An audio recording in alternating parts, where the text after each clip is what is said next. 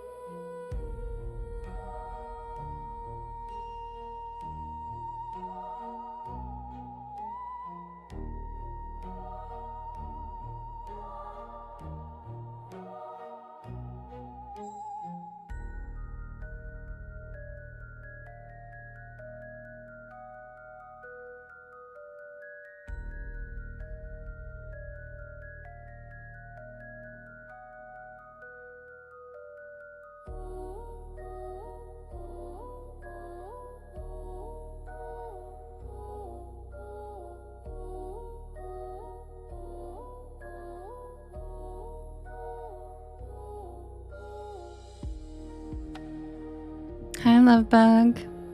Enjoy your movie. Love you, lemons.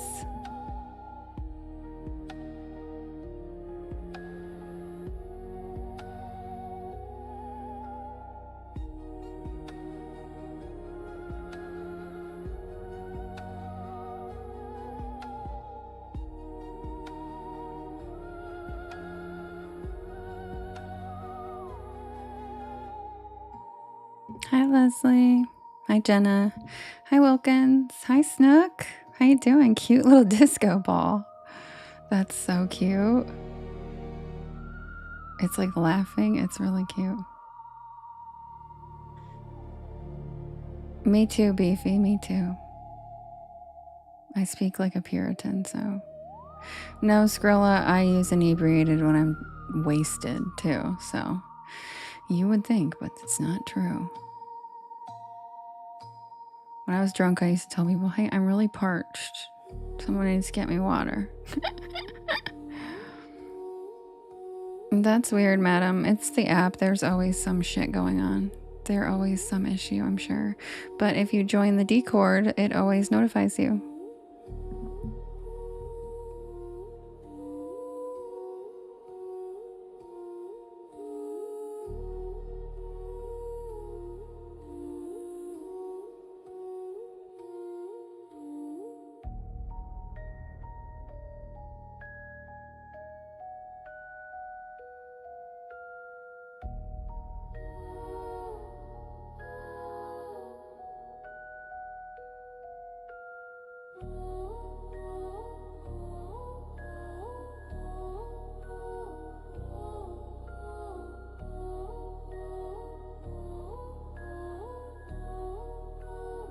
Lovely just texted me to see if I was okay. She's so cute because it's not showing that I'm live, which is super annoying. TikTok's just...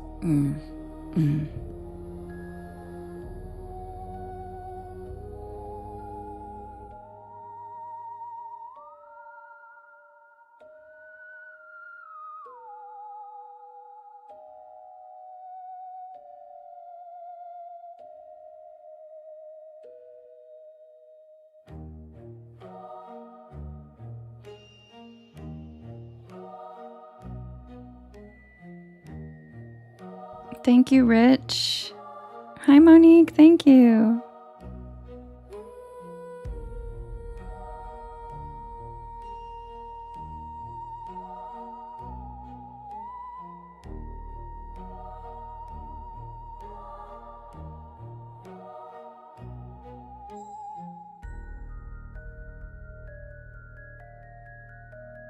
Sorry, Scrolla. I already know you're in here. I didn't mean to hit the send button to you. Sorry.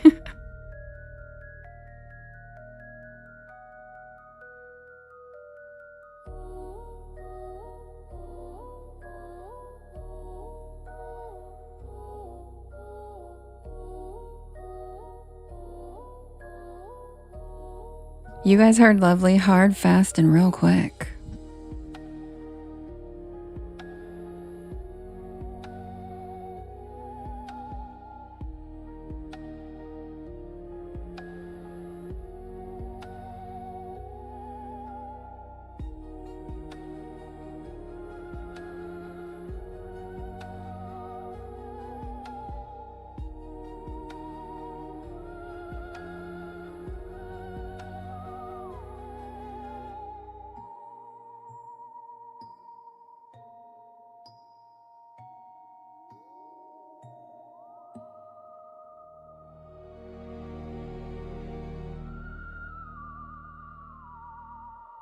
Thank you. Thanks for the music, Cloud Amanda, and the s'mores. Welcome in, everybody.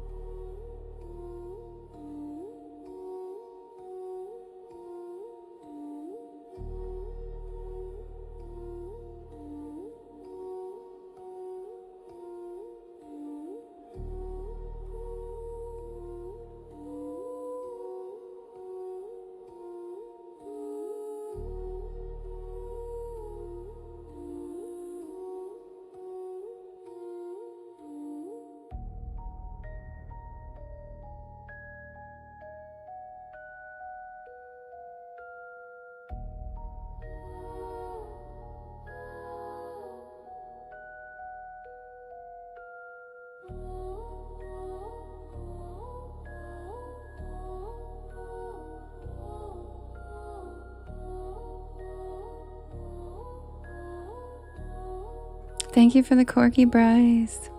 Thank you, Izzy, for the Cozy Cryptids.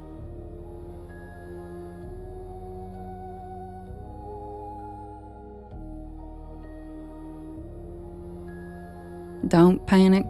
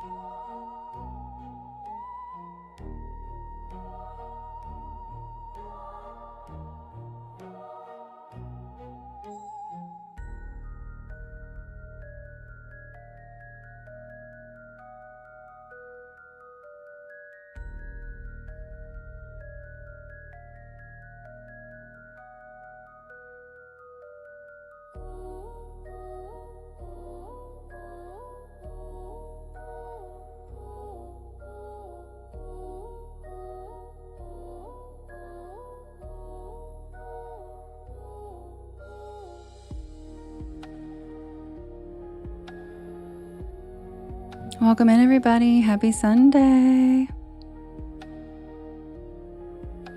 How was everybody's weekend? If you guys could do me a big favor and hit that share arrow in the bottom right hand corner, there's a little yellow circle with 2 arrows chasing each other. Hi, Solange. Welcome back. With 2 arrows chasing each other that says repost, and that puts my live into your friends' FYPs, and it helps us grow our beautiful porch.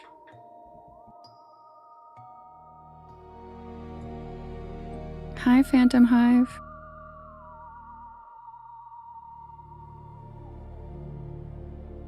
My Sunday was pretty good. Not as productive as I hoped it'd be, but it was okay.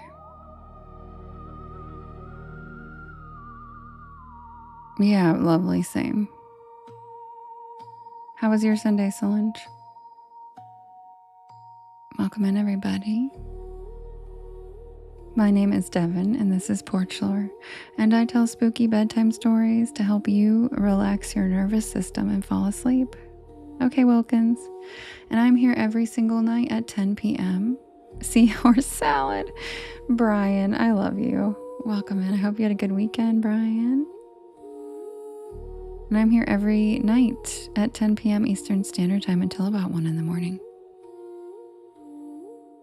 Thank you, Rock. I appreciate that so much.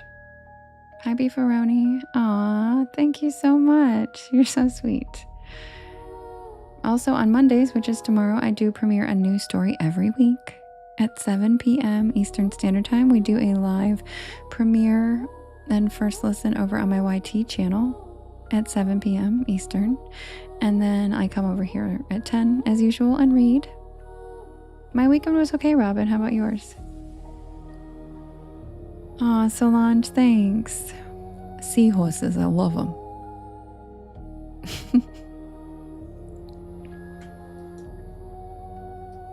I usually only say that for the seahorse gift, but sometimes when you guys bring it up, I can't help it.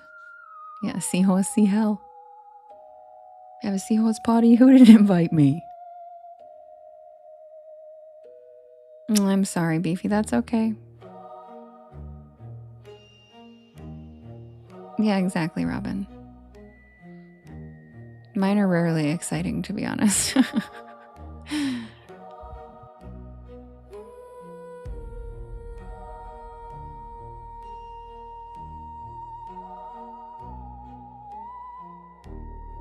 Thank you, Rich. I appreciate that.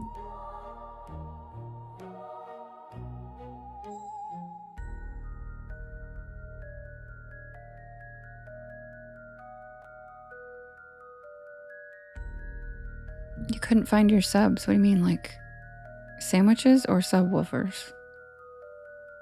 Or subscribers? I bet you do, Robin.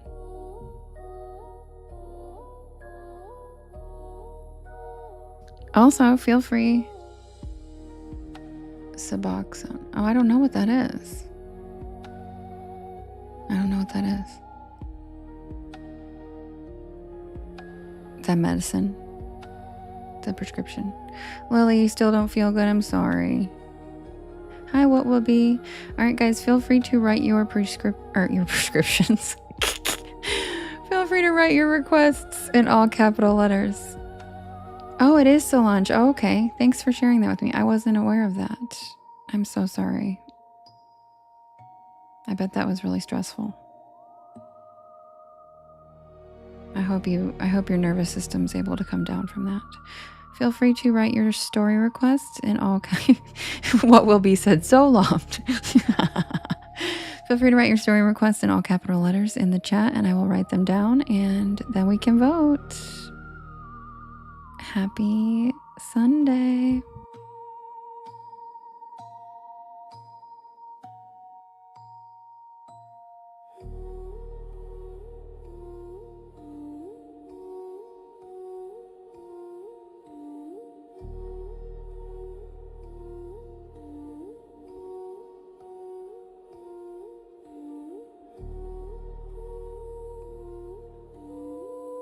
Mesa is so funny.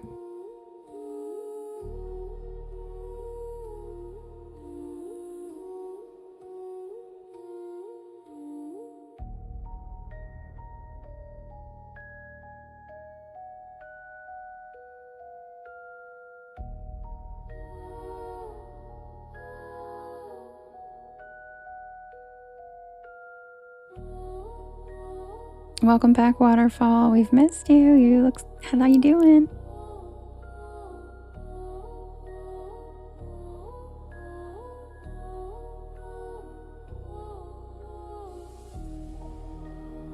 Earthly Spectre.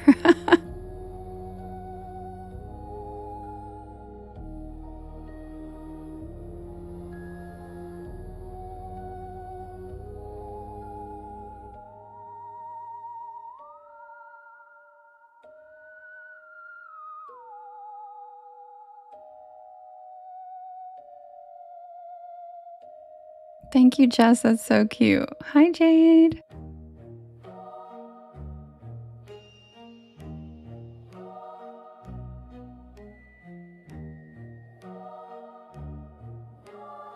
Mace said Skrilla as a snack story.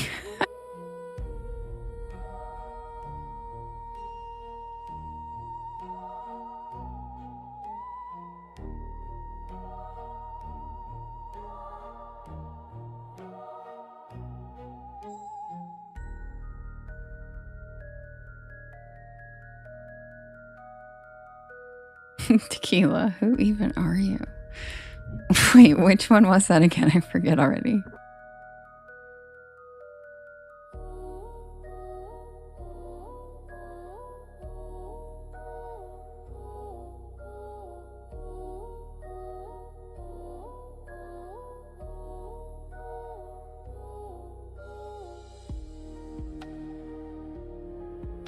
Oh yeah, thanks.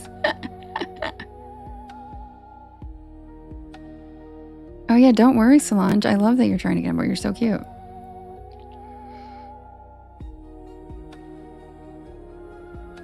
Who even are you? That was the okay, thank you.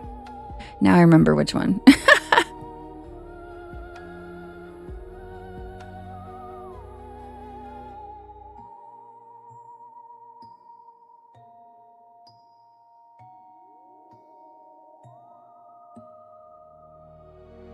I know, Beefy. That's what I named one like last 2 weekends ago, and I forget which one it was.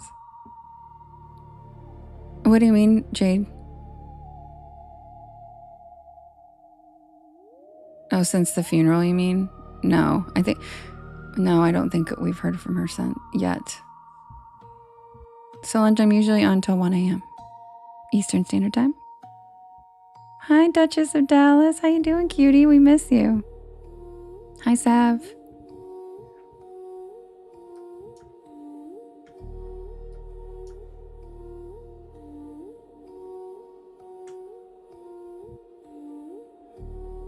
Hi, Halls.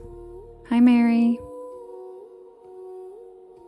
Yeah, I didn't want to bug her either, so I just kind of like haven't bugged her. But I don't know if like when's the time to not bug her and like reach out, you know?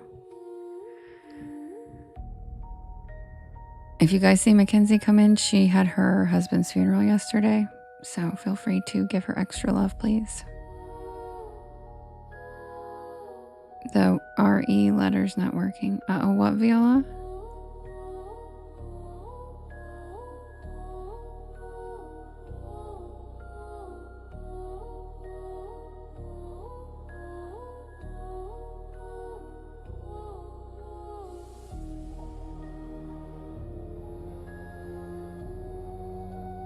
Oh, the red banner, it's not working.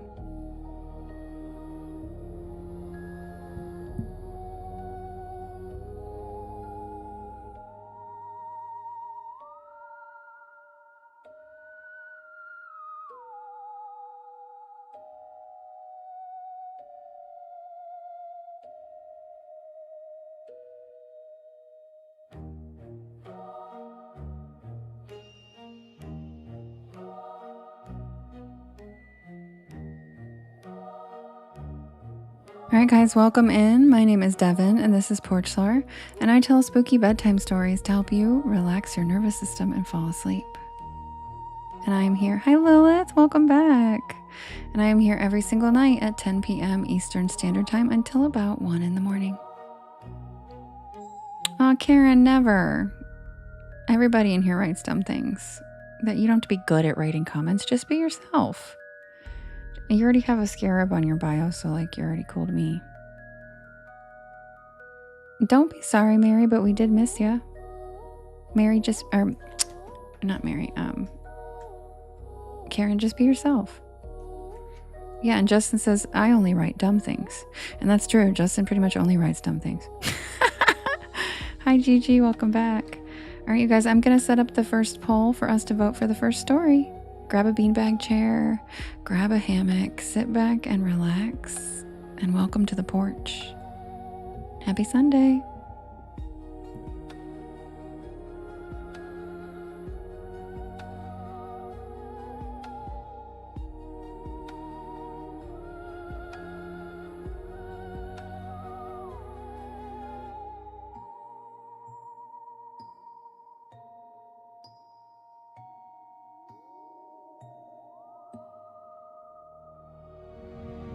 1 year, Jade? What do you mean? I thought our 1 year was a while, I thought our 1 year was like the day you moved out. Wasn't it?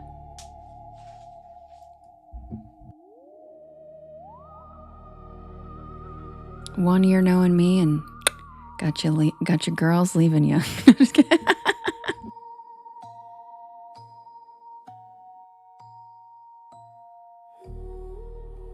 Oh, the first heart me. Oh, I didn't see that. Where'd it go?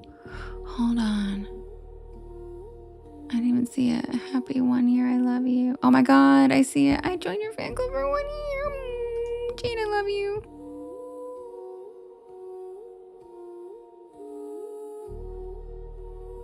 Voodoo, TikTok live in general, I started about right now. Actually, I started in July. Later in July than this, I think, though. And then I didn't start reading the live stories until November. Before that, I did a live panel where people came up and told me all of their spooky, paranormal, and unexplained supernatural experiences. And then I kept all the videos. And guess what? When I say my stories are based off of actual people's experiences, that's where I collected about half of the stories that I refer to for these things. So yeah, about a year. The bedtime stories, I started in November. So not really even a year. Because I had like no one in my lives for the panel. It was pretty much like just me and my close friends. It's literally like 12 of us. But that painting one was amazing, lovely. I need to do a story about that actually. Yes, Nate, so much fun. Yeah, I agree. Thanks for joining us over with Lisa's too. It's when my birthday is too, Voodoo. And I actually hate November. I moved my birthday because I don't like it being in November. Oh, thanks, Solange. Sorry.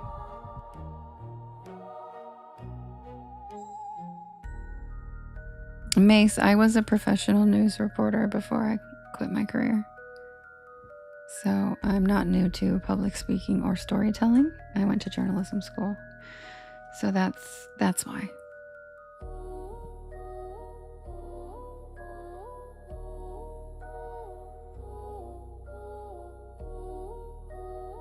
I'm the 27th, Voodoo. But yes, my birthday, see, lovely. I moved my birthday to July 27th. And then my best friend who lives in Lake Tahoe surprised me, got me a plane ticket to fly to visit her for the 27th to actually celebrate my new birth date. And she took it seriously and surprised me and everything. And then she booked a movie, which is filming. She just got on, she starts on set tomorrow. So then we had to push it to the end of August. So my new birth date still didn't really work out. Oh, thanks, Izzy. That's so sweet of you to say. Your nephew has the same birthday as me? Or wait, oh, do you mean July 27th? I mean, yeah, my birthday. July 27th.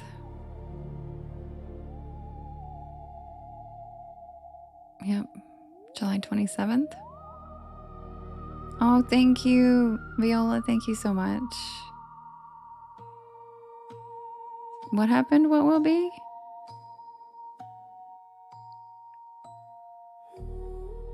I tried to figure out how to send a gift to Linktree, but I couldn't figure out. Oh, I have my VENMO on there. It's like 4 links down.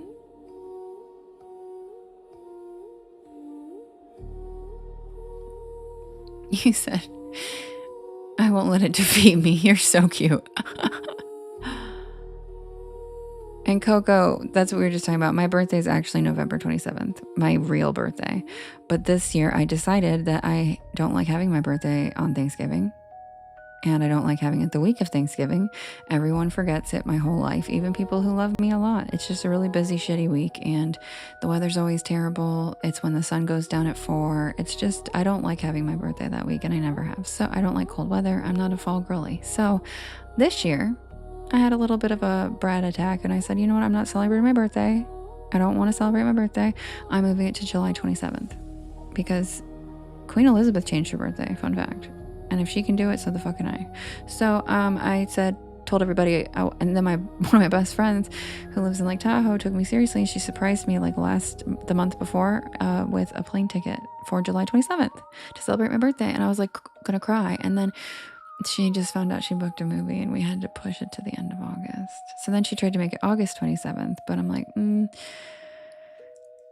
it's okay. It's the sweetest thing she's ever, like, I have such amazing friends. I feel so lucky. But the whole birthday thing kind of fizzled, but that's okay. My birthdays have really never been great except for 2 times. Yours is the 27th too, Sherry? That's awesome. I guess it also depends on where you live. I live somewhere where it sleets every year around that time, or snows, and that's just not my thing. Excellent use of free will. Exactly, Beefaroni, thank you. Free will, like, I can make my birthday whenever I want. But I'm very much a Sagittarius, so whatever. Oh, that's okay, Shannon. Yeah, my birthdays, like, I've literally bought myself like my own cake before, a slice of cake before, because guess what? Who the fuck has cake at Thanksgiving? No one. There's 75 pies.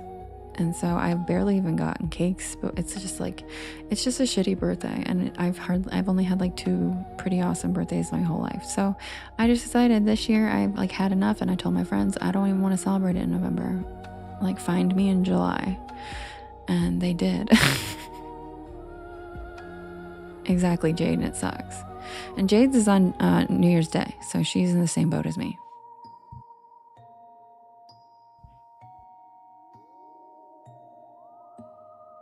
Minus the fact that most people aren't with their entire extended family on New Year's Eve, so you can like celebrate your birthday with your friends. Mine are like, well, my great grandma's like sleeping on my lap right now, so I'm like, cool, that's sweet.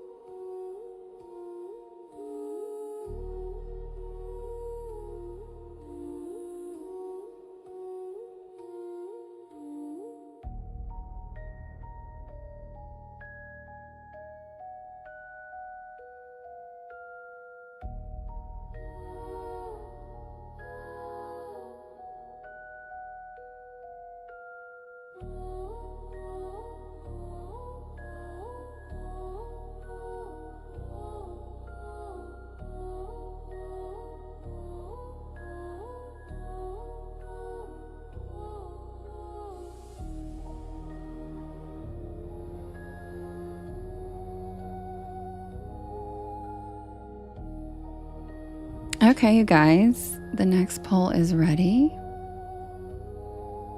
Oh, Skrilla, yeah, see, that's annoying.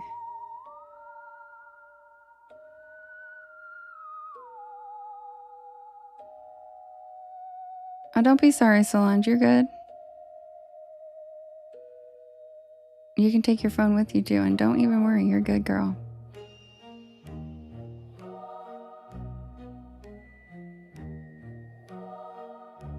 Any friend of Rachel's is a friend of ours, Solange. I haven't put it up yet, so don't worry. All right, you guys. It is a silly story title. No, it's ready right here, lovely. I was just making sure. I was just checking up on the chat. Lauren, really? You have everybody's birthday the same month? Yeah, I actually have a lot of friends whose birthdays are around the same, like, 3-week period. They fall in 2 different months, but they're still like a 3-week period. And it's some of my best friends, so it's kind of like, damn. Hi, oh so very ordinary. Hi, Lisa. Okay, you guys, we have... It's Silly Story Sunday, okay? So these are not the normal titles of the stories, and they're just silly, just to be fun. And some of you guys submitted these, and I'm picking your titles. Some of the titles I have made up on my own. So they might be your story request, they might not be. Guess you'll just have to find out. Okay, we have Skrilla as a snack. We have smells, but he has beachfront property. We have fuck these fireworks, I'm out. We have look ma, 2 faces. And we have cantaloupe craniums. Who's it gonna be? You can vote in the top left-hand corner. There's a blue box. We have Skrilla as a snack. He smells but has beachfront property. Fuck these fireworks, I'm out. Look ma, 2 faces, and cantaloupe craniums. And Skrilla as a snack? I didn't even make that up, actually. That was made up by Mace. Mace made up that title, not me. Collie, why would you think it's not actually live? What are you talking about? We're literally voting on a poll right now. Like, what?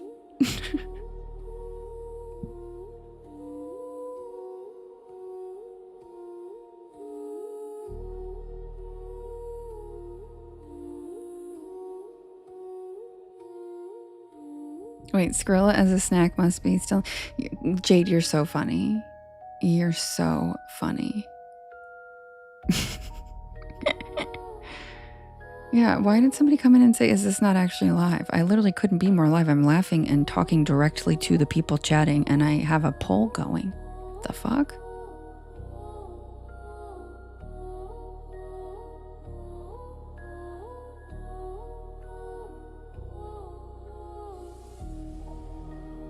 Oh man, Mace. No wonder your title's not winning. Poor Skrilla, snacky snack.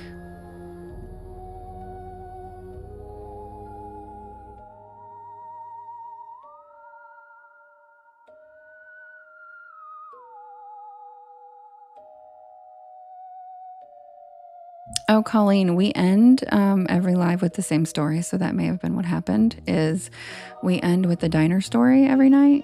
So maybe you caught that. But we also vote. So it just depends. If the same story wins 2 days in a row, like if people request it and it wins 2 days in a row, then you might hear them repeated. But it's always live. It's always live. You know what will be? That drives me insane. Hiccups drive me insane.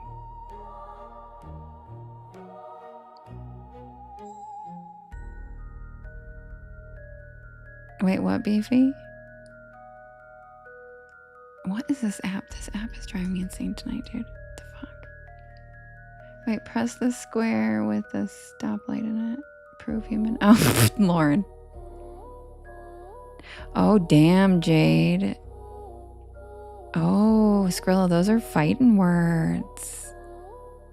Oh, don't be sorry. I'm glad you're here, Colleen.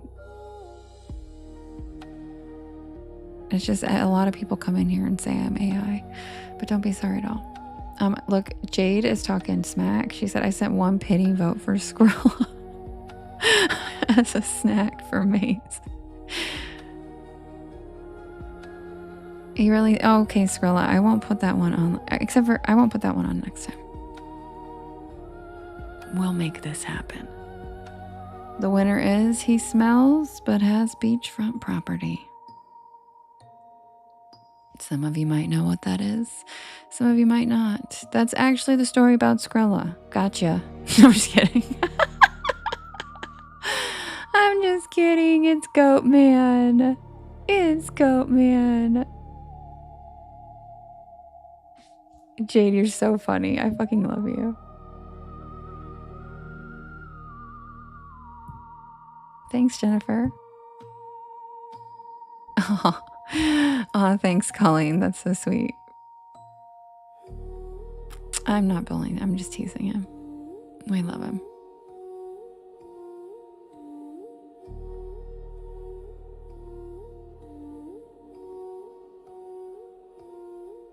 Beefy said, I've never seen Skrilla and Goatman in the same place. Yes, Leslie, I hit 40K last night, you guys. Just thank you and welcome to the new Porch Pals. Jade, now how would we have Skrilla snack stickers when someone just suggested it? How would that happen? All right, guys, the winner is He Smells But Has Beachfront Property, which is the Goatman. I'll be right back.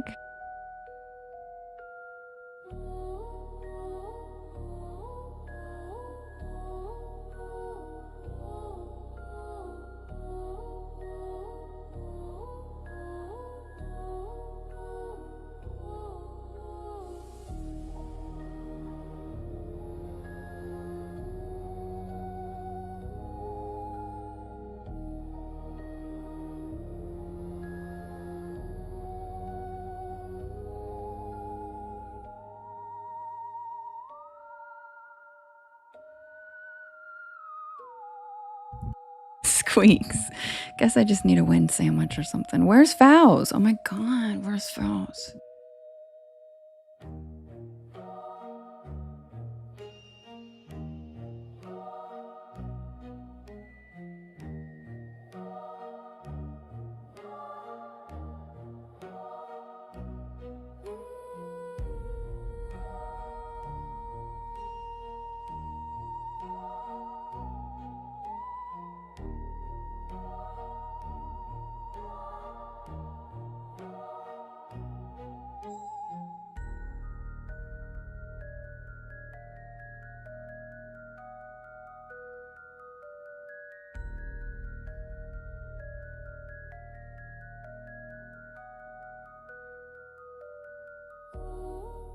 Oh, Cassie, I forgot to tell you, I added the Haint blueprint to the merch site. You guys were right, it wasn't up there. I forgot to make it, I forgot to publish it. So it was just under my drafts. So sorry about that.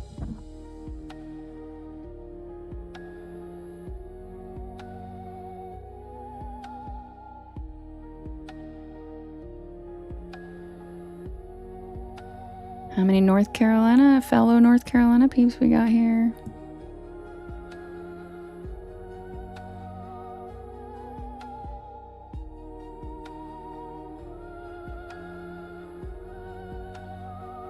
Thank you, Justin. Hi, Anthony. Welcome in. We miss ya. Hi, CJ. You can ask him if you'd like, CJ.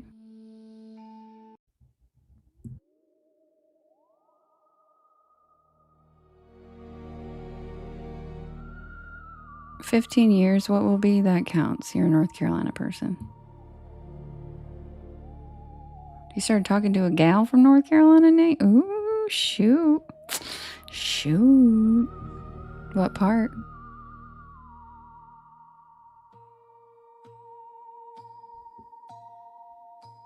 Wait, for what, Gigi?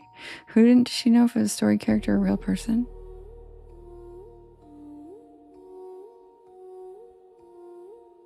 Oh, you said just kidding, he's not creepy. Oh, no, Skrilla's a real person. He's in here. She said...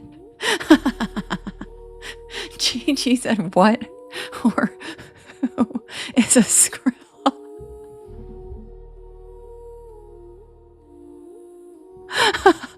What or who is a Skrilla? Gigi, you're so cute. He's a real person. He's in one of the stories. That's why.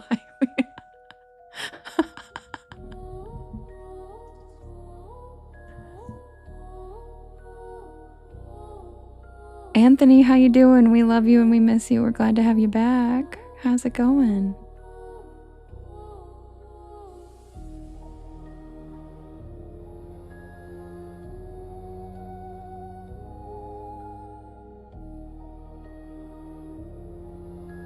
Oh, Anthony, we miss you. The whole porch misses you.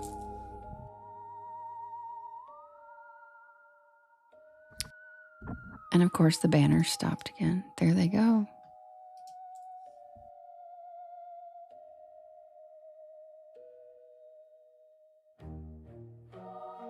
Ben & Jerry's ice cream flavor recommend. I said fleckamentation.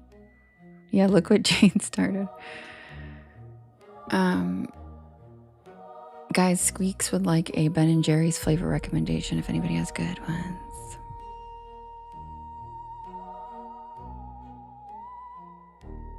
Yeah, Anthony, tell us a secret.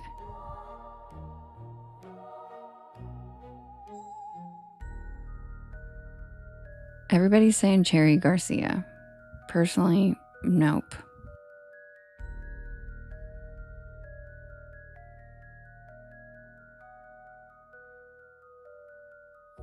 Jade. I know, that's what I said, lovely. Ew.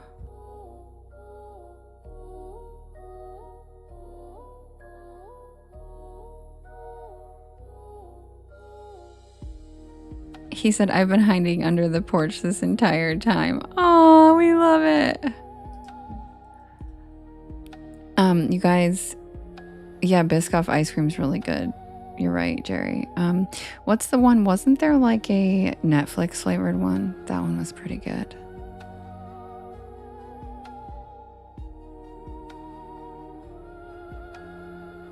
Yeah, I know what will be.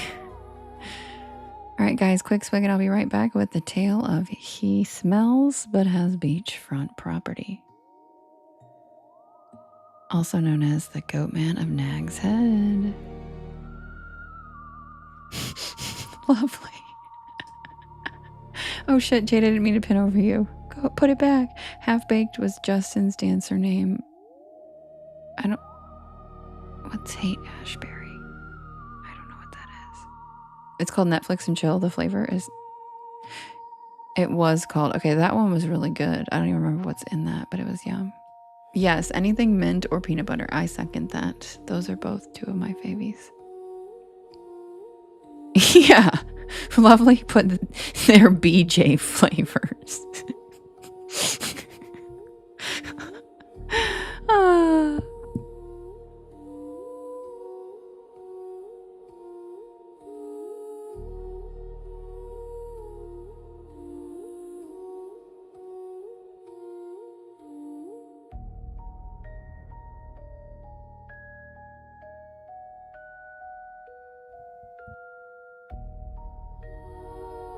Karen, tell your cat I said brown.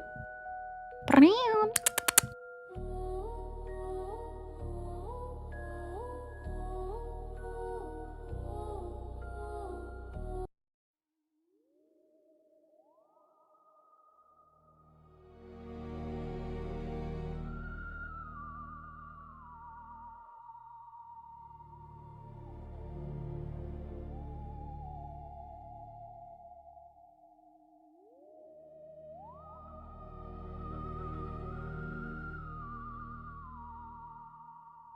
Wait, why is everybody saying spaghetti? We did it on purpose. We caught it. Why is everybody saying spaghetti?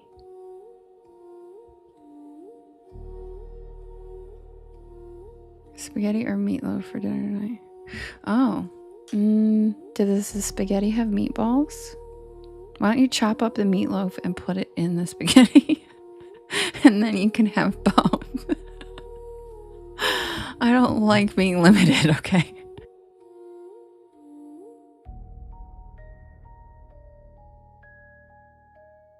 Really though, because meatloaf is literally a giant meatball. Happily said genius. Really though, I mean, I do, CJ, I truly do. I just thought of that on the fly, you guys, and I feel like that would be delicious. Like, I feel like that sounds really good. Justin said I'm also a giant meatball. Yes, thank you, Jade. Why don't we type our favorite cryptids for the algorithm since we went through prescriptions and ice cream flavors so far. Everybody write your favorite cryptid in the chat. Your favorite kind. Doesn't have to be a specific one. It could be like selkies, you know, or sirens. Skrilla.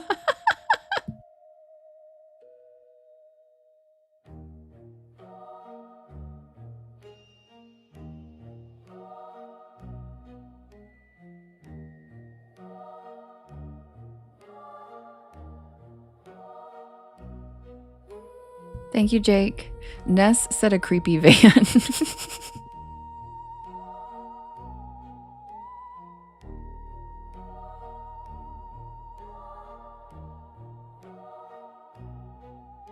That's right, Tina. That's right. Sirens. You see that, y'all? That's right. I don't know who that is, CJ, but I bet that's really funny. The Jersey Devil's lost medication. Oh, that's funny, Skrilla. That's funny. That's funny. The Snallygaster. Oh my god, that is on my list. That is one I have not covered yet.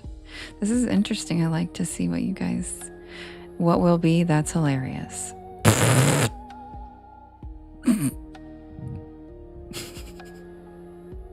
La Sayona. Ooh, I'm writing that one down. Where's my clicky pen? Never even heard of that one. It's not very often I haven't heard of them. La Sayona. Okay.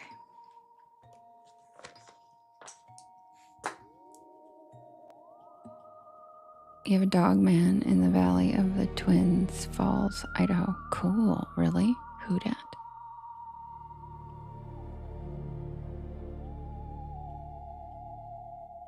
La Llorona.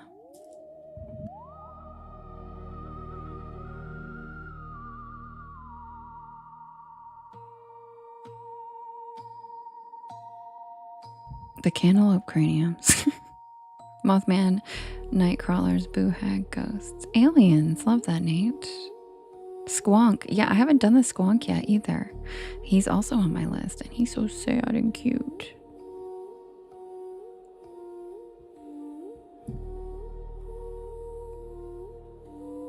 There's a bunny man of East Falls Church, Virginia. That sounds kind of terrifying, to be honest. I don't know why, but I love rodents, and I feel like a bunny man would be really creepy. I think it's because of those giant Easter bunnies back in the day that like stand at the mall.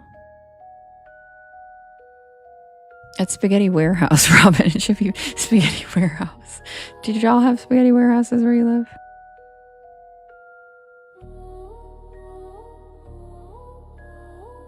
Ghosts for Viola. Loch Ness Monster for Solange. It's your B-Day, Zoe? Happy birthday, guys. Wish Zoe a happy birthday. I'm sorry you're not feeling well, CJ. We love you. Sweet dreams. See you tomorrow. You hate ASMR, but you like my paper writing? I know a lot of people have said that. You should just like do a live where I write on paper.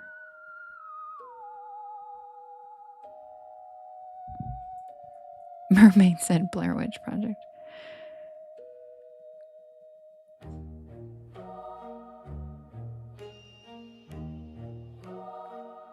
Happy birthday, Zoe. Okay, guys. Let's not overdo what, Skrilla? Oh, the writing with paper.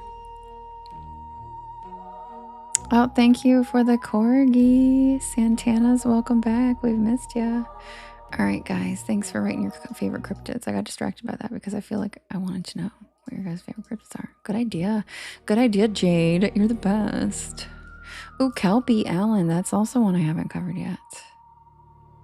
Kathy, we just voted, so this one's about to be read, and then next time I'll put up a poll and you can vote, and it shows up in the left-hand corner. Solange, which one? Hold on, let me look.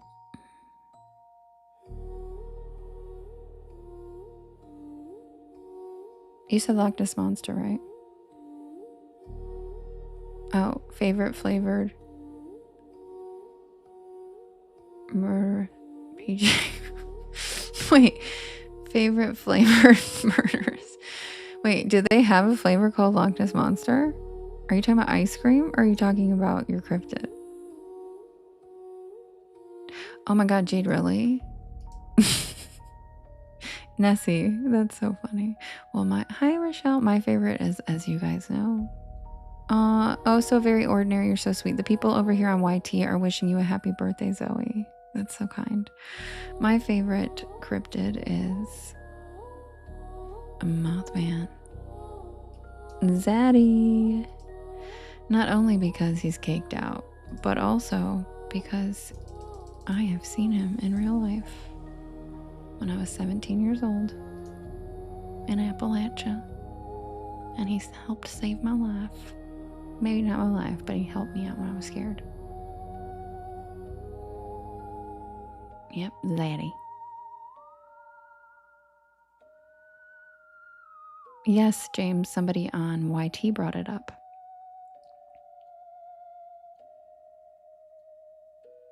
All right, guys, quick swig and I'll be right back with Goat Man.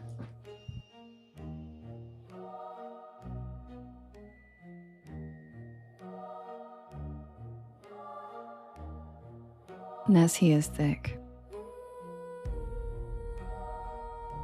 Dub, that's your favorite. He's kind of one of my favorites too, only because they say that he had like a scepter or a wand. And I'm like, what? Excuse me? He's a wizard?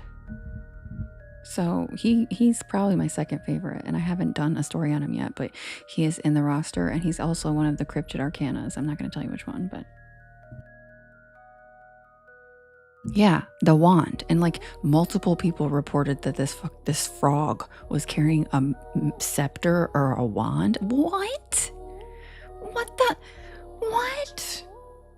And that's way too weird and specific to be a mass hallucination, and people saw it at different times. So that frog was carrying a fucking wand.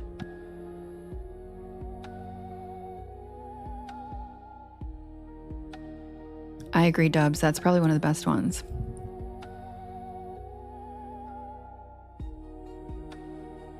And of course, it takes place in Ohio because all the weird ones do. Submitted for the approval of the Porch Pal Society. This is the tale of the hoofprints in the sand.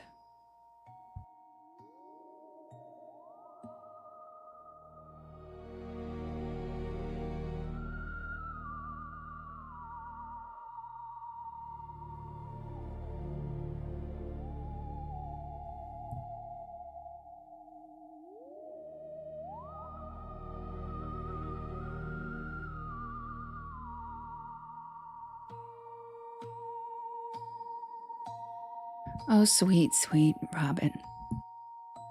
Bless your heart. That doesn't work. Oh God, Skrilla. That was good.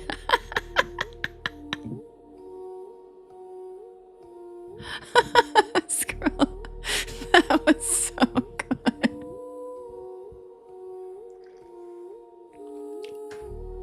He's firing them out tonight.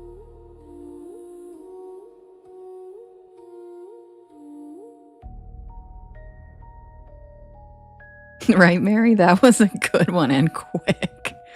Captain Casket, thank you. I love you and miss you. We were just talking about you and how much we miss you.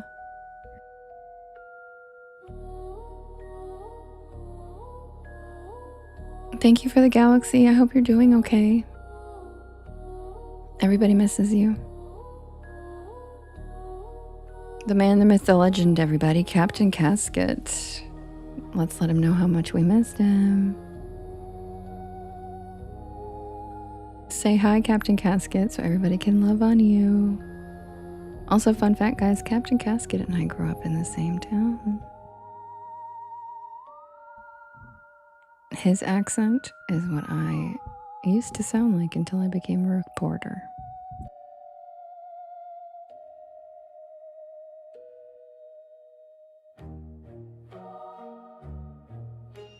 Oh, look, Captain Casket, look how many people are saying they miss you. We all miss him a lot. And not just for the stories he plays, but for him. Oh, thanks, Colleen. Hi, little big walk. There he is. We miss you, Cap. Hope you're doing okay.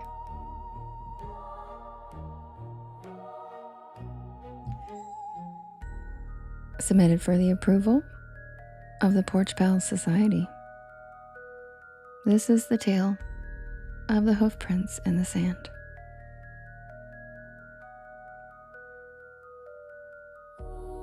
I had always thought about the Outer Banks as a place shaped by loss. Barrier Islands are like that. They exist on borrowed time. Hi, Crystal. Yeah, Captain Casket's from North Carolina. Perfect timing. Constantly rewritten by storms and tides. Entire neighborhoods disappear. Old roads vanish. And lighthouses are moved inland like refugees. History there doesn't settle, it drifts. That was part of the reason that I went to Nag's Head Woods. It wasn't the beaches or vacation houses or boardwalk nostalgia that drew me inland.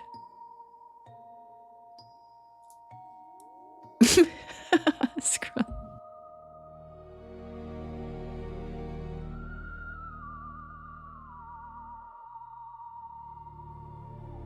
It was the forest, a rare maritime woodland, surrounded by development and salt air, preserved like a pocket of something that refused to change even as everything around it eroded.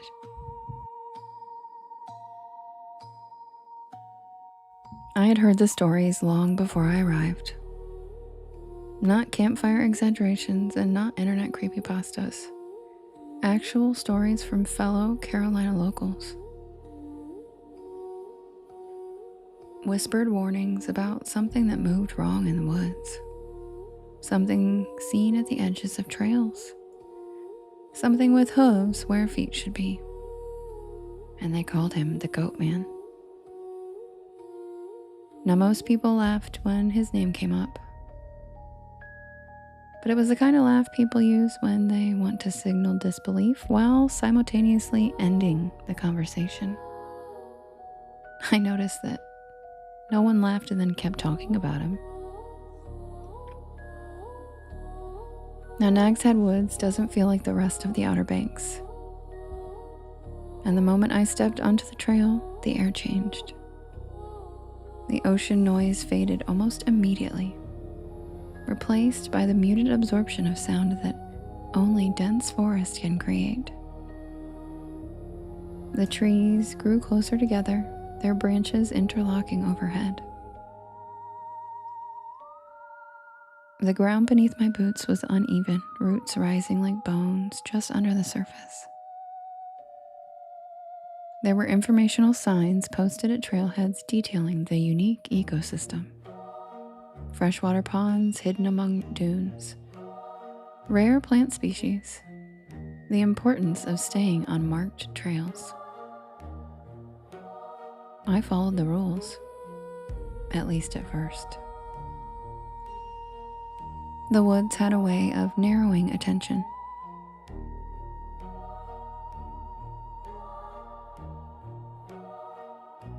And the first thing I noticed was the smell.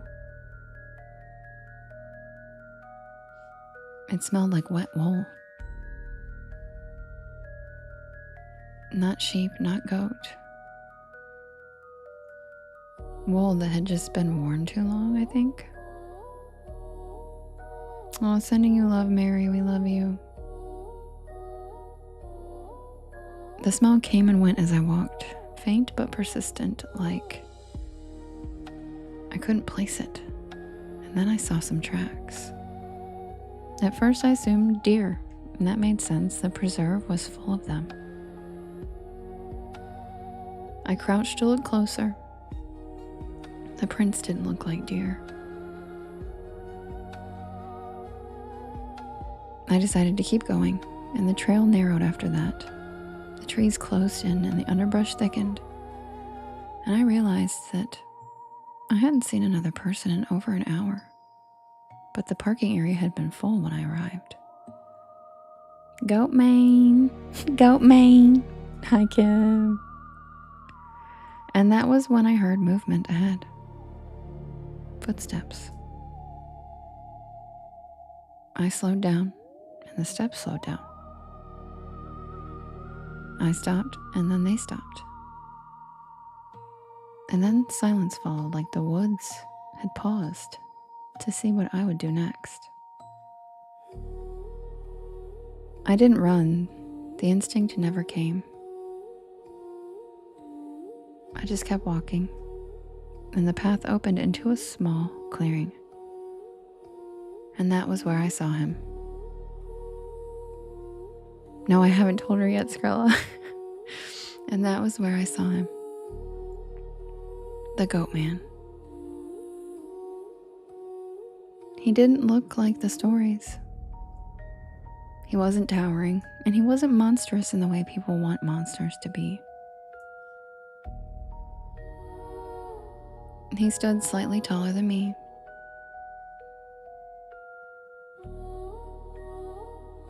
His legs were unmistakable, backward jointed and thick as the thighs, narrowing sharply into dark hooves that pressed into the sand with unsettling precision.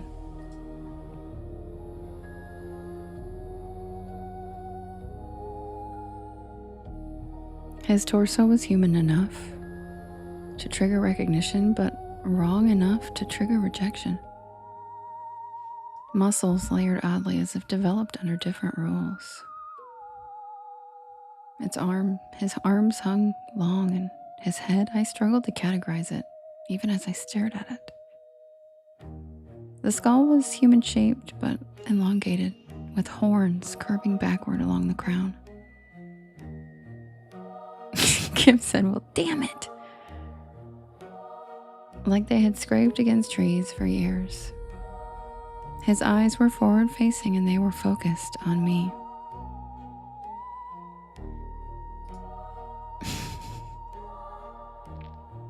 And we just stood there like that.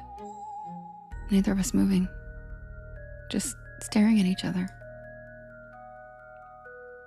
And then he did something that I wasn't expecting. He tilted his head, not like an animal, but like a person trying to understand another person. And then the goat man stepped aside. Not toward me, but away from the trail. And he gestured. The motion was subtle, but it was unmistakable. A long arm lifting, fingers curling inward, indicating following him in the direction deeper into the woods. I should have refused. I should have just turned around. But something about the gesture felt gentle and inviting.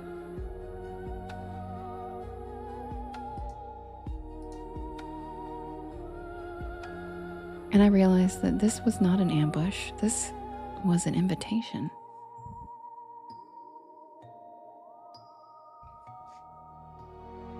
He led me down a path with no signs and no trail maintenance, just compressed earth and broken branches forming a narrow corridor between the trees. He moved ahead, never looking back, confident that I would follow. And I did. Thank you, Alternative. The woods changed as we went, and sand replaced soil beneath my feet.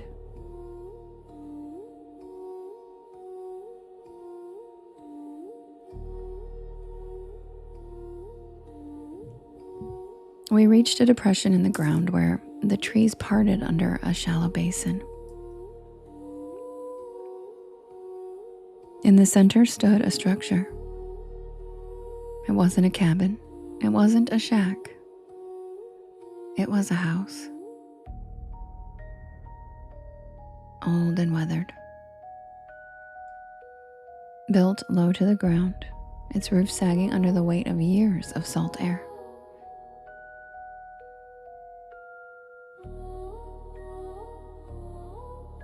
Jade, you told her 7 p.m. Eastern Standard Time. That's not correct. Love you though. Built low to the ground, its roof sagging under the weight of years of salt air. The wood was bleached almost white, like it had been leached of color by the storms.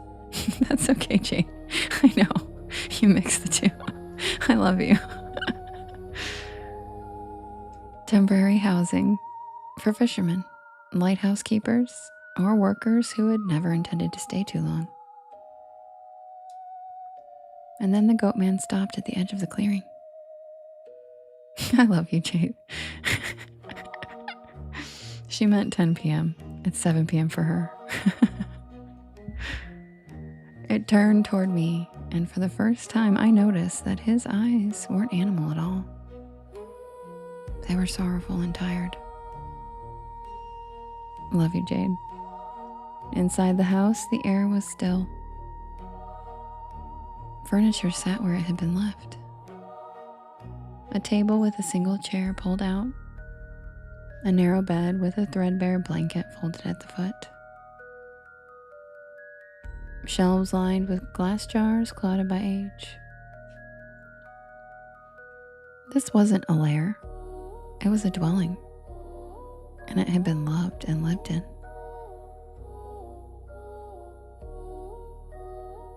As I moved through the space, memories pressed in that were not mine. The rhythm of the tides, the slow realization that the mainland was further away than it looked. The goat man remained near the doorway watching me. Thanks, Robin. Hi, Songbird. And I understood then that this place was not meant to trap me. It was meant to show me something. The photographs were tucked into a wooden box beneath the bed. Black and white images curled at the edges. Thanks, Vulcans. Men standing beside boats. Men posing in front of the very house that I stood in now. One photograph showed a familiar silhouette in the background. Him. And the date on the back was faded but legible. 1898, the year of the bad storm. And then I realized that the goat man was not a creature born of curse or magic. It was a man who had survived something he was never meant to survive. Shipwreck, isolation, injury, exposure. Years without proper human contact. A body reshaped by necessity, and a mind reshaped by solitude. And a forest that learned to accommodate him. When I looked up, the goat man was closer to me now, but not in a threatening way, in a way that longed for a friend. And I understood the truth about Nag's Head Woods. People didn't disappear there. They stayed. Those who followed the invitation. Those who accepted the altered rhythm of the place. Those who stopped needing the outside world and were brave enough to step off the trail.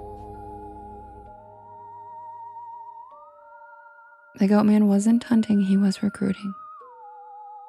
Preserving a peace that most people these days will never know. I backed away slowly, shaking my head, every instinct screaming to refuse. Thanks, Lauren.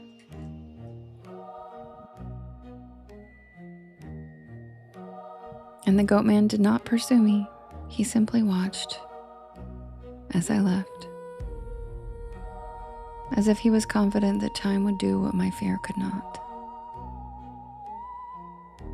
I made it back to the trailhead just before dusk, and the parking lot was empty. But all around my car in the sand were hoof prints. I drove away that night and I never went back. But sometimes late at night, I smell wet wool mixed with salt air. And I wonder, how many people walked into Nag's Head Woods believing they were alone? And how many chose to never leave?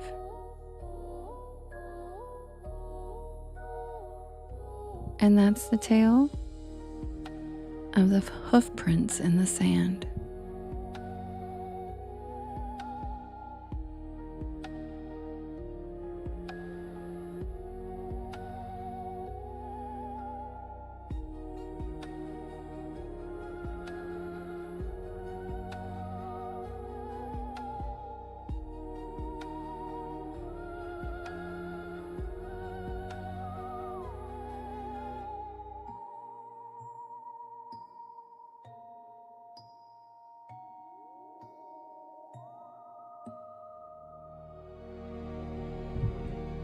Welcome in, everybody.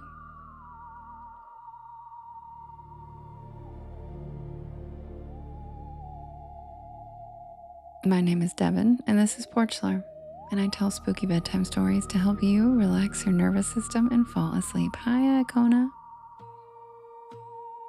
And I'm here every single night at 10 p.m. Eastern Standard Time until about 1 in the morning. And if you ever forget, there is in fact a handy bright red moving banner right there all the time, right in front of your face. Oh, we've got Viola sent a super fan box, guys. And if you look in the top left hand corner, there is a trunk, a treasure trunk that you click on. And Vicara, the story literally just ended. So maybe get some patience and sit back and relax and wait. Because you literally could have only possibly been here for like 2 seconds to ask that, because we just ended the story. There's a treasure box alert, and you can click on it in the top left hand corner. I have no idea how to get them open, but Lovely does. She's opened like 7 or 8 of them, and she's amazing. Oh, I'll get them, Skrilla. Like, that was a blatant example of like, I literally just turned the screen, changed the screen, and when's the next story? You couldn't have been here 2 seconds to not like have a fucking attention span. I've never once gone into a live and been like, hey, what's going on? Like, never. Like, read the room. Read the room.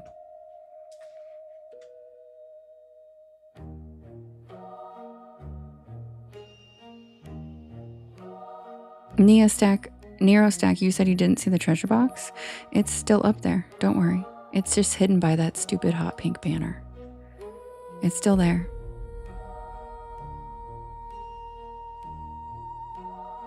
Water baby. Minute. Okay, yeah, 1 minute and 16. So it's still up there, Nara.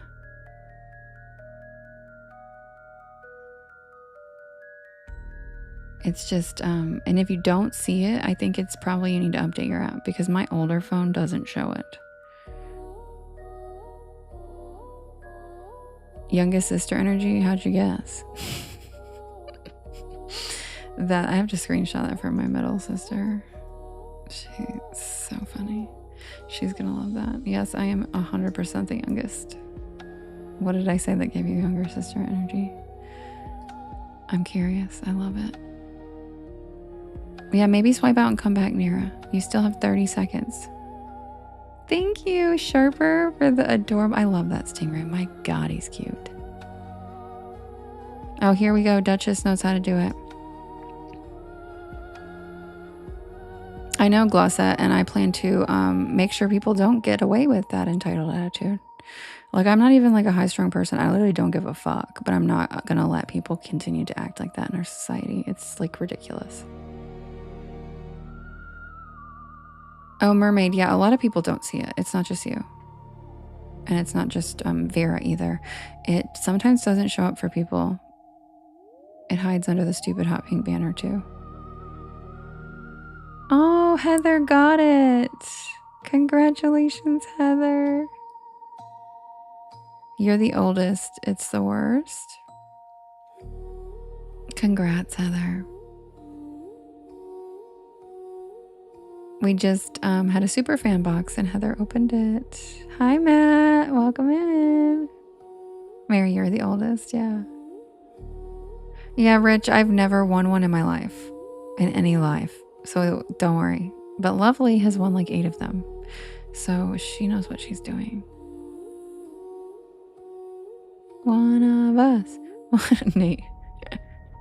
One of us. Are you really, Kim? Wait, when you talk about what about your sister who saw the elephant and told her boo on the toilet? That's my favorite story of all time. He said boo. Boo. Oh yeah, Solange, that sounds pretty bad. Rachel, thank you for the sound spell.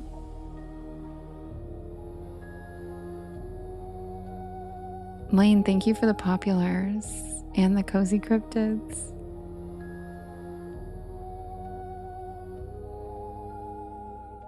Wait, Mermaid never answered my question that how she knew I was the youngest. And Mermaid, what are you? Are you the youngest? Or are you the oldest? Or are you the middle?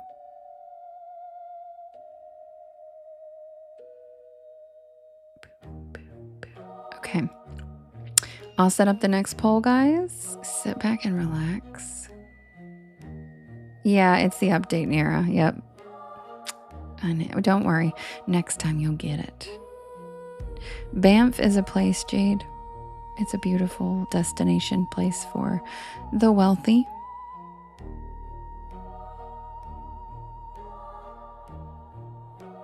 Matt, you're barely the oldest, dude. What, by 2 minutes? You're a twin.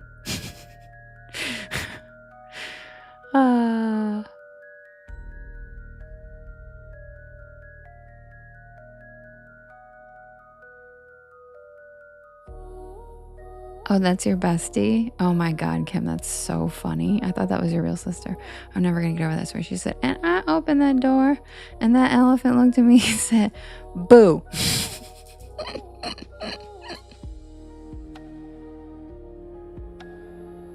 He said 6 minutes, get it right. That's so funny. Boo.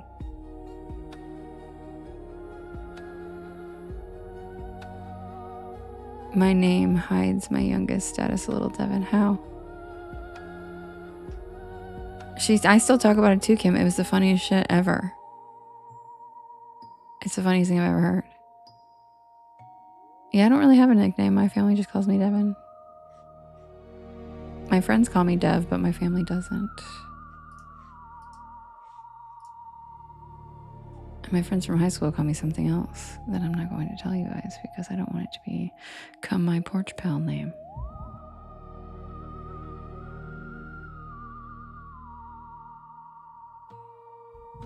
Yep, we just read it at April. We just read it. All right, you guys, I'll be right back. Devi Poo, that's really cute. That's not it though. It's not even an appropriate name really though. Thanks, Rock. I hope that's good. He said this live is insane. Thanks, Devin. Wilkins, people are talking about siblings, like oldest or youngest. Somebody said I have youngest sister energy. And I was like, yep, I am 100% the youngest sister. Dank the tank. No, but that's hilarious. Dev with the dump truck. No, that's hilarious too. And I don't have a dump truck actually. I don't. I mean, it's not small or anything, but I would not by any means call it a dump truck.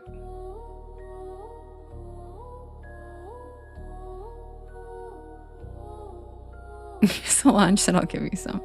Girl, I have plenty in the top.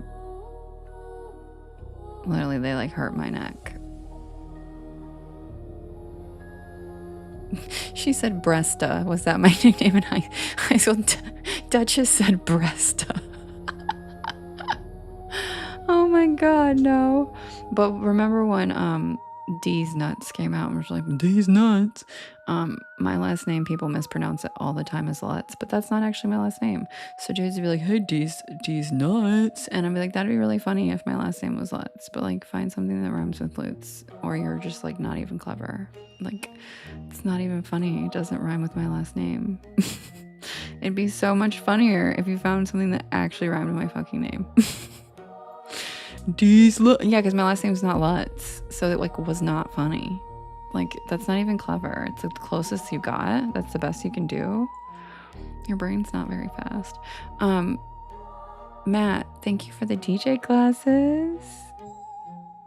Thanks for the DJ glasses.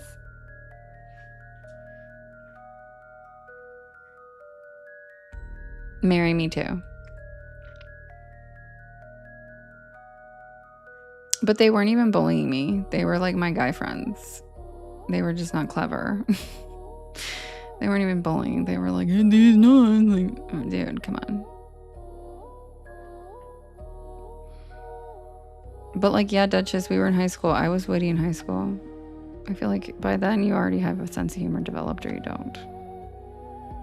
Like, are you kidding? Some kids are literally funny as shit.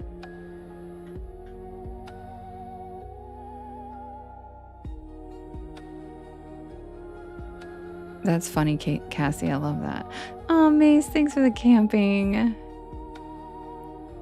All right, guys, be right back with the next poll. Crystal, you're so cute. I love you. Wasn't that cute, Solange? I love the camping gift so much.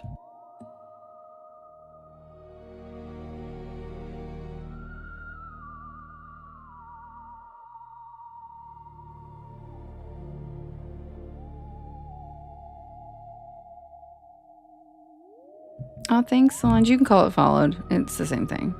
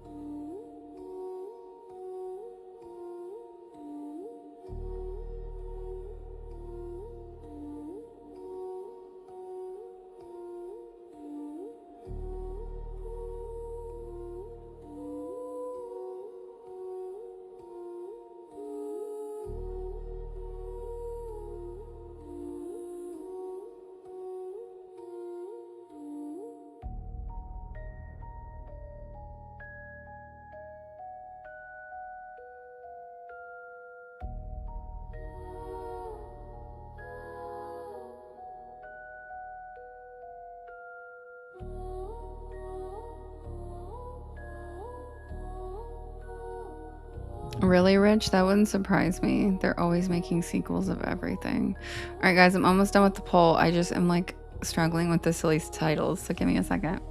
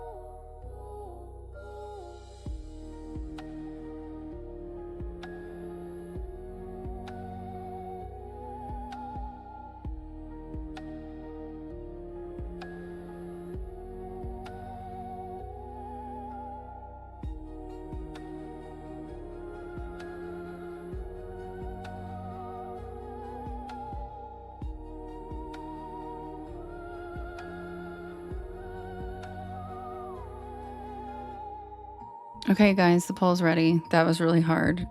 This is harder than I thought. Okay. Megan, you're so right. Megan, your comment, I love it. Oh my god. Clever men. What? That's so funny. Dennis, thank you for the heart. Okay, guys. That's what she said, Robin. Yeah, this was really hard. I can help you, Duchess. Okay, guys. The poll is ready. And we have Skrilla as a snack. The spooky silk stockings. You done messed up, AA Ron. I inherited this shithole. And he chose the wrong one. And you can vote in the top left-hand corner. There is a blue box, and we've got Skrilla as a snack. And looky there, that's Skrilla right here. Oh shit, I overpinned again, sorry. And then we have a spooky silk stockings. You done messed up, AA Ron. I inherited this shithole, and he chose the wrong one. Who's it gonna be?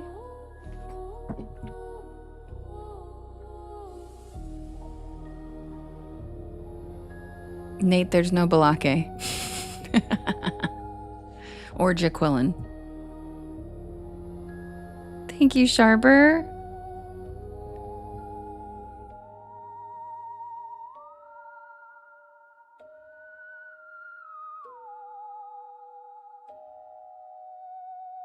Thank you, Tanya. Thanks, Tanya.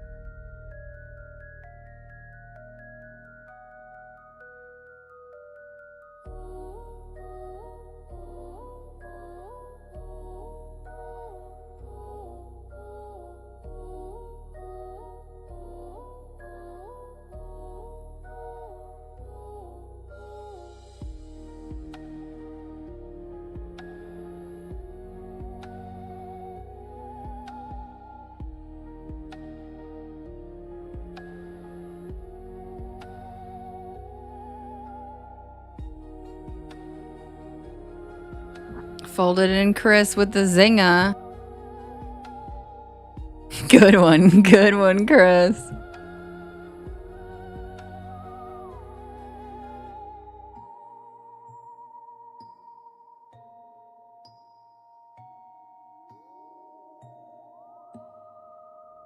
And the winner is... You done messed up, AA Rom.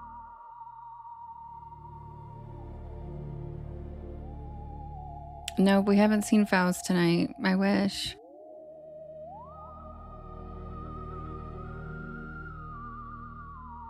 Alright, you guys, I'll be right back with the You Done Messed Up, AA Ron. And I don't think any of you guys even know what story that is. So, I'll be right back.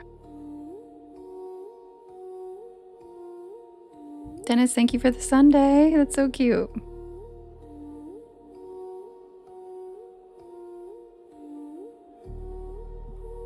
Duchess, I have no idea.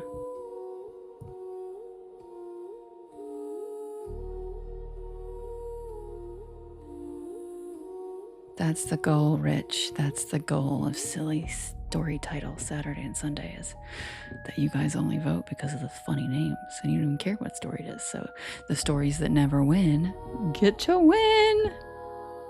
Oh, thanks, Rich. That's sweet of you.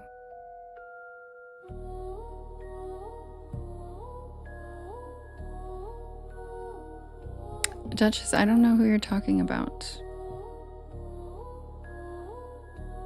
And just turn down the volume on the side of your phone.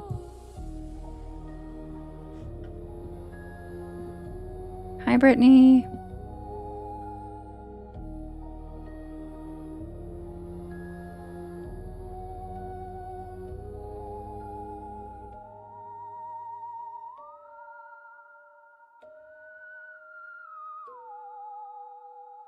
Earthly specter.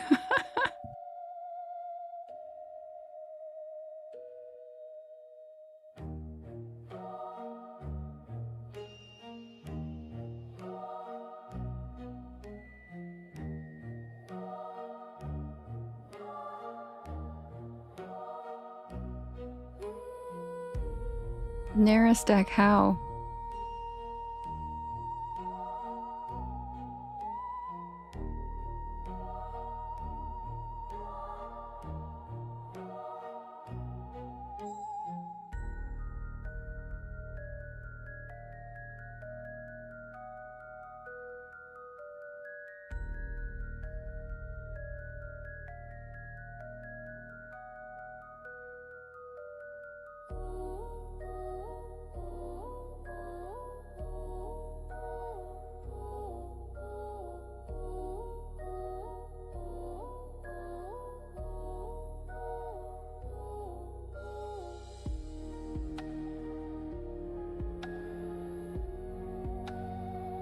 Guess who?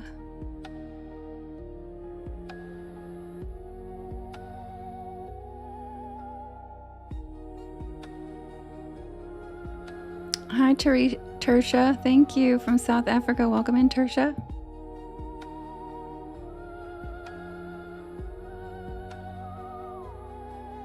It just scrolls, Naratech, or are you locking it?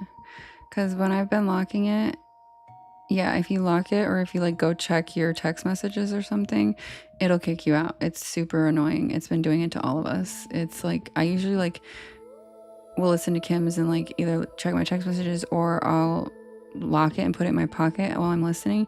And every time I open the app again, it kicks me back to my home screen. It's really annoying.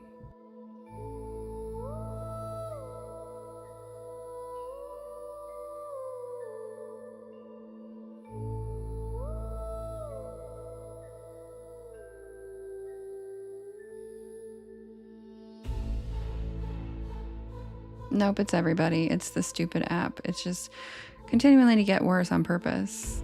They're driving it to the ground.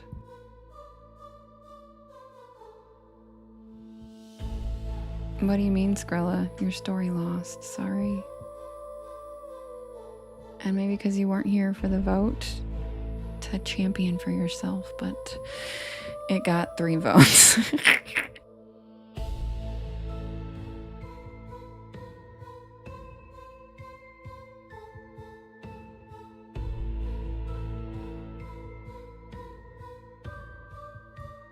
Does anybody remember if Impusa has the Banshee music or the regular music?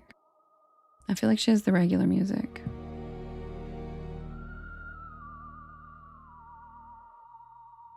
Thank you, Duchess. Thank you so much, Duchess. Those are so cute. Oh my god. Thanks, Duchess. Oh my god, you're so cute. Look at these, you guys. Look at these little clouds on the rainbows. My god, it's so cute. You think Banshee? Okay. Where's Lovely? She would know. Hi, Luigi. Good evening. Hi, Brittany. I feel like everybody just tricks me and they come in at the beginning and say hi and pretend they're here and then they all leave. And there's so many people in the... I can't see past the first 100 count. So they're just like, I was totally there. You think it's the regular one, Lady Rosie? Because you're in the story too. You would know.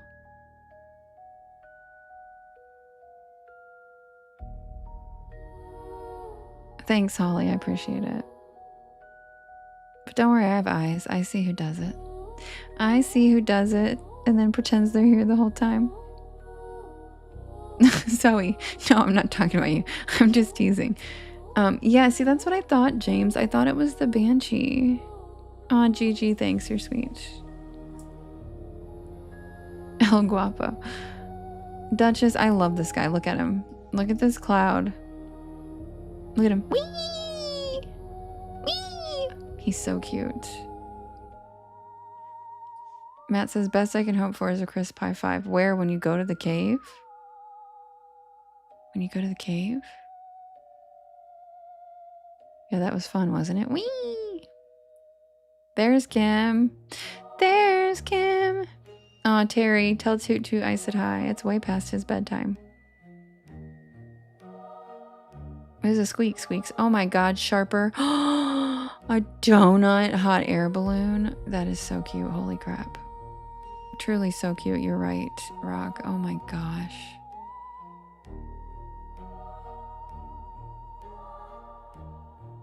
Oh, a hug from Molly. That was amazing. Now I want a donut so bad. I want a donut real bad.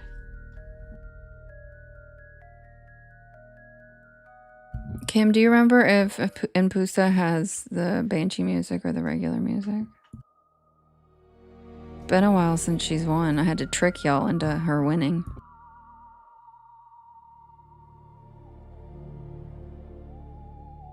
Baphomet, you did. It had Banshee music, Kim? Okay. I guess I was wrong. I guess I was wrong. Okie doke. You were right. You guys were all right, because she's pissed. And this is the music reserved for pissed.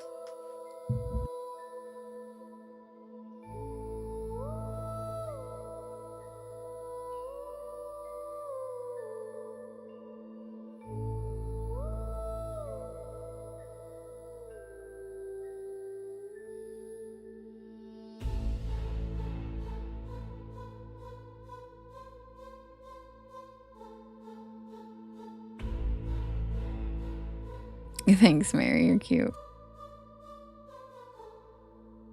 Submitted for the approval of the Porch Pal Society. This is the tale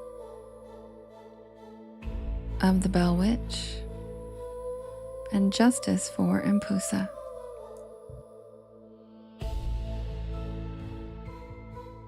Okay, Tertia, I'll put it on the next poll.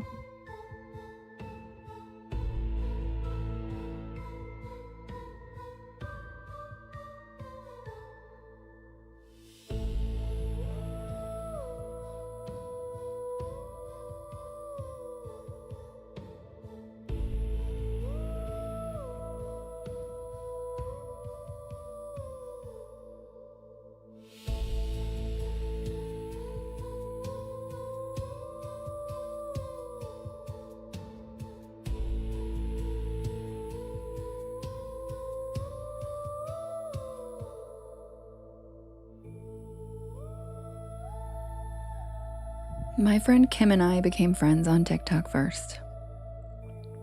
We just clicked immediately, like we were sisters in another life. She just felt like home to me, and our connection is truly a deep bond that I can't really explain. And we had decided to save up money for a paranormal adventure together with the whole crew of spooky bookies. We were rolling deep. I'm talking Brittany, Elena, Ayana, Angela, Yaya, April, and Alicia. And for our first paranormal adventure, we decided to go to Robertson County, Tennessee, to research the folklore and poke around. Thank you, Duchess. Thank you, Sharper. Because the Bell Witch story had always bothered me. Not frightened me, but bothered me. The way it was told, the way it was framed, the way the narrative blamed the neighbor, a strong-willed woman who had the nerve to stand up for herself against John Bell and was then deemed a witch. The way the story always centered the Bell family as the victims.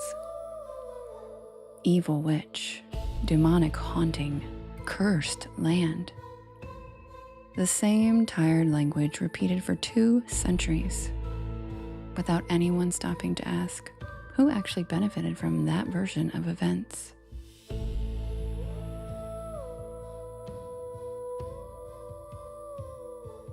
As if the Bell family, who gained their wealth off the work of enslaved people, were somehow innocents,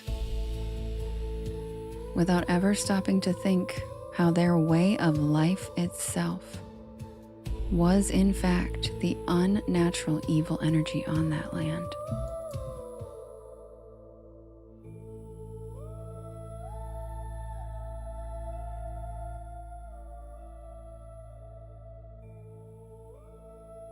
What happened to the Bell family was most likely the repercussions of their own inhumanity, cruelty, and complacency. Thank you, Duchess. Those are so cute. Hi, Archangel Michael.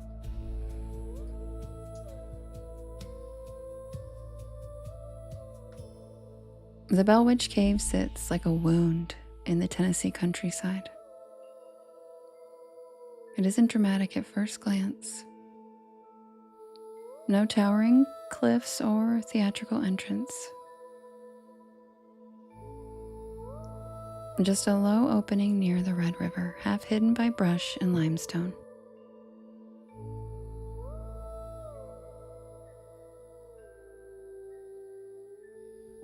People came here for fear, They bring EMF meters and night vision cameras and preconceived conclusions. And they desperately try to find connections to the witch. They want something to jump out at them. They want something to justify the word evil. But we came because of the land itself. The Bell Plantation once stood not far from that cave. And that detail is usually mentioned only in passing. Thank you so much, Duchess. John Bell, wealthy farmer, early Tennessee settler, respected man. That's how the story begins in textbooks and tour pamphlets. But what it rarely expands on is what that wealth was built on. Enslaved labor. African women and men whose lives were owned, controlled, brutalized, and erased. Their suffering is somehow treated like historical static background noise to the real story of a haunted white family. But the land remembers differently than the people who wrote the history books do. I had been researching older accounts, not the polished versions meant for tourists, but fragments buried in court records and local oral histories, diary entries, and overlooked scholarly articles. Mentions of women who disappeared, of punishments administered out of sight, and of screams that carried across the fields at night. Thank you, Auntie Anna. Of a cave the enslaved avoided until they didn't have a choice anymore. Because the Bell Cave was not where the haunting began. It was where the resistance did.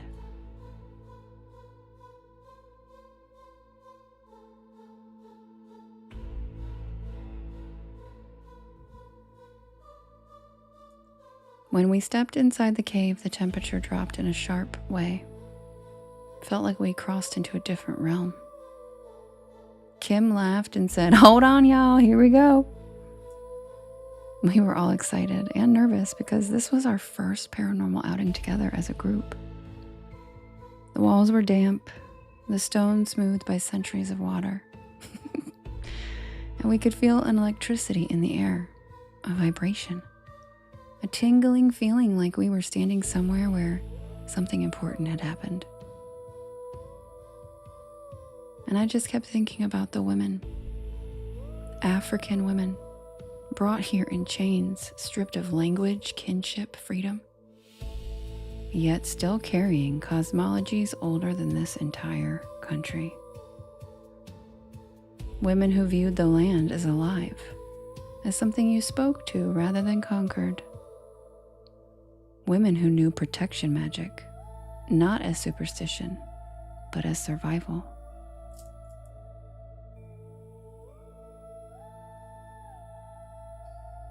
Hoodoo, root work, conjure, these weren't aesthetic practices. These were technologies of endurance.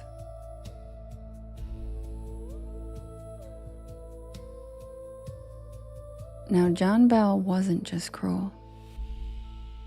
He was methodical. His punishments were designed to break the spirits as much as the body. Women were targeted, not only for labor, but for humiliation, violence, and control.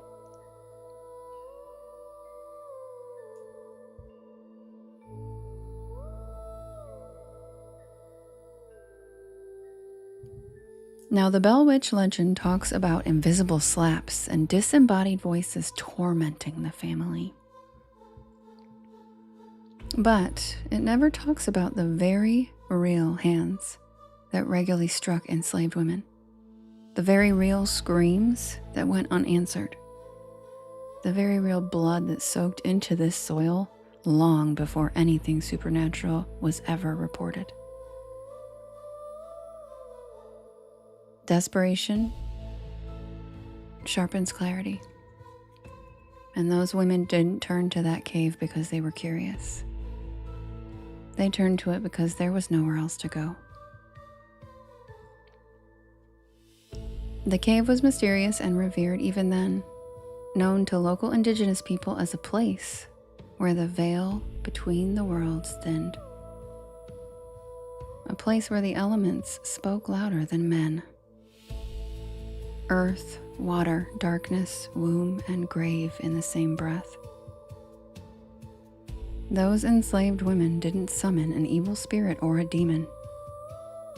They called on a protector. Impusa.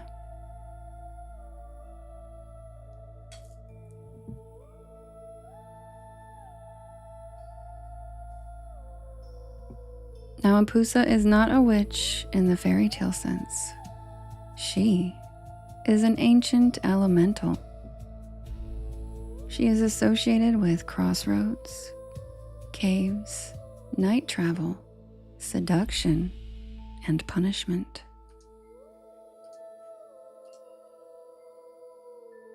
Some believe she serves Hecate, the ancient goddess of witchcraft, crossroads, and the underworld.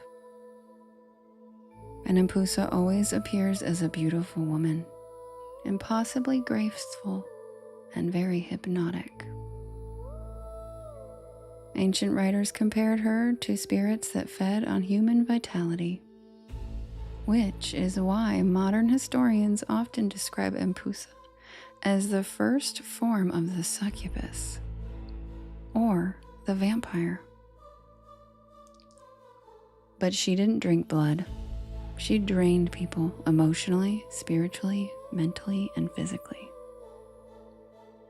She was seen as a force of punishment against arrogance, corruption, and human excess. Like a form of dark vigilante justice. She appeared when people crossed lines that they weren't supposed to cross. And long before Europeans ever set foot on this land, entities like Impusa have existed across cultures all over the world under different names. Not demons and not angels. Corrective forces, energy balancers, justice. Some call it karma. And what those women did in that cave wasn't reckless. It was precise. They worked with what they had. Roots, water, ancestors' blood and breath. They bound their suffering into the land, not to curse blindly, but to anchor a guardian. They didn't ask for mercy.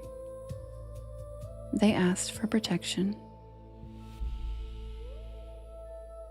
And protection doesn't always look gentle, especially to those who are the oppressors and the abusers. As we moved deeper into the cave, the air changed in a way that made every single one of us stop walking at the exact same moment.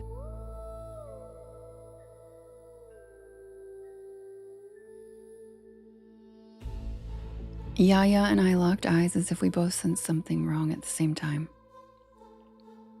The passage ahead narrowed into a low chamber where black mineral streaks ran down the limestone walls like old water damage.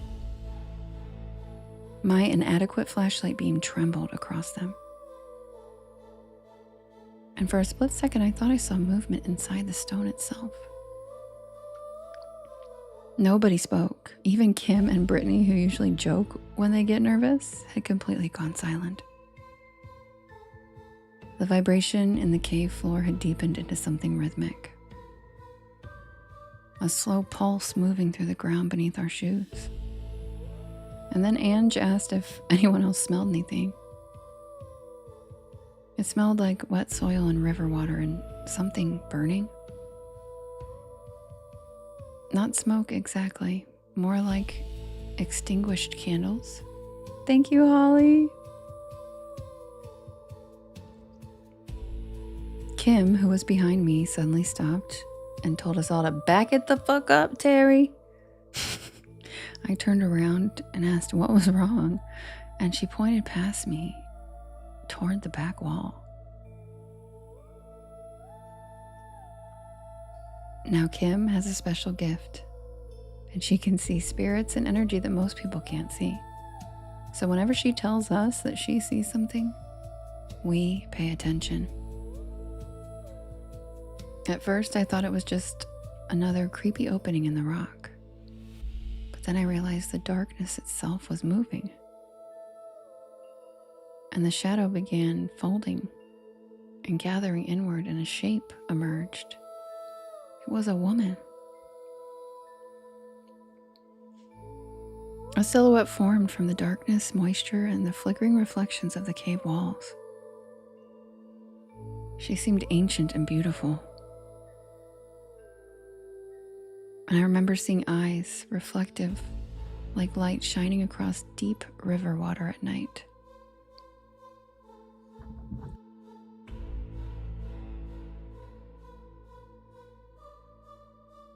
Every instinct in my body screamed at me to run. But surprisingly, none of us moved. We were all just frozen. Ayana looked at me like she was about to cry, and Alicia looked like she was scoping the place for exits. And Pusa stood at the far edge of the chamber watching us with an intensity that felt overwhelming. The cave had gone silent. So silent that I could hear the tiny crackling buzz inside my flashlight battery.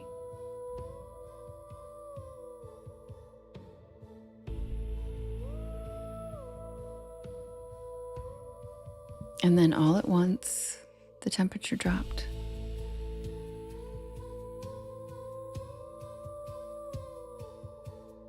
Suddenly, images started flooding my mind so fast, they almost knocked me off my feet. Images of women kneeling in this exact chamber. Hands pressed into the mud, blood mixed with river water.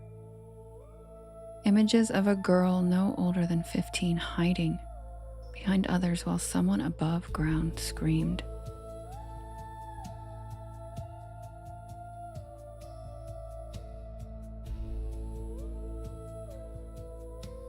These were not random visions.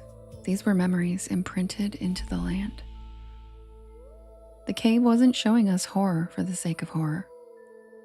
It was forcing us to witness.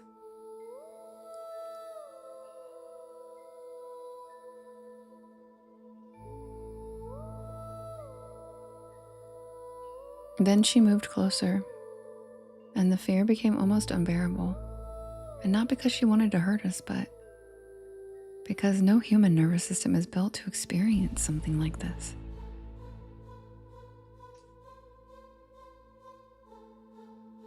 And then I started to feel something that didn't feel like my own thought, like she was trying to send us a message, that the land remembers what people bury. That was her message. Not revenge, not punishment, but remembrance. The cave itself was acting as an archive, and Impusa was its keeper. Thank you, Willie. The story had survived distorted because distortion protects systems of power. If the entity was framed as evil, nobody would ask why she came. Nobody would ask who begged for her protection in the first place. And Pusa lifted one arm and slowly toward the cave wall. And for one impossible second, the mineral stains across the limestone looked unmistakably like overlapping handprints. Dozens of them. Small hands, large hands pressed into the stone.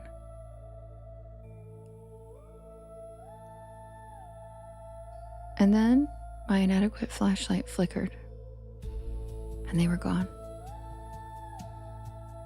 April gasped sharply behind me because at the same time the exact same moment, every one of our inadequate flashlights in the chamber went out. I heard Angie's nervous giggle in the back of the group. Then Brittany whispered, "I know you motherfucking lying." Alicia gestured to Brittany to shush, and then Ayana was trying to keep everyone calm and quiet. And then we were in complete darkness. And then I heard a woman sigh directly beside my ear. Just a sigh. Ancient, exhausted, real. And suddenly the fear changed. What terrified me most wasn't the entity that we had just encountered. That's right, Venus. It was the realization that suffering this profound had actually happened here. Real women, real terror, real desperation powerful enough to stain a landscape for centuries.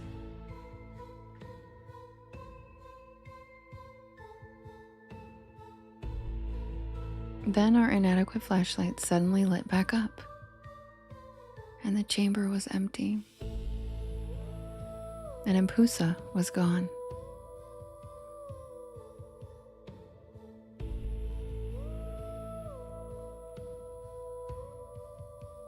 All that was left was some water dripping and the raw smell of earth.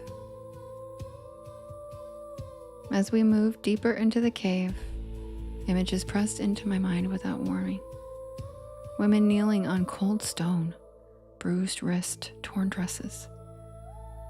I felt their fear, yes, but stronger than that, I felt their resolve. The moment where survival shifted into defiance.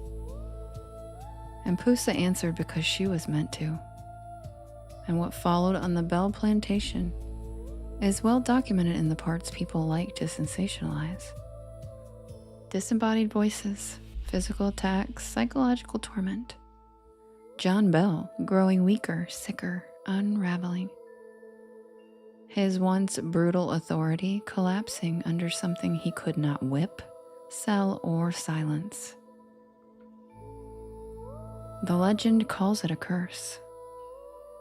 And that word does a lot of work for people who don't want to say justice. John Bell died under circumstances so strange it terrified his peers.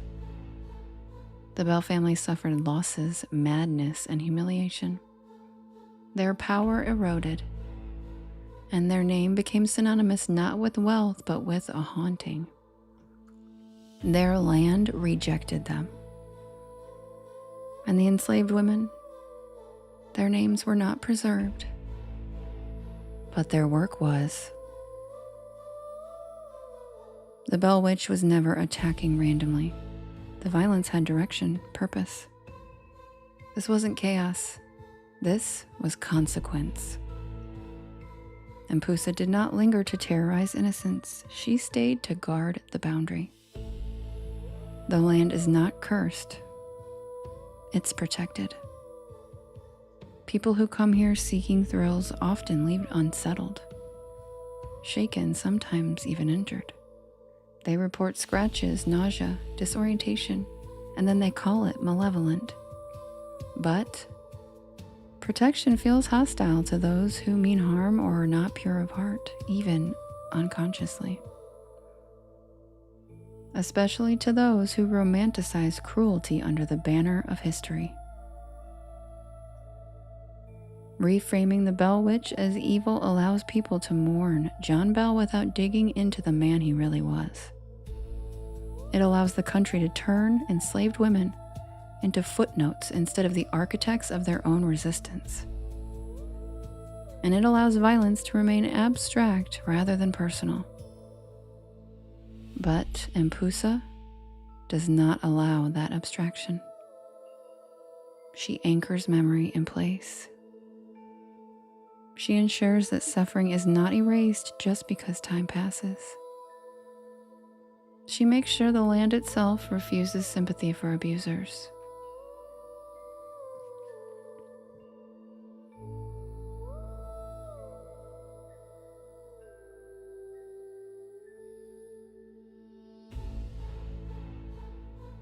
As we turned back toward the cave entrance, the pressure eased. Not because we were leaving, but because we had been understood. A quiet acknowledgement. We hadn't come to provoke, we had come to listen, and Impusa understood that.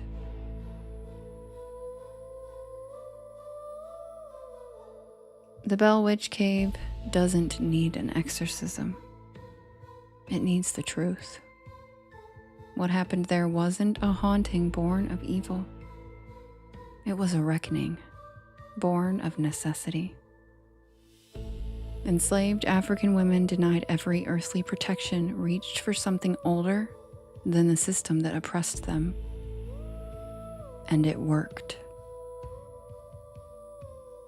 Impusa remains not as a monster but as a sentinel. And the land remains hostile not to all the living, but to those who are not pure of heart. And the story only feels like a curse if you believe John Bell deserved mercy more than the women he brutalized deserved justice. Because some protections never expire.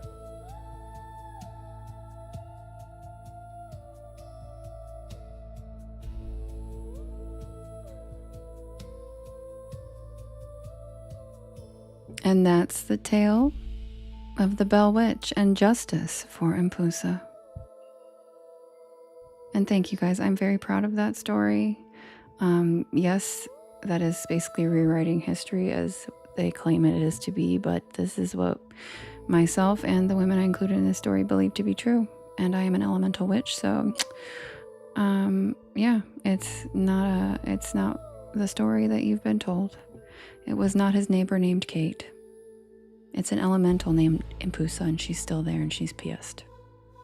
Yep, see, Kim knows it's true. So if you look this up, you will not find any information about the connection of Impusa and the Bell Witch Cave. However, trust me. Also, you can look up Impusa, and you will find out lots of information about her. But this is not a going theory. This is one that myself and Kim and several of the other spooky bookies have come to the conclusion because we're witches. And so this is what I know to be true. Is Impusa was summoned by the enslaved women who lived there for protection and help, and it killed John Bell as it should, as it was supposed to. So that's a little rewrite of history for y'all. And I grew up in Appalachia hearing the story of the Bell Witch in school. We were taught that story in school. Really, Duchess? Thank you. Yeah. Yes. Yes. Thank you very much, Duchess. I appreciate it. This story is very special to me. So yeah, feel free to give Impusa a goog. She's a real bad bitch. She kind of has a thing for justice and respect. She doesn't put up with shit, you know.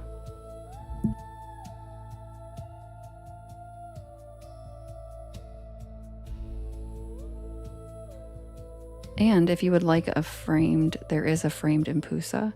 Somebody requested it for me recently, so she is now in the merch if you guys want her, because she's gorgeous. Also, Kim and a few of us have made her our wallpapers on our phone.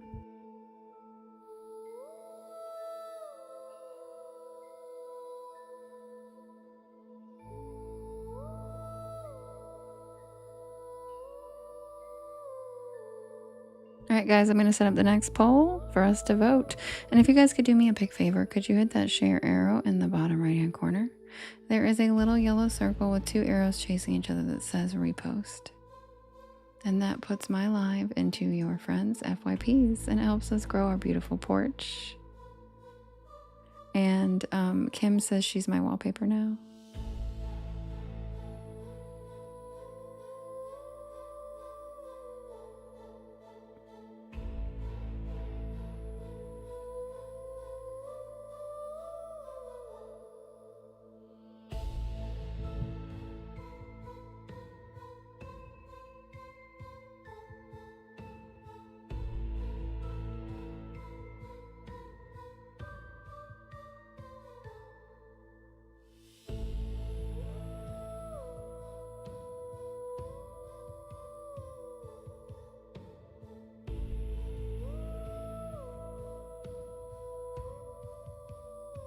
Matt, that doesn't surprise me at all. You talk about your dog a lot. That doesn't surprise me at all.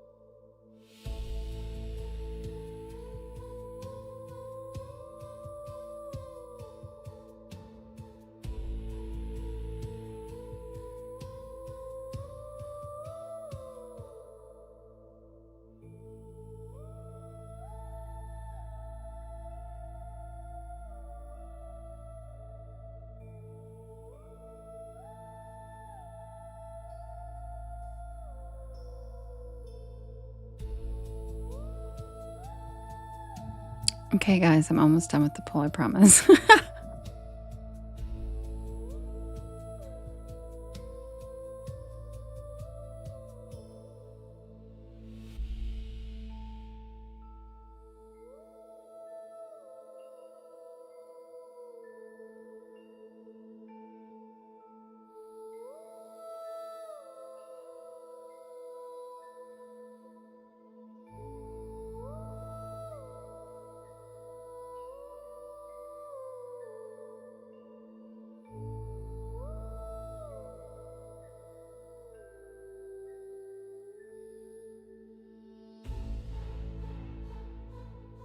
Okay, you guys, the next poll is ready.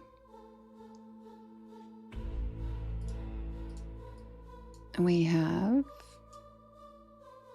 who even are you? We have,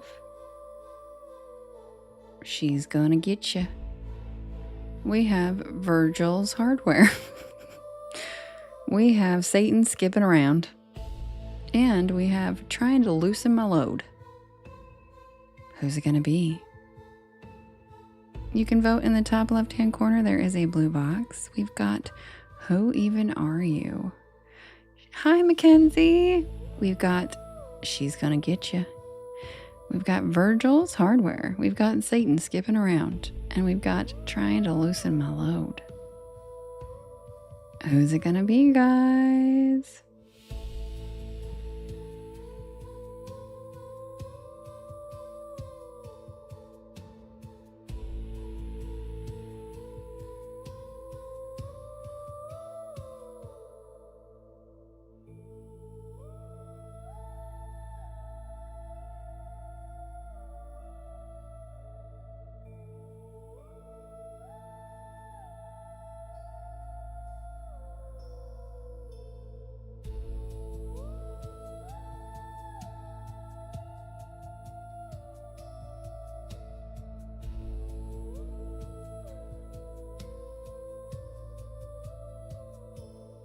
Why, Skrilla?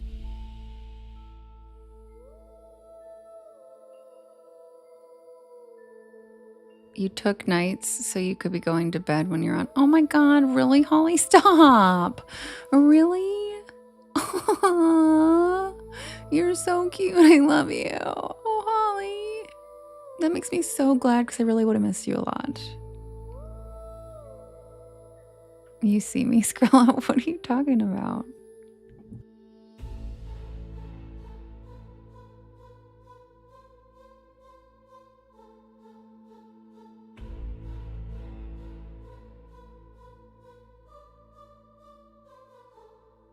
Yeah, Rachie, Solange got here right at the beginning. She's been here. She had a stressful Sunday, but everything's okay now. She's doing much better. Yeah, exactly. I was just going to say, Jade, we love her.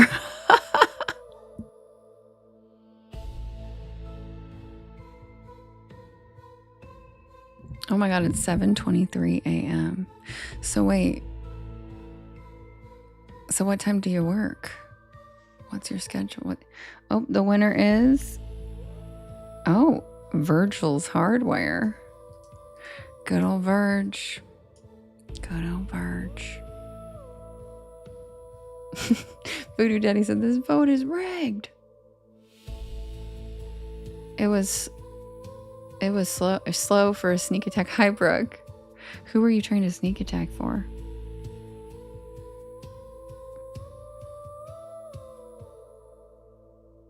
All right, Virgil's Hardware. Why are you face palming now? What is the face palm? Is it because your story lost again? I didn't even put it on this time because I didn't think it wasn't doing well. Oh, your dad's name is Virgil. You want to know, Hot Jesus Kelsey's dad is Virgil. You want to know what's funny is, the whole reason I picked out Virgil for the story title is because mermaid.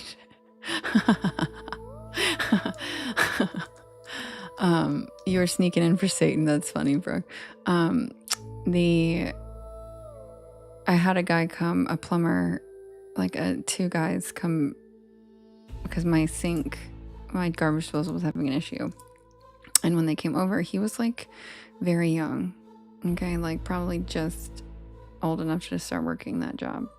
Okay, like 20s. And he had bright red curly tendrils, like an amazing head of curly red hair. Red hair's not really my thing, but his hair was great. So, he's wearing one of those like worker shirts with a patch on it that says Virgil. I thought it was like, he was being ironic and he probably got it at a thrift store and like, you know what I mean? Because that's like an old ass name. And that's like having one that says Bob. Do you know what I'm saying? Like I didn't think that because the other guy wasn't wearing like a patched shirt with his name on it. It wasn't like they were both in the uniform. Only he was. So I was like, oh, cool shirt. I was like, where'd you get that? And he's like, my work. And I was like, oh, is your name Virgil? And he was like, yep. And I was like, dude, what a sweet name. I was like, I've literally never met anyone named Virgil. And he's like, yeah, everybody tells me that. And I was like, yeah, he's like 21 years old and his name was Virgil. And so that night I came into the live and I was like, you guys, I gotta tell you something. My plumber's name was Virgil and he's like 22 and like his name is Virgil. Has anybody met someone? And everybody in the chat was like, pretty much no. No one knows anybody named Virgil, pretty much. It's a very old name. And so somebody told me I should put Virgil in one of my stories as a joke. See, it was your great-grandfather's name. Exactly, Matt. Your great-grandfather. Yep, because that's how old and long ago it was. It's not really one that you meet a lot of people with that name. So, yeah, Brooke, exactly. Hi, Rachel. So they said put Virgil in a story, and I did, and he's in this story. So that's why I named it Virgil's Hardware. That's not the real title, but I just wanted to give Virgil a shout out. Really, Rich? I've never met a single Virgil until this cute little redheaded one. Yeah, he'd be over 200. That's what I'm saying. It's a name that we have never, like, we would not commonly encounter in our lifetime. It was popular over 100 years ago. It's common in your hometown. Are they all, like, related to each other or something? Because I feel like that's one dude who birthed all those, and he's like, you better name that baby Virgil. That's me, baby girl. Because, yeah. Did you guys know that you can also be called, what is it called when you can, like, give your, I'll have to look it up. Never mind. I'll look it up first so I know what I'm talking about.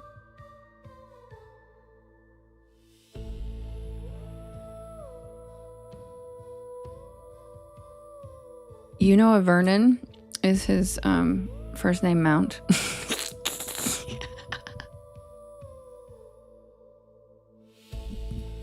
Did you, Rose?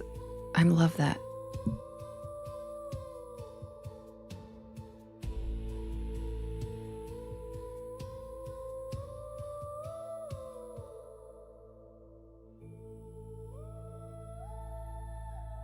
You have a cousin named Virgil. I love that. I don't know where Fowles is tonight. He didn't show up. Beefy, like my joke. Thanks. That was a dorky joke because my mom was a history professor. Okay, y'all give me a break. That was a Mount Vernon joke.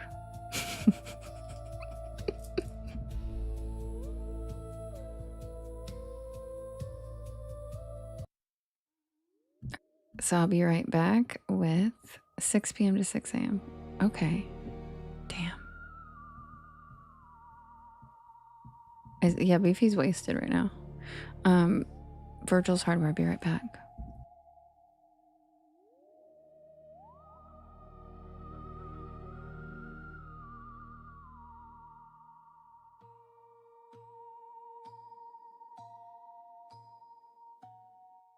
He said gup. I don't even think that's... I'm pretty sure that's not what he meant.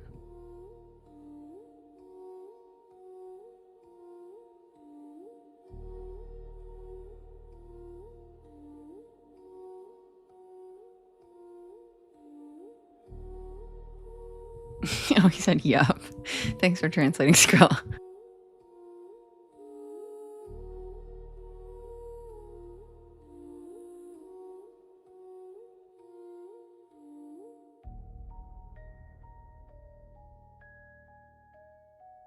Wilkins, Beefy's right there.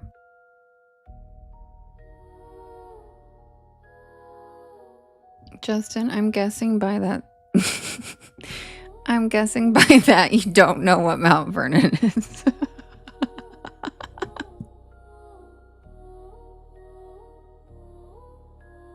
I'm dying.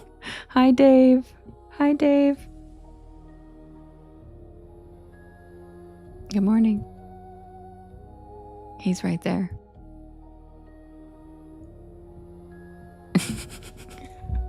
Just... Good night, Brooke. Love you. I'm so sorry you're sick. Oh, honey. Feel better.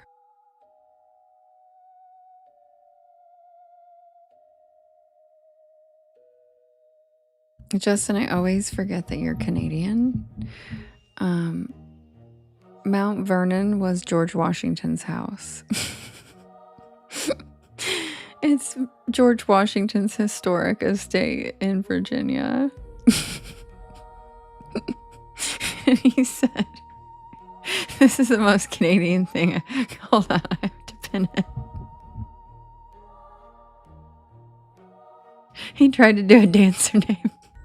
And he said, Mount Vernon was my dancer name on Kilimanjaro. Yeah, I know it's still there. My mom's was a history professor. That's why I make jokes about Mount Vernon.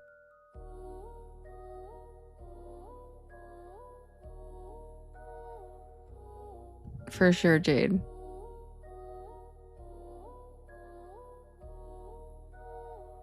So basically, Justin's comment is the cutest, funniest Canadian thing I've ever heard. Because he didn't know, he thought I was referring to another mountain. You're so cute. I love you, Justin. He said, way to go, guys, not telling me that. I think it's funnier the way you said it.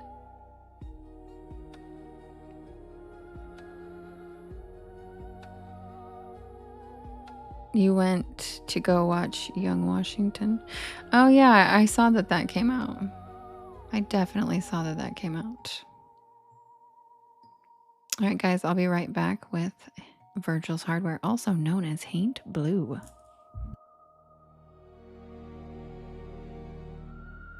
Yeah, Justin, I have no idea why he named it that.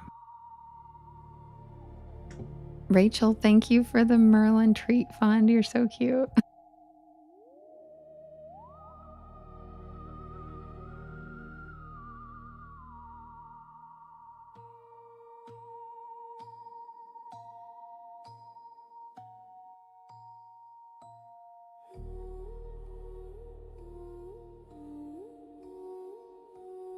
Cheryl, thank you for all the roses.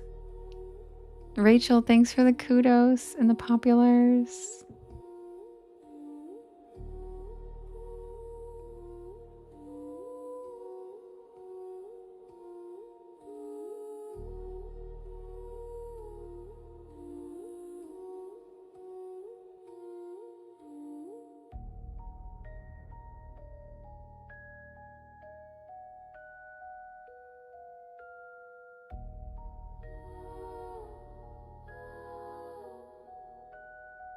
Thank you, Spooky Bestie.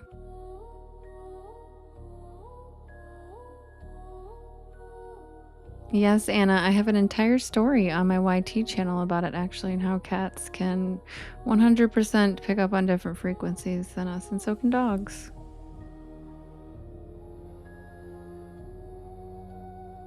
Thank you, Care Bear Blue. Welcome back. We've missed ya. And yes, thank you, Jade. I always forget. My gallery did reset, guys. Whew.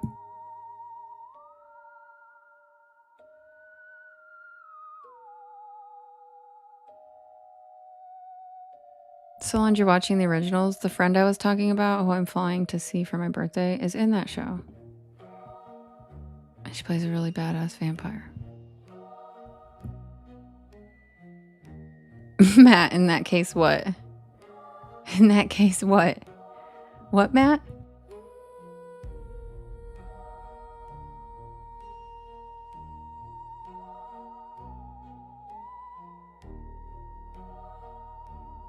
She comes in here sometimes, but I can't remember her vampire name on there. But she comes in live sometimes and says hi to everybody. Oh, in that case, Galaxy. Oh, Matt, thanks. Thanks for the Galaxy, Matt. Thanks for helping reset with my new gallery. And Holly, thanks for the rainbow slide. All right, quick swig. Yes, Rachie, that is correct. Rachie goes over to the YT in Super Chat and she gives me a gift that says Merlin's Treat Fund. It's really cute. Thank you, Jay. I appreciate it. Welcome in.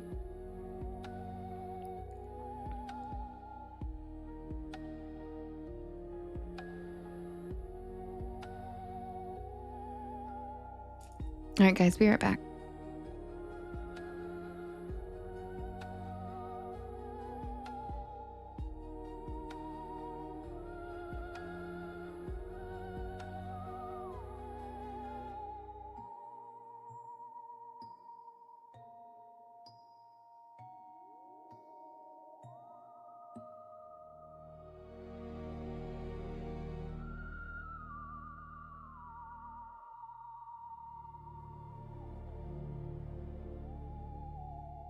Oh my god, this is really cute.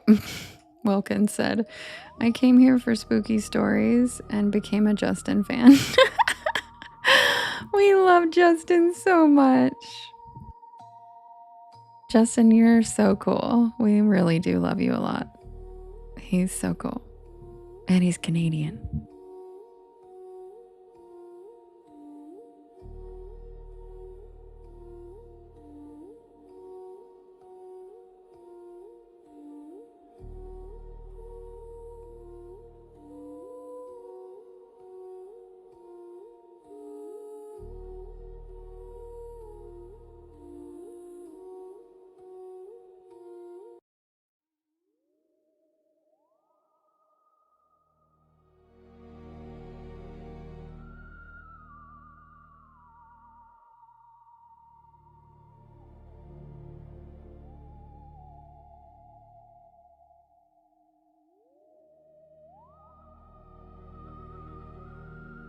Oh, Robin. Oh.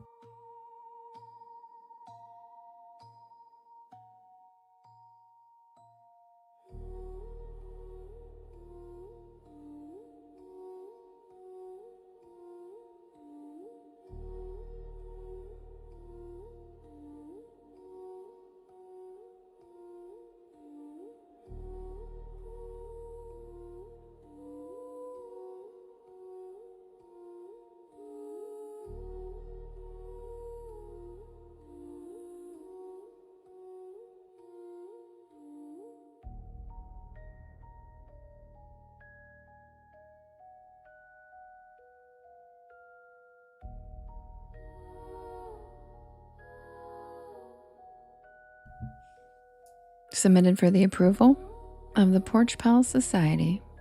This is the tale of Haint Blue, tonight known as Virgil's Hardware.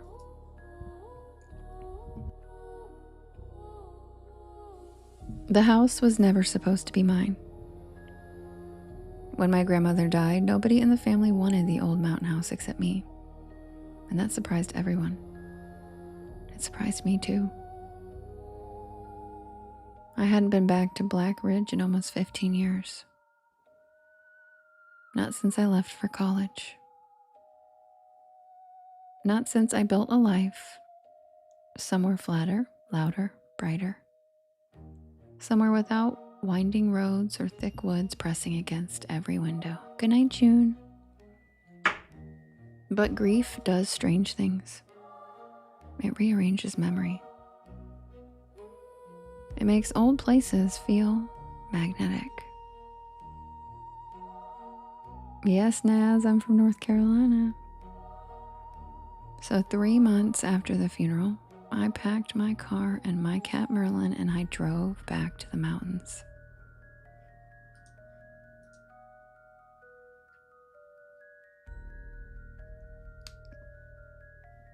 The story sat exactly where it always had. Or the house sat exactly where it always had. Half hidden by dogwoods and hemlocks, perched on a rise overlooking a narrow valley. Sorry guys, I got a puzzle piece and I got distracted. The puzzle piece. I fucking hate those puzzle pieces. White siding, green shutters, amazing wraparound porch. And that porch ceiling was blue. Not sky blue and not cheerful blue. A strange, faded blue-gray, almost ghostly in certain light.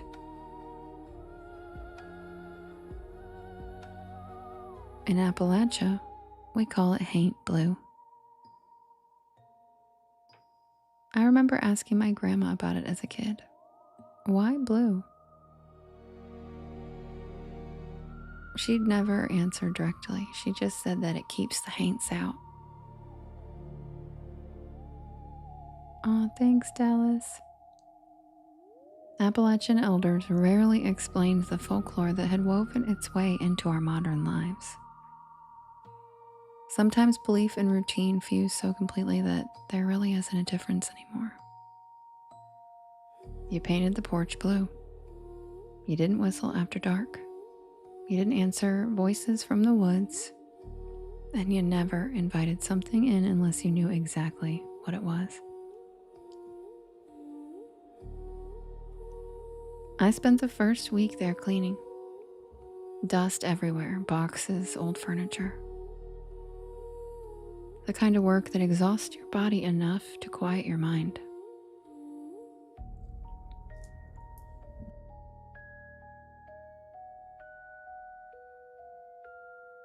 At night, I'd sit with all the windows open and soak in the mountain sounds.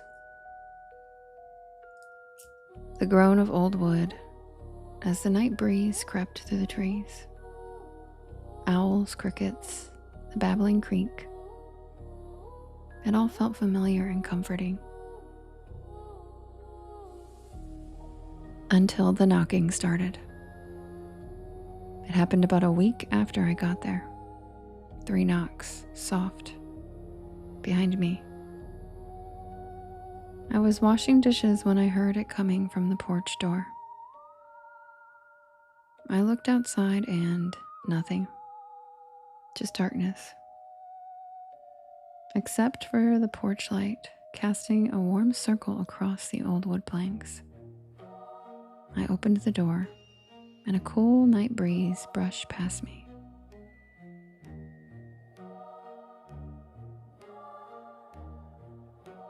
No one was there. So I shut the door, locked it, and I went to bed. The next night, the same thing. 3 knocks. This time I didn't open the door, I just peeked through the drapes, and there was nothing outside.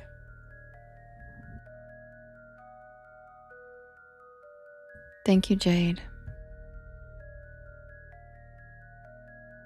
By the 4th night, I was officially unnerved. So, I called my mom, and I asked her if my grandma had ever mentioned anything weird about the house. Then she sighed and asked me if I was hearing 3 knocks. How did she know? Another pause, and then she asked me if the porch was still painted blue. I stared at the porch ceiling and confirmed that it was faded, but it was in fact still blue. What does that matter? And then my mother began to explain. Justin, I love you. My grandmother repainted that porch ceiling every spring because she said that something kept coming to her door. But she never said that what the thing was. That night I didn't sleep much. I sat in the living room with every light on. And the 3 knocks came again. And then I heard it. A woman's voice. Soft, gentle, coming from outside. It was my grandmother's voice. Sweetie? My heart stopped. Tears instantly filled my eyes. Sweetie, open the door. Every instinct told me not to, but grief screamed louder than reason. I walked toward the door, my hands shaking. Her voice trembled now. My hands are cold. Tears ran down my face. It sounded exactly like her. Every rasp, every cadence. My hand touched the lock. And then a memory came rushing back. Me at 6 years old, sitting beside Grandma on that porch swing. Her voice, low and serious. If something sounds like somebody you love, it ain't. I snatched my hand back from the lock. Outside, the voice stopped and silence followed. But then, slowly, the doorknob turned. Once, twice, 3 times. It was trying to get in. And then the voice returned, with no warmth now. It still sounded like my grandmother, but wrong. Why won't you let me in? I backed away. The wood around the door creaked with pressure, as if something was leaning against it. And then scratching, slow, down the wood like fingernails. I quietly ran upstairs and I barricaded myself in a room. The scratching continued for hours. Morning finally came and I forced myself downstairs.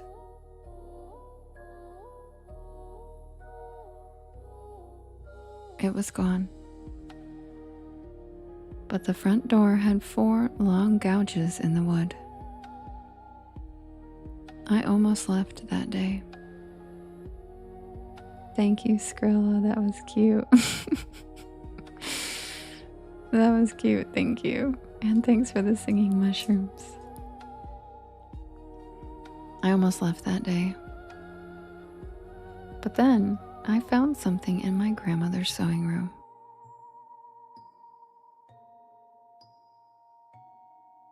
A notebook. Her handwriting. Recipes, bills, gardening notes. And then one page written in thick, dark ink, only 4 lines.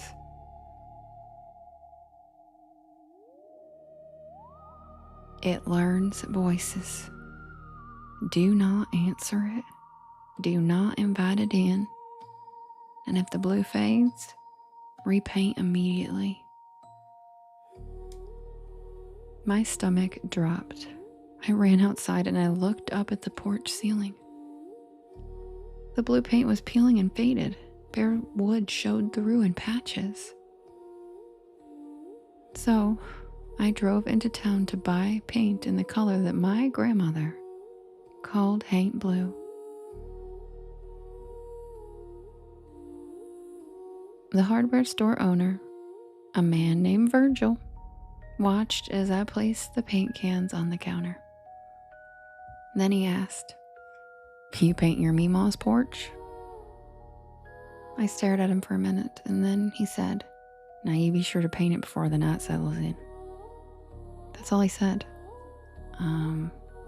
Okay. So I listened, and I raced home. By sunset, I was almost done. Brush strokes, fresh blue, steady hands, almost finished. And then I heard a voice behind me. My own voice. "Hey, turn around." Every hair on my arm stood up. And then again, my exact voice. I said, "Turn around." I didn't turn around. I just kept painting, heart slamming, brush shaking. "Why won't you look at me?" I ignored it. I could hear the footsteps on the wood behind me. The porch groaned. Whatever stood there stood on the porch with me.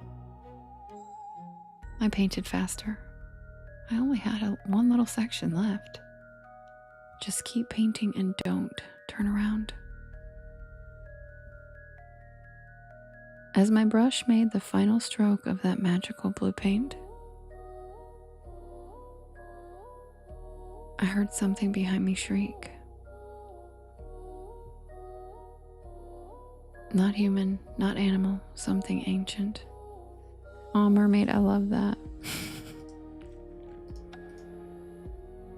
The sound vibrated the porch, screaming in 100 stolen voices. Jade. Thank you, Skrilla.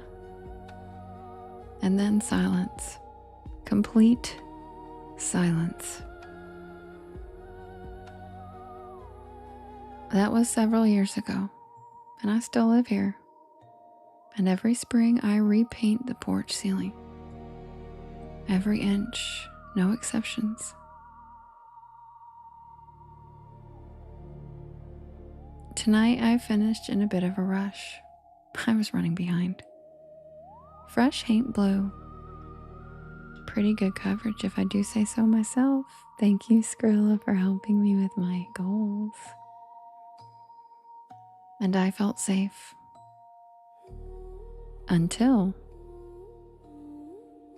10 minutes ago. Someone knocked 3 times. And then from the other side of the door, I heard brushstrokes and fresh wet paint. And my voice chuckling while saying, "Hey, you missed a spot."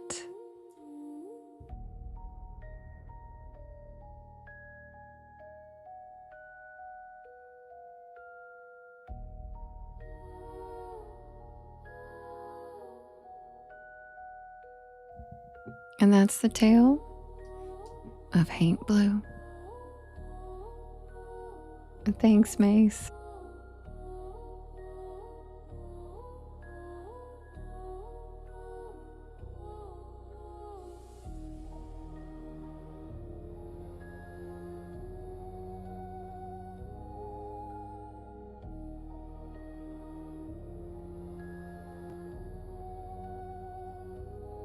Thank you, Justin.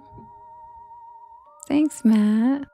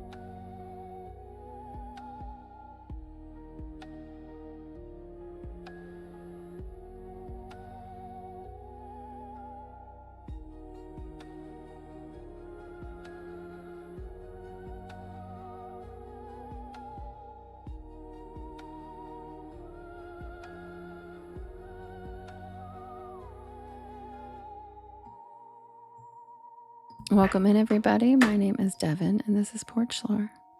And I tell spooky bedtime stories to help you relax your nervous system and fall asleep. And I'm here every single night at 10 p.m. Eastern Standard Time until about 1 in the morning. I do write and record all of these stories myself, and you can listen to them whenever you would like on my YT channel, as well as all of the podcast streaming sites. Just look for Porch Lore and you will find me. I also have all the links in my bio.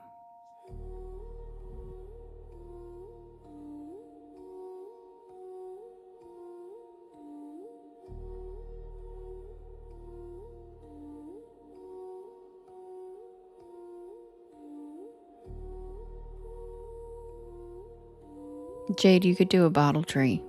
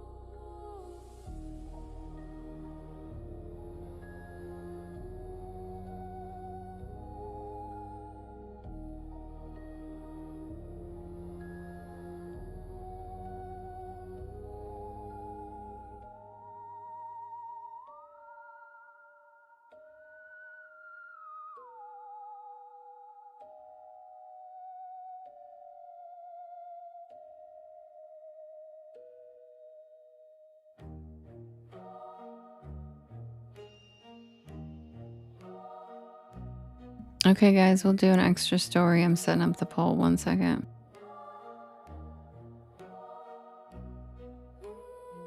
But please tap, y'all. Please tap. It helps us get pushed out.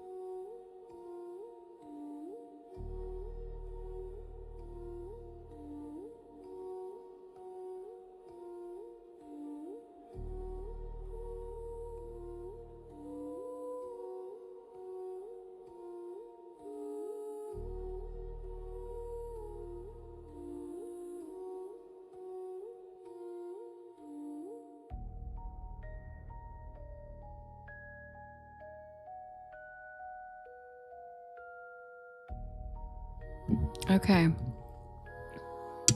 All right. All right. We've got the poll ready. And we have... This is bullshit. We have She's Gonna Get You. We have Satan skipping around. We have Trying to Loosen My Load. And we have Sweet but Stinky. And you can vote in the top left-hand corner. There's a blue box. And you can vote up to 50 times, and you can vote for more than one story. We have This is Bullshit. We have She's Gonna Get You. We have Satan Skipping Around. We have Trying to Loosen My Load, and we have Sweet but Stinky. Who's it gonna be?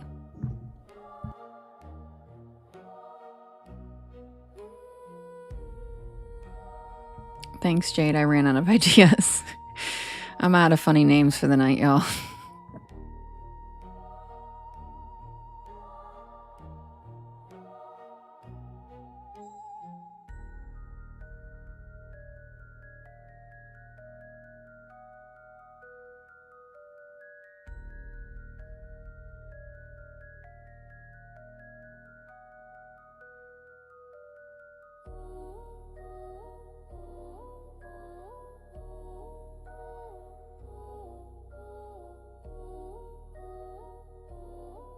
Thank you for the roses.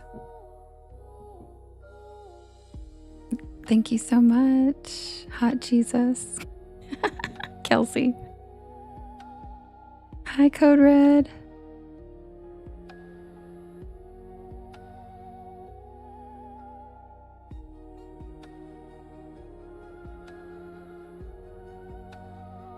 Yes, Robin, I would love it if you would think of some funny names. Thank you, Solange, for the rainbow slide. I know, I can't believe Faust didn't come back. Like, he stayed the whole time last night. I thought he really liked us. It is Sunday, though. Maybe, I don't know. Maybe he's a Hasidic Jewish guy and he can't use technology on Sundays. That's what I'm going with.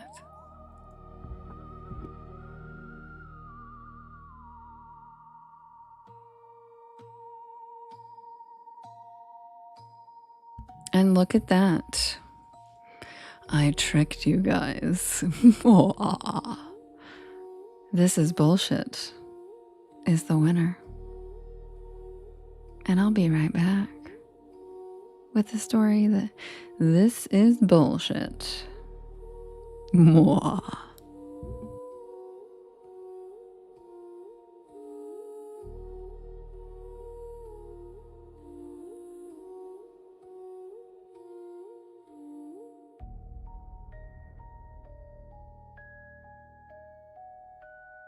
Oh, is it Saturday sundown?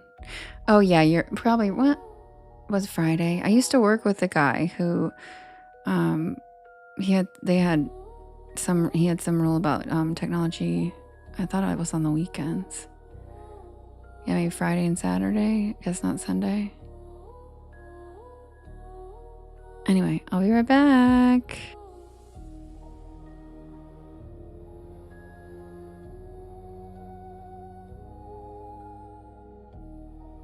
Robin.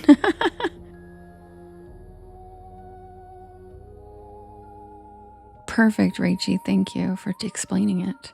So okay, so Fridays at sundown and Saturdays at sundown. That makes sense too, because I think it was Fridays. That would make sense that we were still at work when he'd be like, I gotta go. That makes sense. Yeah. Thanks for telling me.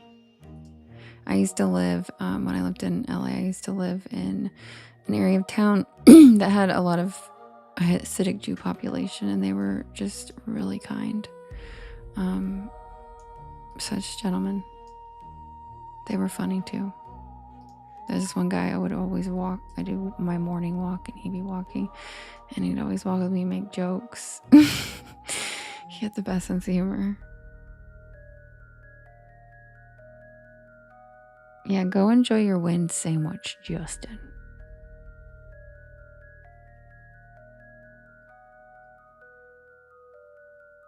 Yeah, Wilkins for sure.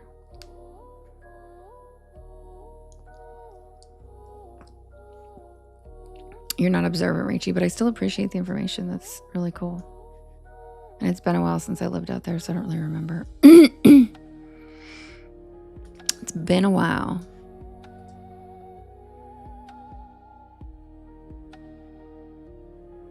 You heard a knock. Wait, you heard 2 knocks on your front door 3 nights ago. Only 2. Now you hear something tapping the glass nightly. And then it sounded like my cat scratching to get in. But he was standing in the living room. Even his eyes were fixed on the door and his ears up. Really, Halls? I wonder if is it really hot where you live right now? I wonder if it's like, it could be an animal. If you thought it sounded like your cat, it could just be like literally a raccoon, a chipmunk, a squirrel, a rat, something trying to seek cooler temperatures. And they can probably feel the AC blowing out. Because our AC leaks out and they can feel it. And then they're like, damn, that's a cold box in there. Let me try to get in. Try to get in that cold box. They don't really think about it as like our house. They think about it as, that's a box with cold air. How do I get in that? So it probably is an animal that has been desperately trying to get into your cold house. But if it starts not sounding like a cat scratching, if it starts sounding like you or like a loved one, don't answer the door. Robin, some people do want a cold box. It's called Animals and Bugs. Spiders love a cold box. They are just like, dude. I also want to know how box became synonymous with vagina, because I refuse. I'm sorry, but it's still the word box. Every fucking word means vagina. Like, dude. And I just don't find the body part jokes that is funny. I just don't.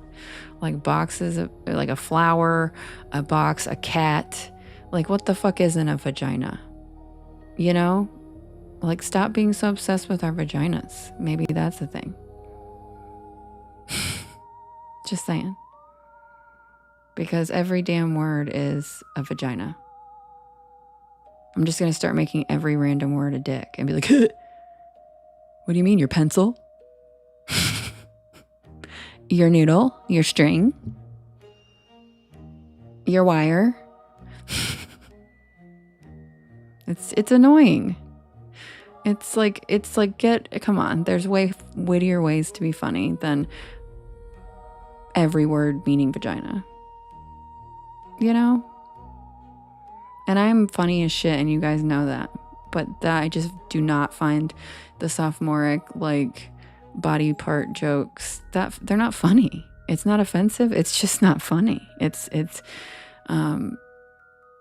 very simple humor. It's very low bar humor. It's not funny. Yeah, it's like if you're like, but like, I don't know. And it doesn't need to be like highbrow humor. Like, you don't need to be making like constantly academic jokes either, but like every single body part is not a reference to a vagina. Robin, I don't hate you. I love you.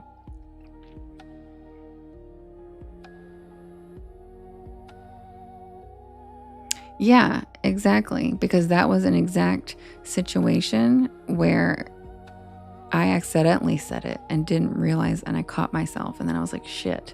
And so I tried to make it naughty, but that wasn't like, and it's not even just box. It's like the other day I said something else. They're like, you mean and I'm like, no, dude, not everything's my vagina. Not everything's my vagina. A cat is just a cat. I have a cat that I love, and no, I'm not referencing my vagina when I talk about how fuzzy he is, or, you know what I mean? It just gets old, dude. Like, it's like, and it's not like, it's like, if, I don't know, I'm not impressed by that kind of humor. If a guy wanted to impress me, he'd be fun and wittier, you know? Yeah, Cassie, exactly. Because it's not offensive. I don't find offensive. I just don't. I'm not gonna fake laugh. I don't humor fake. I don't laugh at jokes I don't think are funny. Because you know what? You know what happens when you do that? Those people keep telling them. Those people will keep telling them if they don't get a laugh. If they don't get a laugh from it, they'll stop telling them. You know? Like, I used to date this guy who always had to explain his jokes to everybody, and he'd be like, it's because, and I'd look at him and he'd be like, no, I know, I get it. It's just not funny. And like they expect you to just humor laugh. And it's like, it's just not that funny, boo-boo. It's just not that funny. I don't hate it.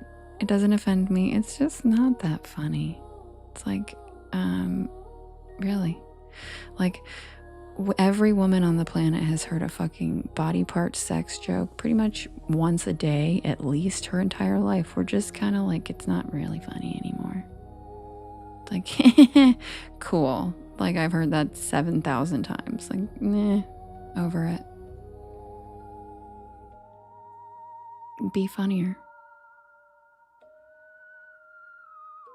All right, guys, be right back with This Is Bullshit. I know, right, Sherry? It's never been funny. You're right. Except for when you were really young and saying those words was new and rebellious. Then I remember being very giggly about saying penis and dick and stuff. But like, that was what, 35 years ago? Yeah. My brain has expanded and grown since then, and I just, my humor has, advanced.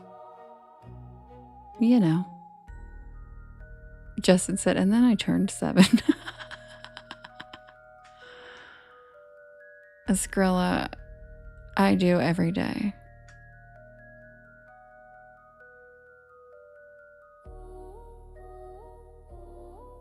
I'm cool, thank you, Nehemiah. How you doing? Yeah, Wilkins, that's exactly what I used to say to him. I used to say, if you have to explain, I used to literally say that exact thing. I used to say, if you have to explain it, then it's not a joke. If you have to explain it, then that's not a joke. It failed. That was a miss, boo-boo. If you have to explain it, it wasn't funny enough for people to, like,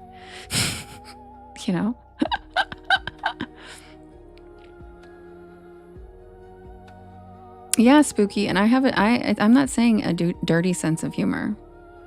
I love dirty jokes. I just like higher brow ones. Ones that are like, bucks, she said bucks, is not high. That's the lowest jokes you can, like, that's just not funny. It's like, he said dick. You know what I mean? Those just, and I love dirty jokes.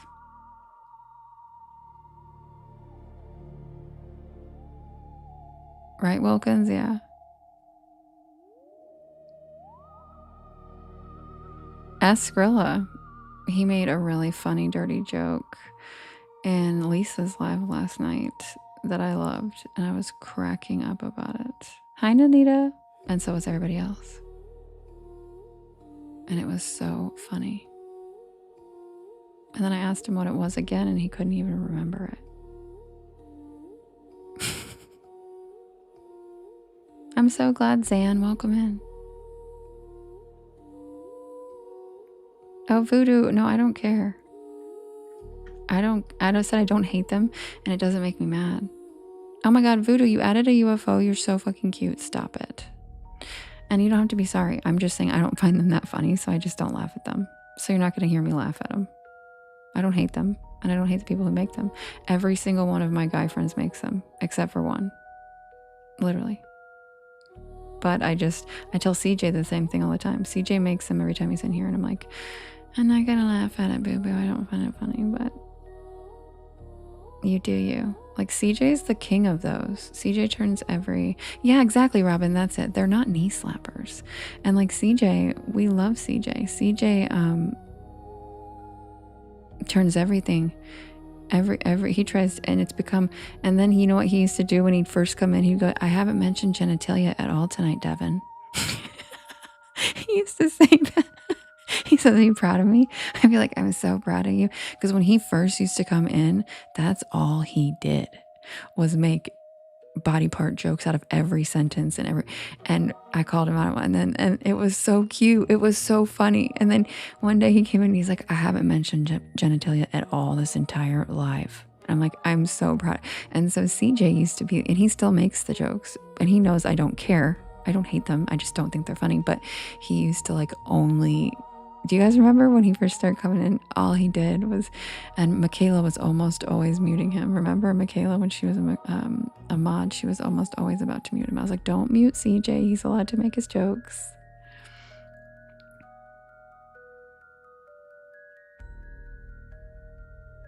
But yeah, so I'll just say to you guys, from now on, when someone does that, match the energy and be like, when someone says string, be like, "His string, but his pencil."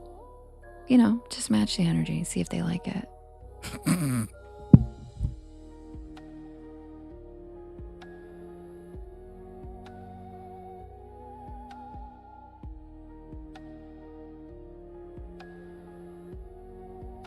And I agree with Megan. The only acceptable lowbrow that I find funny is "that's what she said." And I don't know why. It's just stupid and funny. Yeah, Skrilla. Matt said, "Leave my pencil out of this." See, anything Matt and Justin say, I feel like they make it really funny.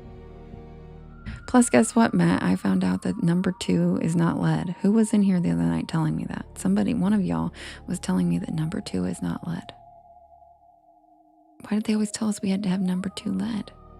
They said it's, what is it again? It's something else. It's graphite. Yeah, the graphite guy, Skrilla. Yeah. He came in and said it's graphite. Like, why the fuck do they call it lead our whole lives? And then we all talked about our I guess, is it graphite in my hand? Matt, a lobotomy. Yeah, the Scantrons, Chris. Yeah, number 2 pencil, number 2 lead. Okay, call it number 2 graphite.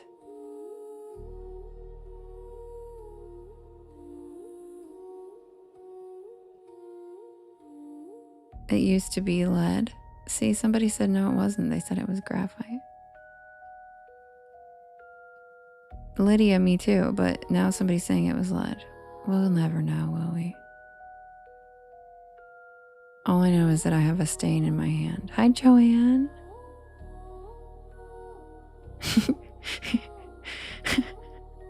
You guys, Sexy Jesus just made a joke.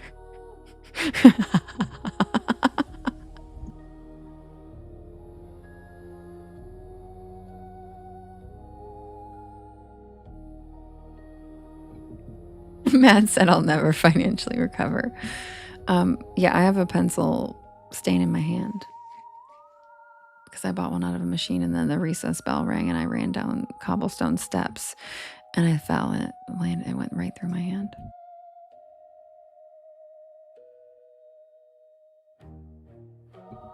Oh my God, Chris. Zing. Chris is full of zingers. Was that when he performed at Staples?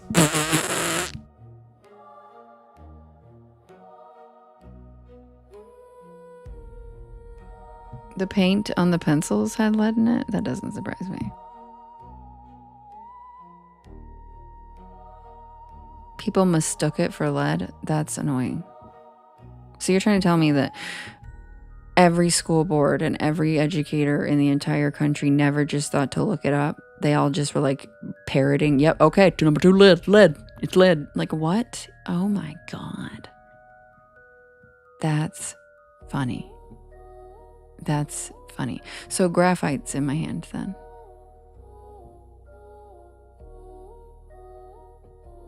So graphite's in my hand.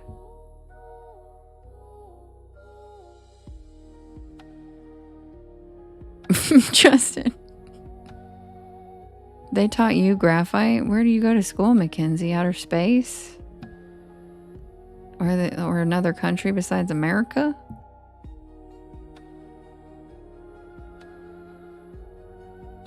Damn, since 1984, Rach? Yeah, Whitney, everyone said lead. All right, no, it's not grilled cheese time. We're getting an extra story. I'm just blabbing. Be right back.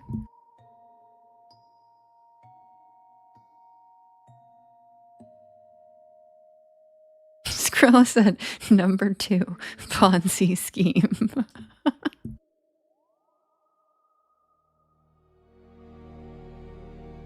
Jojo, that kind of sounds like the most reasonable explanation.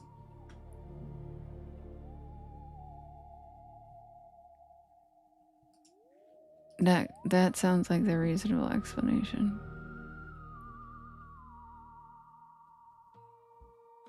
Because I guarantee, like, Michelangelo was sketching that shit on with lead. With lead.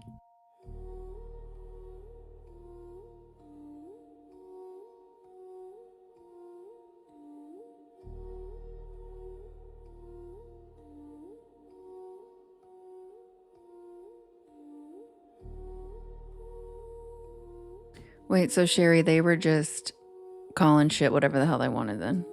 They're like, nah, we'll just call it lead. Let's see if we can sell it to them as lead.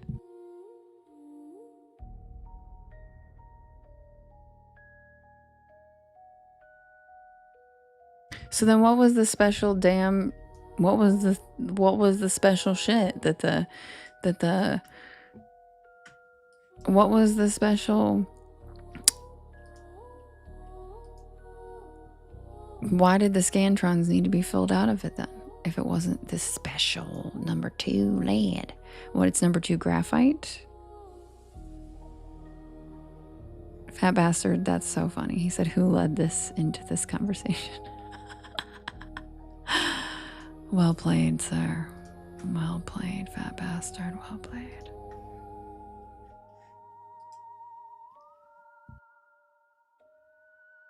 But I'm still not getting in your belly.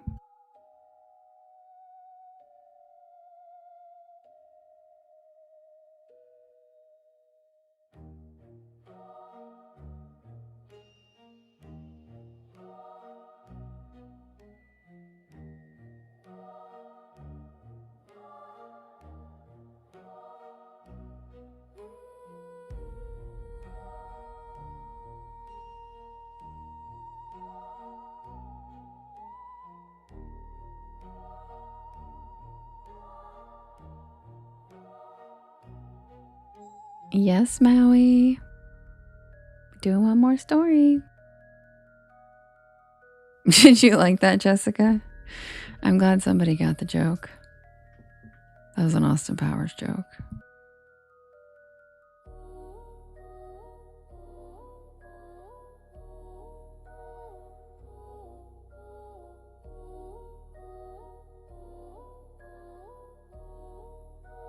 Yeah, Chris, you're probably right.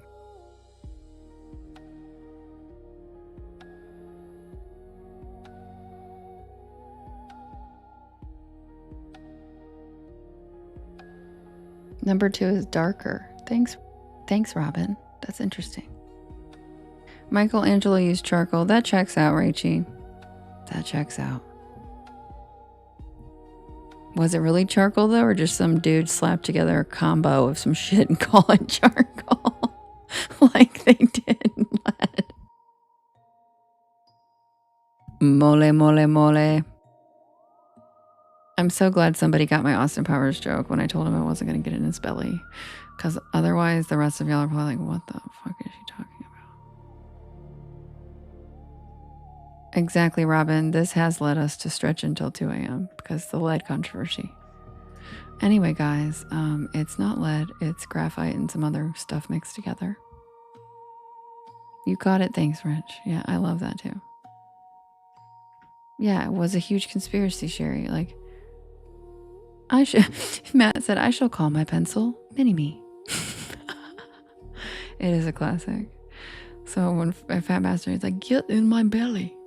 Yeah. Hi, Tao. I'm from Holland. Isn't that weird? That's what he says. And just kidding. No one in here who's from Holland is weird. No, Skrilla.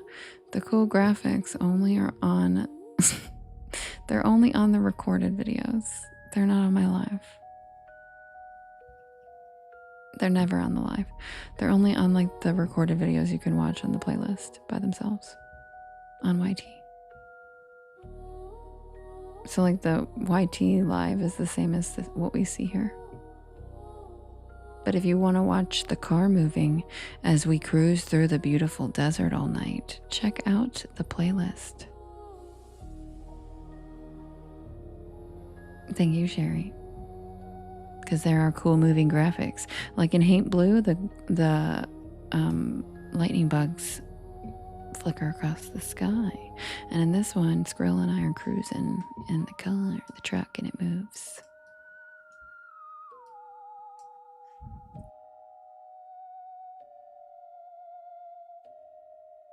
No, he is taller than me, Jade. He's over 6 feet tall. She said, did you do it for his sake?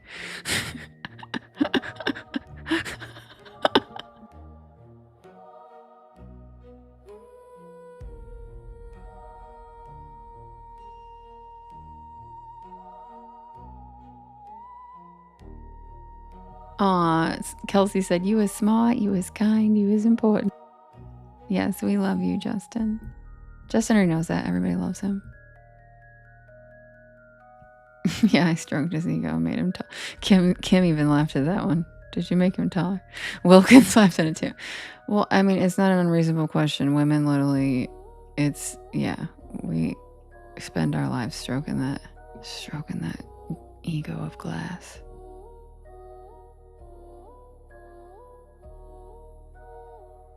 Yeah, I know, Megan. I'm never gonna get over the. Don't even talk to me about the Brontosaurus. Okay, we're not even gonna go there tonight. He said also, I'm sitting on yellow pages.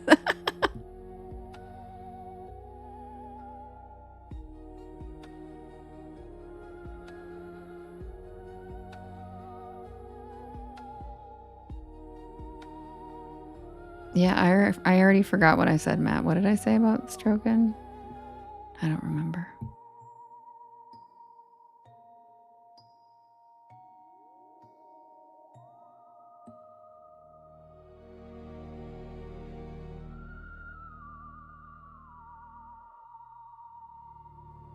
Oh yeah, thanks, Sherry. Egos. There you go. Thanks. I already forgot. Chow said, I don't know, but I think it was dirty.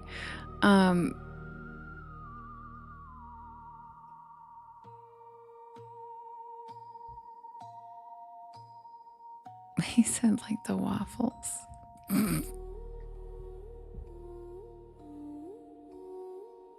Also, Rach, I'm not short. I look shorter than him, but I am actually 5'8". So I'm considered fairly tall for a woman, I believe.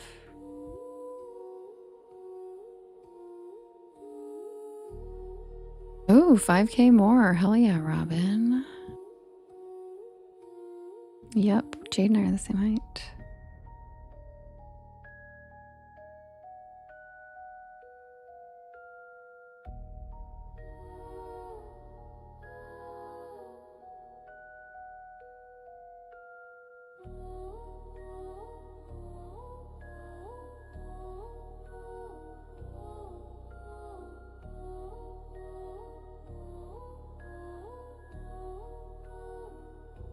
Right, Lydia?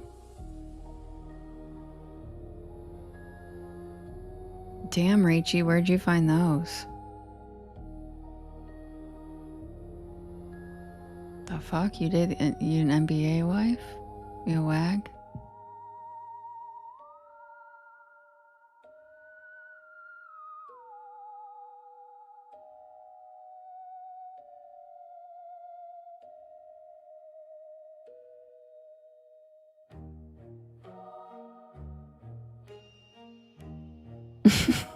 Skrelly, you've never told me that before. And I'm shorter than my sister's pretty much 6 feet tall. Oh my god, it's so cute. Thank you, Gemini. I love it. CM, thank you for your heart meat. Disease, hello. Thanks for the cozy cryptids. Mackenzie, how you doing? You hanging in there? Eric, thanks for the rainbow slide and the roses. Sorry, I'm just catching up, guys. Ninita, I don't know if I thanked you for the stingray, but thank you. You thought it then? Yeah, no, you've never told me that. You were called Jadezilla because you were 5'5" in 5th grade. Jadezilla. That's so mean. That's so mean. Thank you, Rochelle. Oh my God, thank you so much. Wait, did Rachie respond if she married NBA players? She's silent. I knew it. She does. I knew it. Your son is 6'8"? What the?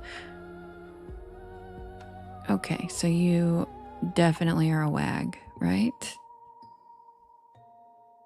And if you know, you know. I used to be a wag myself, but not for basketball.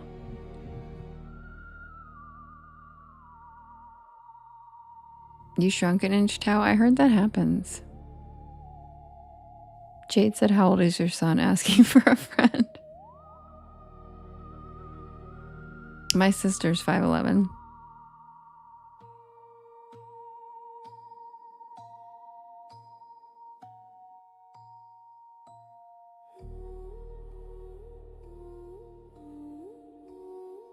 What, Wilkins? Really, Rachie? Oh my gosh. I just went to the doctor like 3 days ago and I haven't shrunk, thank God. Not yet. Oh man. Jade, her son's happily married. I'm sure he is. I'm just kidding. Just kidding.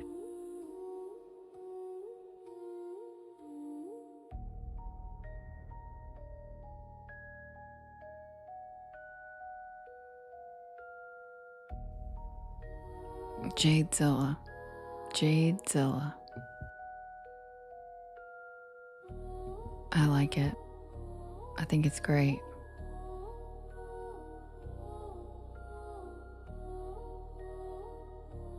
I bet he is, Rachie. You're beautiful. Your son is 6'5", my goodness. Justin, how tall are you?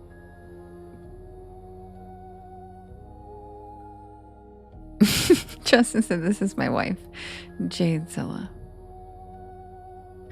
Well, y'all don't even want to know. My nickname was, it's pretty bad. It's pretty bad. It says a lot about, yeah, it just says a lot.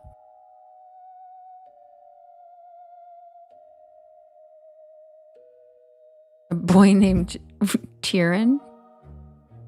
Wait, he was 3'9". That's not real. Oh, I guess he was a kid. Okay. Thank you. Thank you, Carla. Hi, Erica.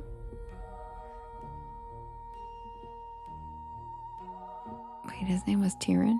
Oh, Justin 6'3". Tyrion.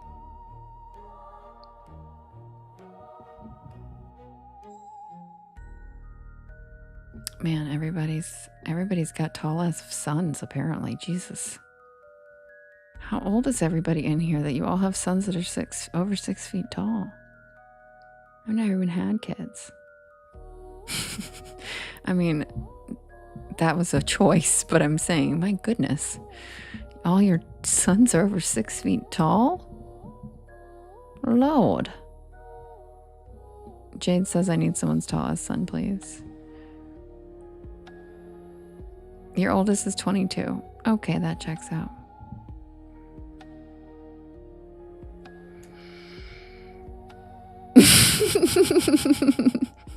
Maui.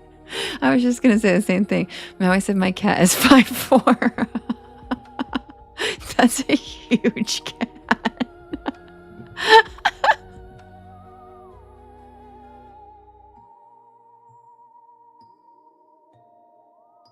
Sherry said my son is tall for a dog.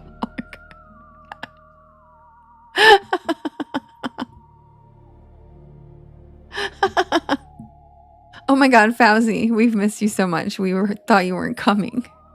We thought you weren't coming, and he said, "Hell walk, hell what? Why walk? Watch."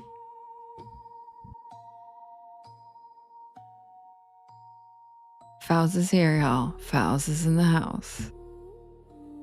All three of us tried to pin him at the same time. At the same damn time.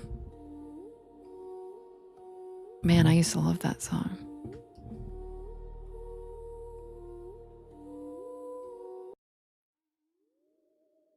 Oh yeah, Wilkins. I've tried to follow Fowls too. And I asked Fowls to be my friend.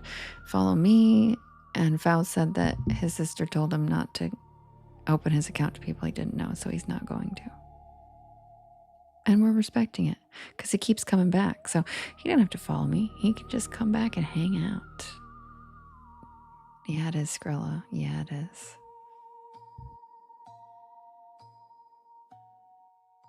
You heard a whisper. Hi, Fowls. You're right on time. Secretly, I was just waiting for you.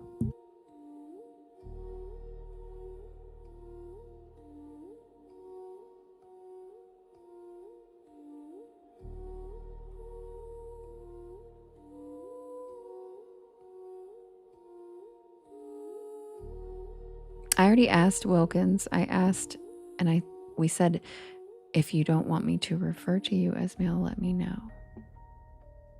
And Fowls didn't say anything back.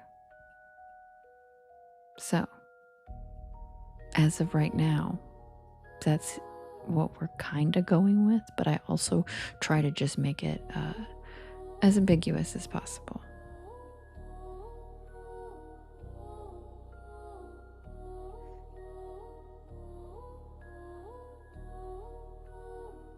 Oh, Hall's really? I love that. He is tall for 16.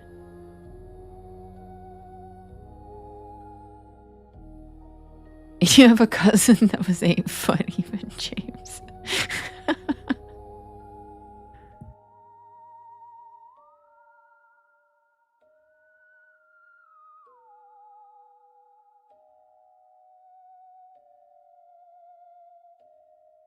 Fowls said, no, I'm not into marriage, ma'am. Who's trying to marry Fowls in the chat? Is somebody trying to marry Fowls in the chat? Who's trying to marry him?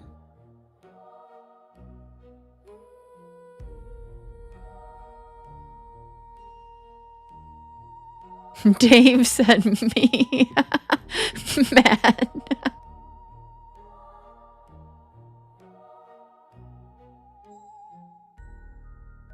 Me too, Fowls. My cat Merlin is like, I love him so much. I can't even handle it sometimes.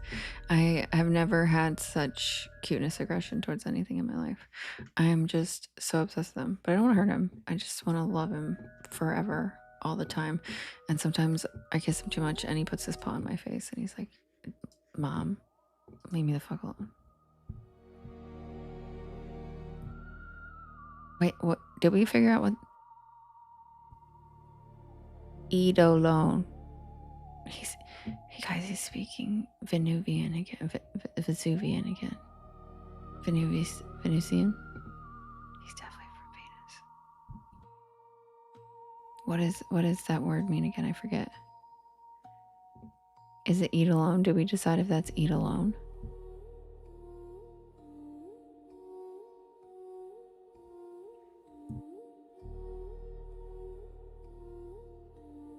Dave. Thanks. Sorry. Vesuvius. That's a mountain. You're right. I was thinking of Venetian. No, Venetians is Venice. What the hell are... what's his name? Valiant Thor. He was from Venus. Venusian. Thank you, Beefy. God, thank you. A Venusian. Thank you, Beefy.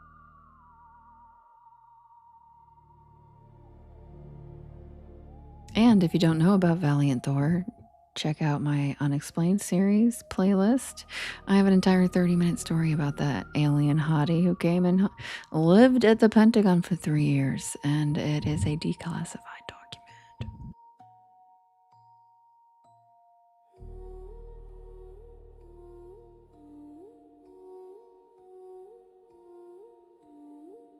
They sure do, Faust. They sure do.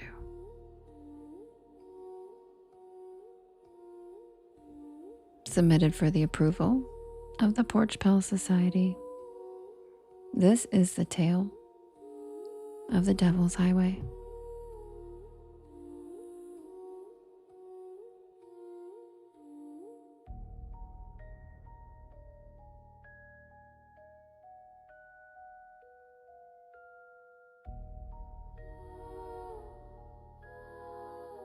Aw, Skrilla said barely approved.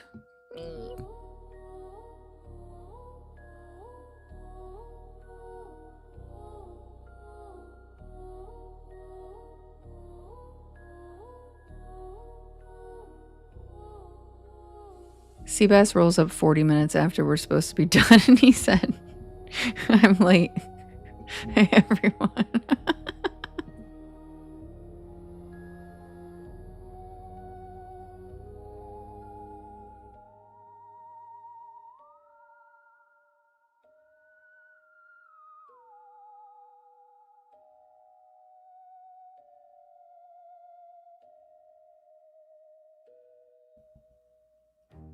Most people know it as Route 666. Welcome in, Seabass. The Devil's Highway. Technically, it no longer exists. In 2003, the stretch of highway running through parts of New Mexico, Colorado, and Utah was officially renumbered to US 491. The official explanation was safety improvements and route restructuring. But nobody who grew up around the highway believed that story. The old highway had earned a reputation long before the number changed. Truckers claimed they encountered a massive black sedan that appeared out of nowhere, driving impossibly fast before simply disappearing.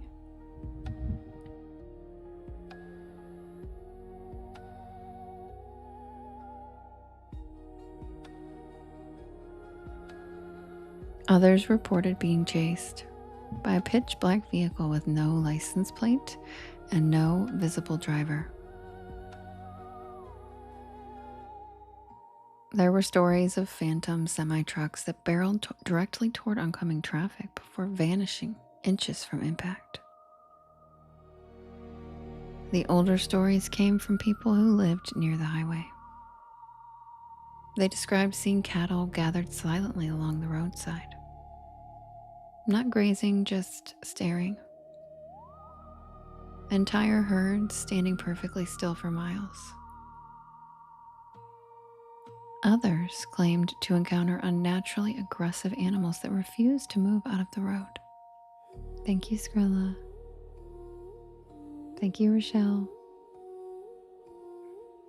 Ranchers occasionally spoke about livestock found mutilated under strange circumstances. Thank you, Lana. Feeding rumors that something darker wandered the desert after sunset. Thank you, Skrilla. That's cute. And then there were the stories that never made newspapers. Thank you, Wilkins. People disappearing after pulling over. Abandoned vehicles with the doors hanging open.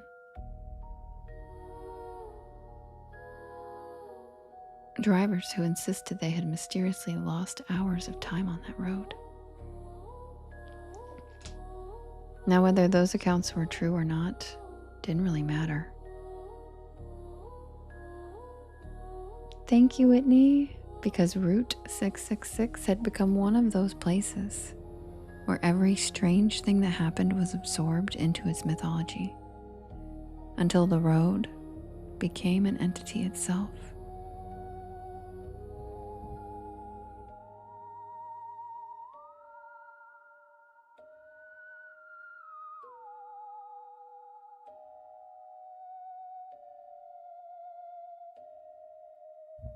Now, I had never even heard of the road until Ben, also known as Skrilla.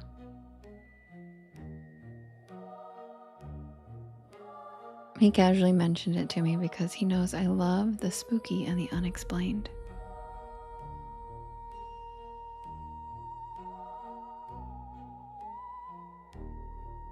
And as someone whose love for the open road runs deep, I knew I had to cruise that stretch of asphalt for myself. And I was hoping to drag Ben along with me.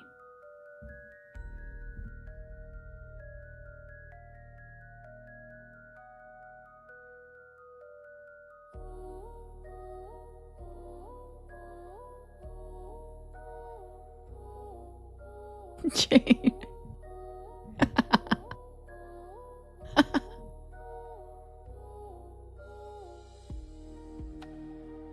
Neither of us really believed in cursed highways.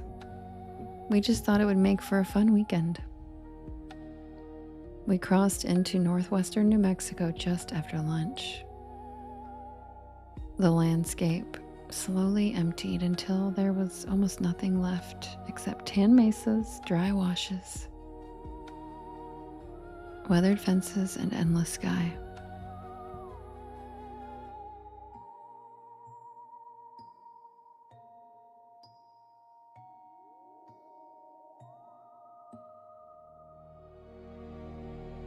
It was beautiful.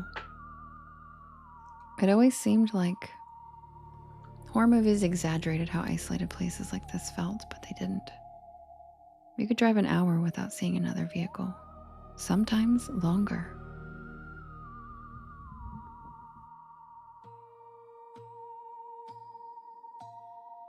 Every now and then we'd pass faded memorial crosses planted along the side of the road. 1 became 5, 5 became 20. By late afternoon, I had stopped counting, and Ben finally pointed out what I had been thinking. There were an alarming number of memorials on this road.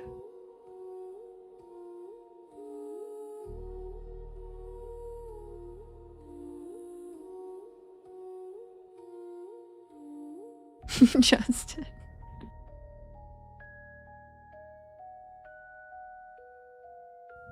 The road itself wasn't difficult to drive. Long straight stretches, gentle hills, good visibility. Nothing about it explained why there had been so many tragedies on this lone stretch of road. Near sunset, we spotted what looked like a scenic turnout overlooking a shallow canyon. We pulled in to get out and stretch our legs. I immediately noticed the silence. It was just still. Ben looked over the edge of the overlook while I wandered toward a weathered wire fence running along the edge. And that's when I noticed the cattle. Maybe 30 of them, spread across the desert below. None of them were eating, none of them were lying down. Every single one of them was just facing us. Thank you, Whitney. Thank you, Skrilla, for the seahorse and the hand hearts. I pointed them out to Ben and he laughed at first. And then his smile disappeared when he realized that they weren't moving. Not one flicking an ear, not one swishing its tail. It looked like someone had paused reality.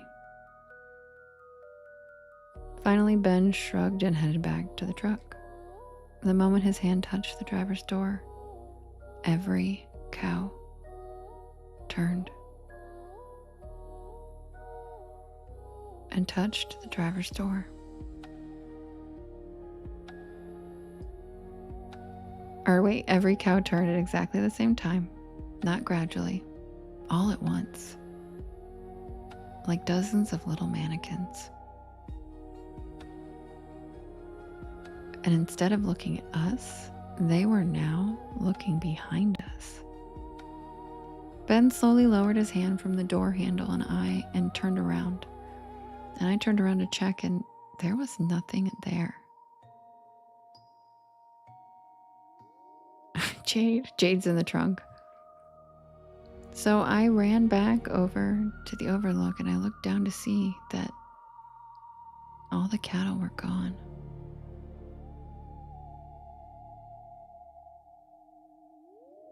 The entire field was empty. Sherry.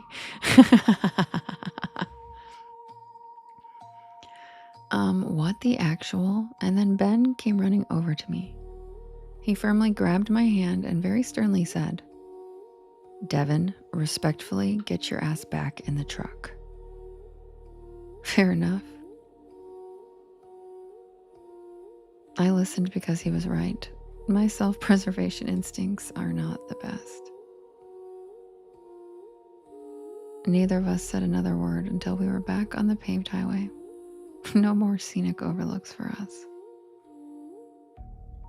Darkness settled fast. The GPS estimated another hour before we'd reached the motel.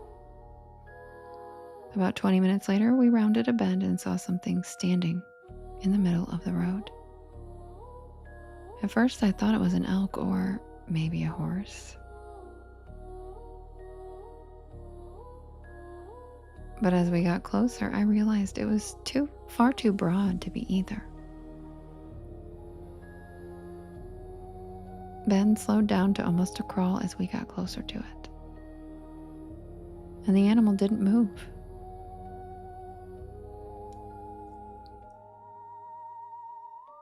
Then we could see clearly that it was a bull. An enormous black bull. Its horns stretched so wide they nearly reached both lane markings. It wasn't wandering, it was just standing perfectly square in the center of our lane. Ben gently honked the horn. Nothing. Another honk, still nothing. It simply stared directly at us through the windshield. Ben muttered that we needed to go around, but there wasn't much shoulder. But he slowly steered to the left, and the bull turned its head like it was tracking us. We edged further around it, and when my window came alongside its shoulder, I could finally grasp how massive it really was.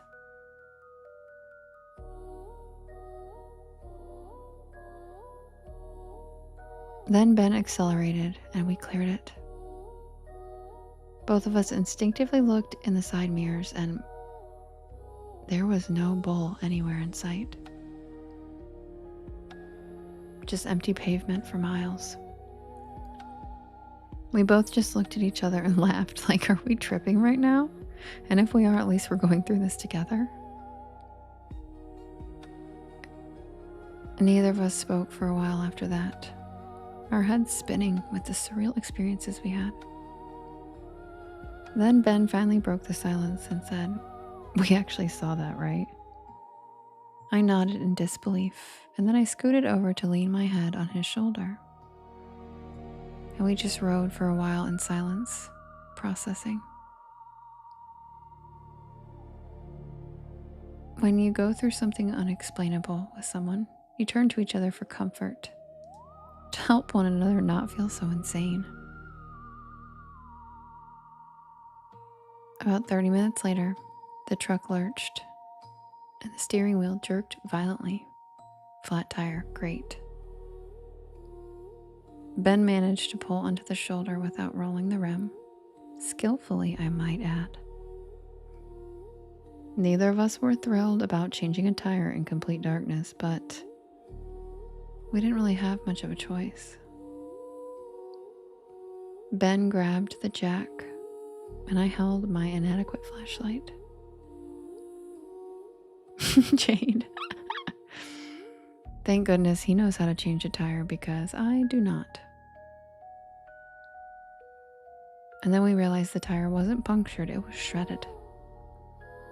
Long parallel cuts, almost as though someone had dragged giant claws along the sidewall. Ben crouched lower, and he pointed underneath the truck. There were fresh footprints, not human, 4 toes with long claws. each print nearly twice the size of my hand.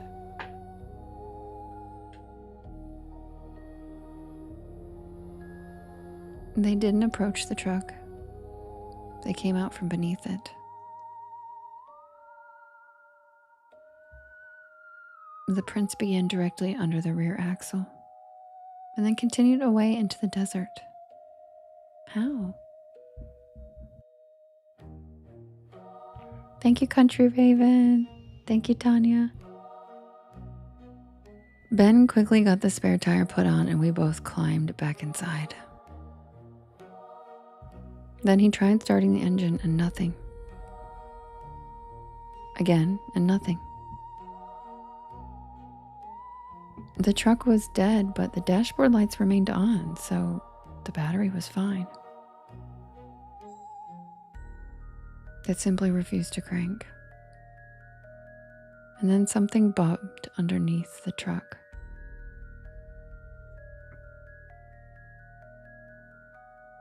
Not hard, just enough to make the floor vibrate. Then another bump closer to my door. Whatever it was stayed below the windows so we couldn't see it, and it was moving around us. We could only hear it scraping against the frame. Ben leaned over and made sure my door was locked. And we both huddled together in the middle of the truck seat as far from the windows as possible. Neither of us took our eyes off the windows. Jane.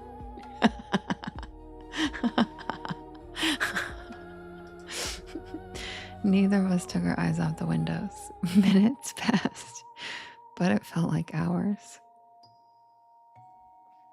Thank you, Linda. Then I noticed movement in the passenger mirror.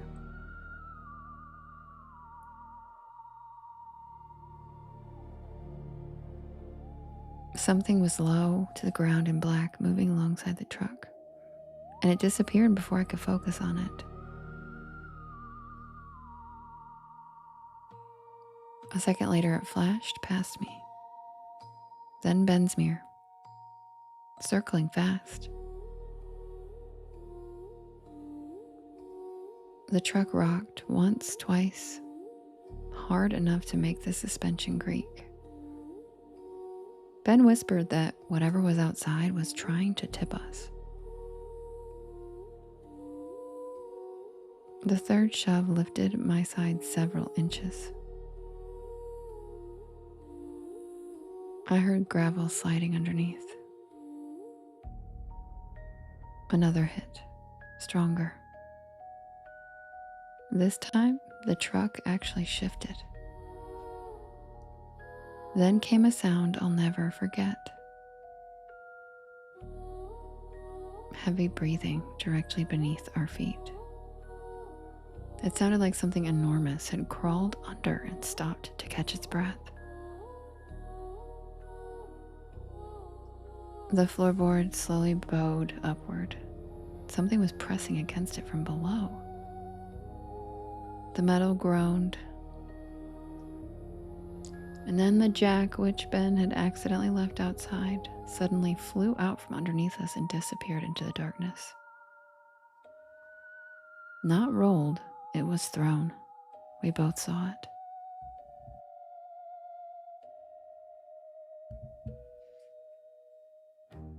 Then, as suddenly as it began, everything stopped. The breathing, the pressure, the rocking. Ben turned the key in the ignition one more time and the engine started instantly, as though nothing had ever been wrong. We both smiled at each other, chuckled, and he pressed the gas and we hauled ass out of there. We didn't stop until we reached civilization. We have no idea what we experienced out there in the desert. But I can't help but wonder if somewhere out there, on the lonely stretches of the highway once known as Route 666, another traveler is slowing down tonight after spotting something standing silently in the road. trying to decide if what they're seeing is perfectly ordinary or the beginning of the next story someone will tell about Route 666, the Devil's Highway.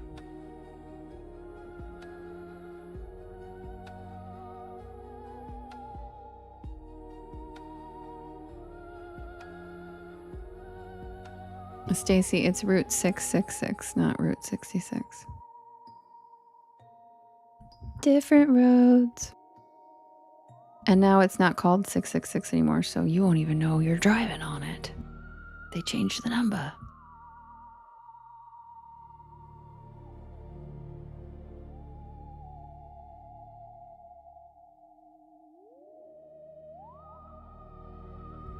No, Skrilla, that one's not so bad.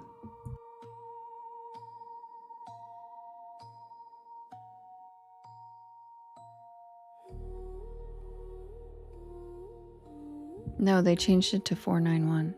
Route 66 still exists.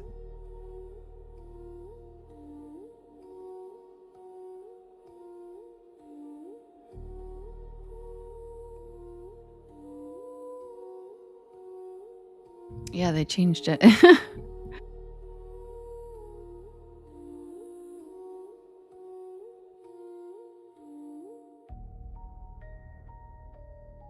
Stacy said I've been living a lie.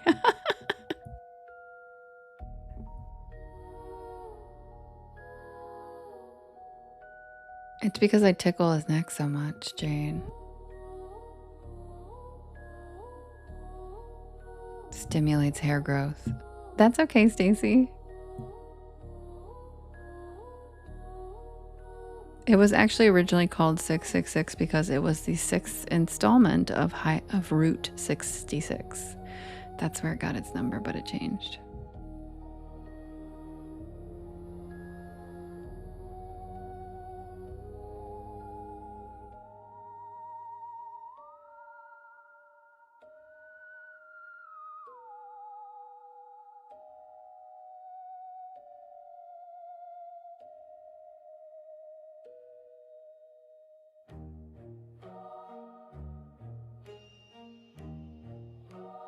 Well, Faust, this is taking a turn. Who pinned that? Jade?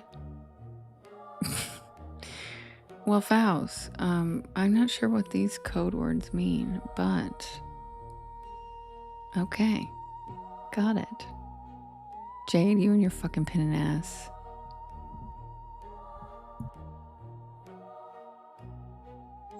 Instead of what you looking ass, it's your pinning ass.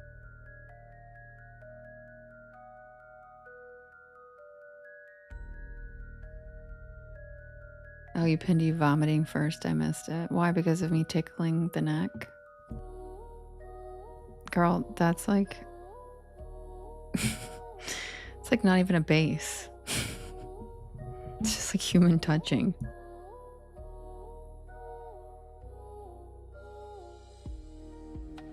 You guys, I know. You guys are very PG. You guys are G.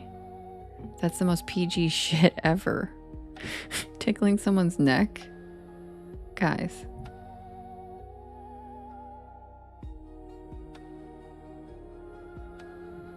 Like, we used to give each other head scratches at sleepovers with 12 girls. I mean, that's pretty simple. That's pretty PG, guys. Pretty PG.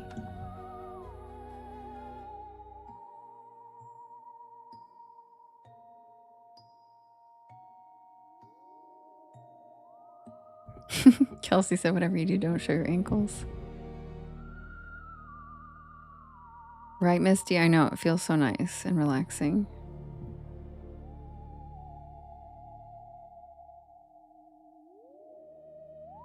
Jade. Yes, you can. My arms are long enough. The hell?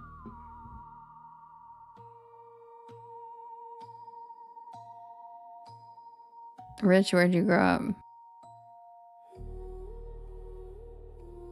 Did you, Rachie? Yes, I did, Stacy. I absolutely did. It never worked.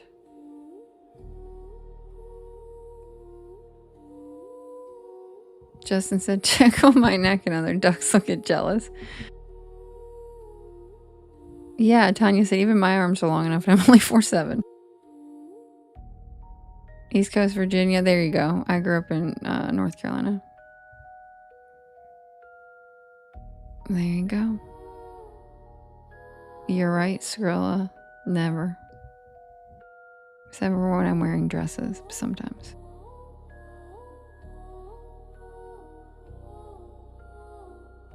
Stacy said I wanted it to work so bad.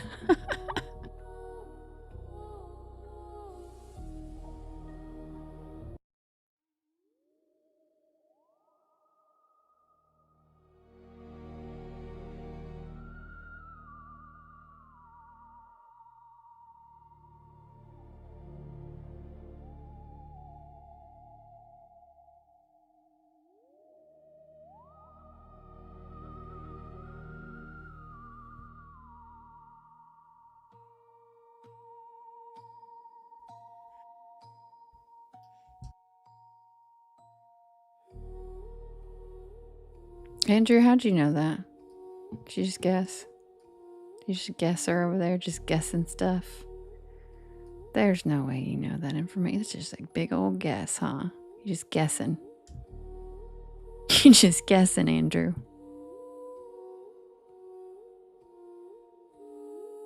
Damn it. How do you know?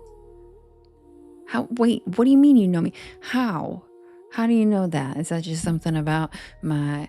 Is that there's a personality for the people who do that, or what? Good night, Ellie. Love you. Sweet dreams. We'll see you tomorrow.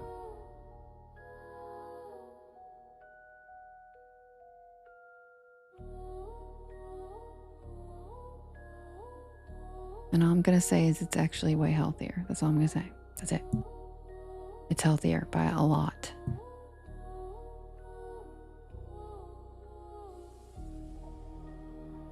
Because I'm a free spirit. I never thought about it that way, Andrew. I never thought about it that way, but I guess, you know what? Yeah, my God, I am really just such a whimsical bitch, aren't I? Really am just free as a bird, huh? I never thought about it like that, but that is very true. Well, you, sir, should not be making donuts. You should be making, you should be profiling people. And Jade and I are fraternal.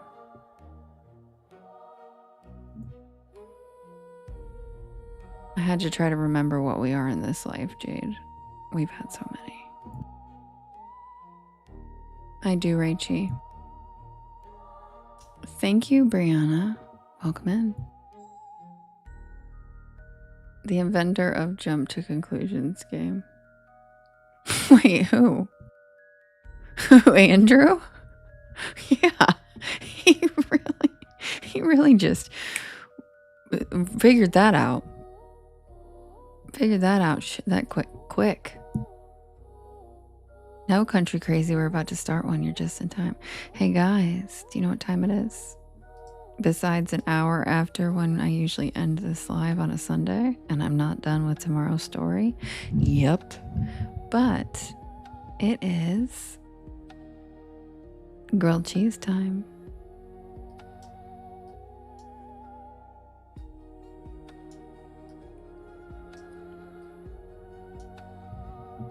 Can you guys see that okay?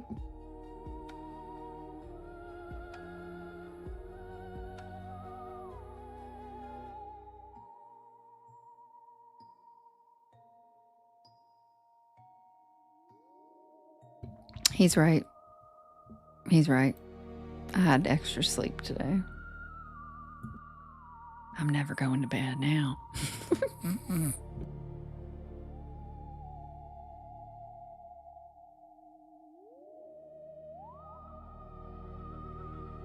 By the way, thank you guys for telling me when the banners spaz out, because I don't know what is going on with the update.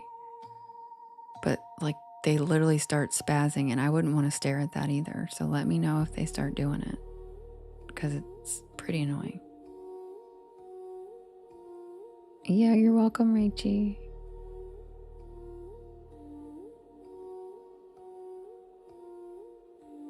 It's been spazzing a lot tonight, I know. I'm like, what the hell? Get it together, banner. It's because I changed the colors and now it's not happy. I'm not even on iOS. I'm literally using Studio on my brand new MacBook computer. I am literally not even using my phone.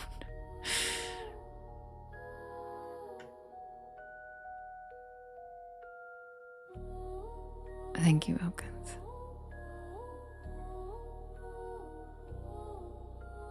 Thank you for the live, Mama Cherry Saurus. Thank you, Country Crazy.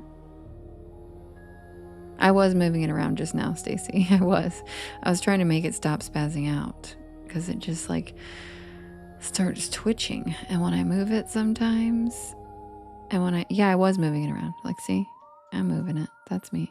But I was trying to get it to stop spazzing because it like starts skipping and stuff. It's very strange. I move it every story so that it doesn't cover up the thing. I'm moving it around. I'm moving it all around, Skrill.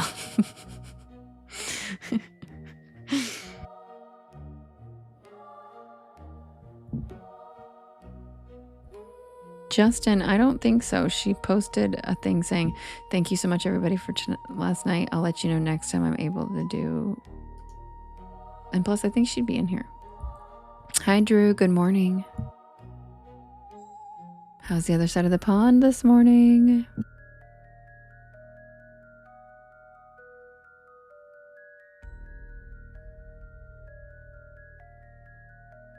But if you guys do want to catch her, she does go live. Normal time is 4 p.m. to like 6 or 7 p.m. Eastern Standard Time every night or every day. But she misses a lot of us. So good night, Glassette. Sweet dreams. Love you. See you tomorrow. So she was trying to do another time zone to help, you know.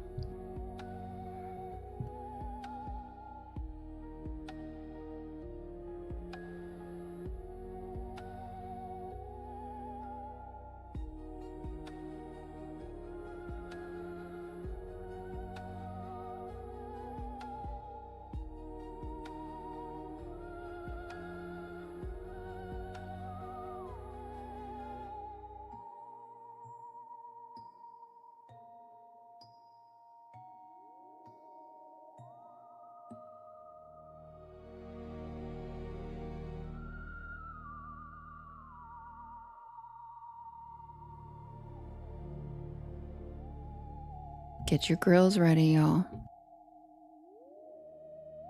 It's grilled cheese time.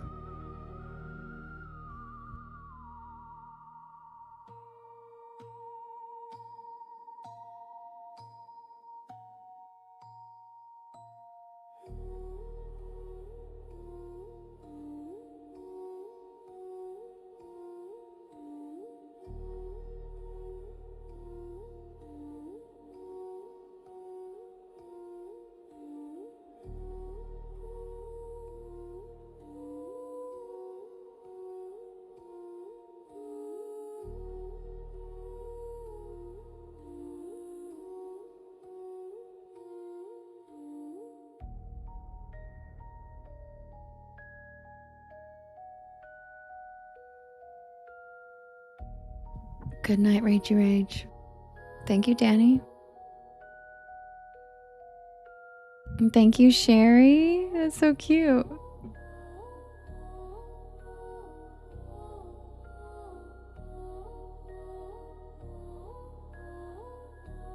Shout out to Sherry, the queen of this story. Good night, Kelsey. Sweet dreams. See you tomorrow. Thank you, Leo and Lucy. Thank you, Wilkins. Thank you, Stacy. I love that cloud. Why is he so cute? Look at him. Whee! Whee! He's so cute. Whee! I want to ride on that. Okay, that phrasing probably wasn't very good.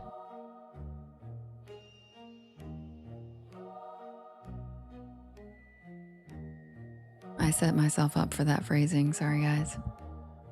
I know, he's having a blast. He's so cute. Exactly, Voodoo Daddy. That's what she said. I know. Isn't it really cute?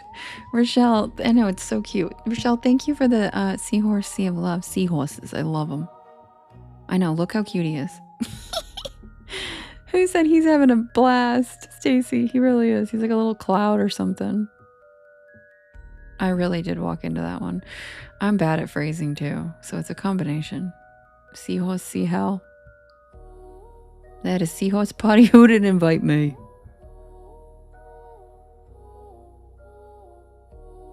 Good night, Matt. We love you. We'll see you tomorrow. Sweet dreams. Mr. Balloon Hands, look at those things. Mr. Walkway, lead me to the building. Fuck you. Goat Busker, what? Wait, is that what I think it is? Hold on.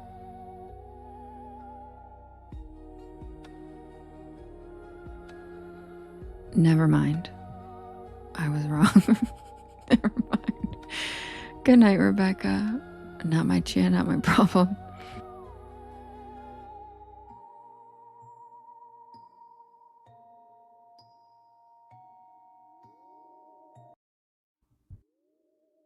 Look at him, thinks he's Mr. Captain tying knots. Anybody needs a knot tied, they go to him.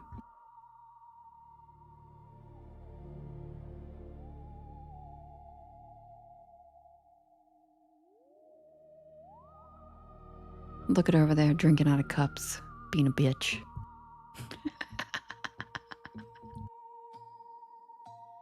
Really, Venus, that would be epic. Guessy Gesserson, said Megan.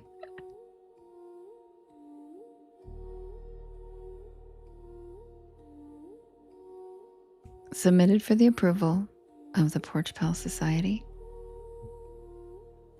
This is the tale of the night shift at Sycamore Diner. Good night, Jade. I love you. Oh wait, you were saying good night to Matt. Never mind.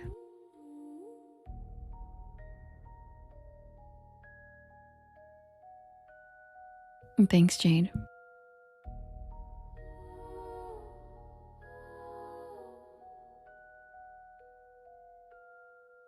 I'm not usually the kind of person who pulls over on back roads at night. Not unless I absolutely have to.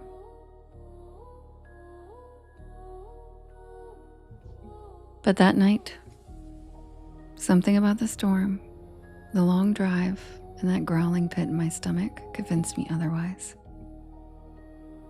I was hungry.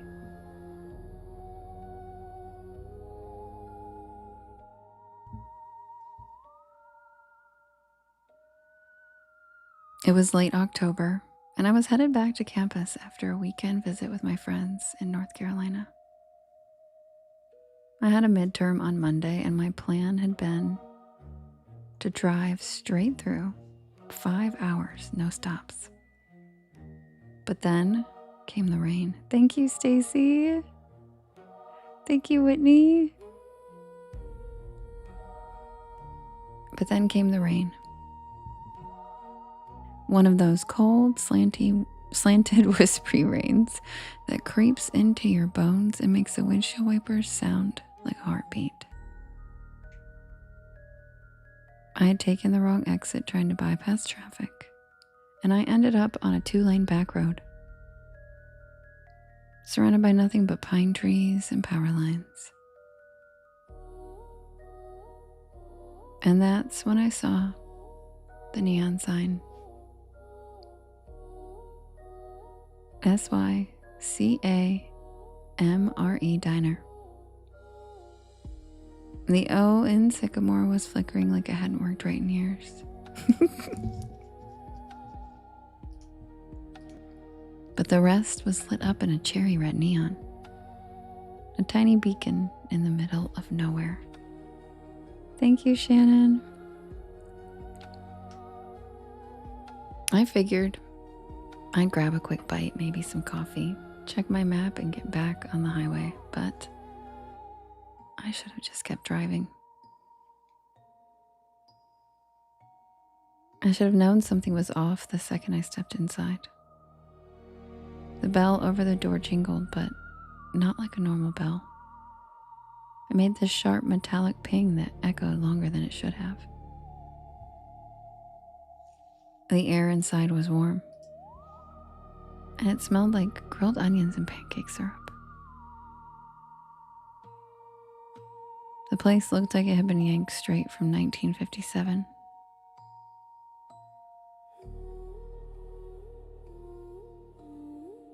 Checkerboard floor, red vinyl booths, a long counter with spinning stools, even a jukebox in the corner that looked like it hadn't worked in decades.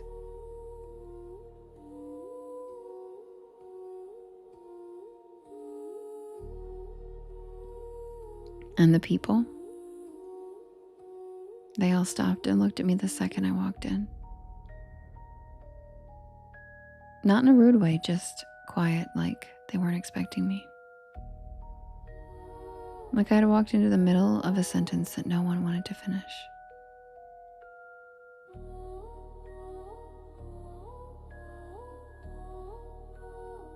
A waitress, tall, with a beehive hairdo and a light blue uniform, smiled and waved me over. "You get caught in the rain, sweetheart," she said, handing me a laminated menu. I nodded, still trying to shake off that weird feeling. Yeah, the highway's a mess. "Thank you, Shannon." She chuckled and patted my shoulder. "Well, you're safe here. Sycamore's always open for travelers." I sat down at a corner booth and the vinyl creaked. And I remember the jukebox shifted songs by itself and started playing some slow doo-wop ballad that I didn't recognize. I looked around and everyone looked normal, sort of. There was a trucker with a thick gray beard drinking coffee at the counter. A young couple whispering to each other in a booth by the jukebox. And an older woman stirring tea like she was lost in thought. But they all had the same look in their eyes, like they were there, but also somewhere else. Like they were watching me out of the corner of their eyes, even when they were looking down. The waitress came back with coffee, strong, hot, and surprisingly good. And I ordered a grilled cheese with fries. Simple, safe. She wrote it down with one of those clicky pens and said, "Don't worry, it's on the house tonight." And that was my second red flag. No diner just gives food away. While I waited, I took out my phone to check the map.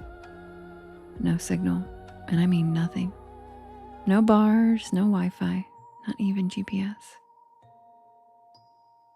Just a blank screen with a spinning wheel. "Hi, Angela." I glanced out the foggy window, and the storm was still going.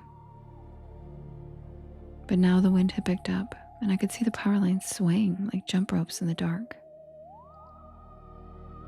But the diner stayed perfectly lit. Not even a flicker.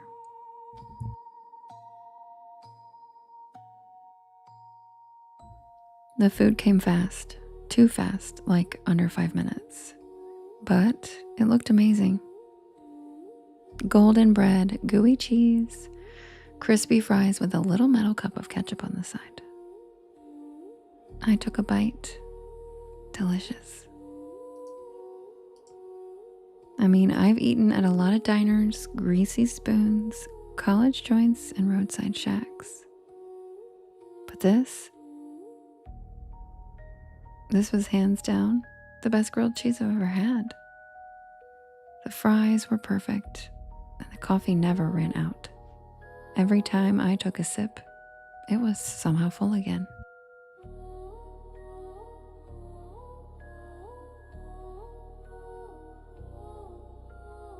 I was halfway through the sandwich when the trucker got up to leave. He walked right past my table and whispered, "Don't stay past midnight." That's all he said. What? But he was already out the door.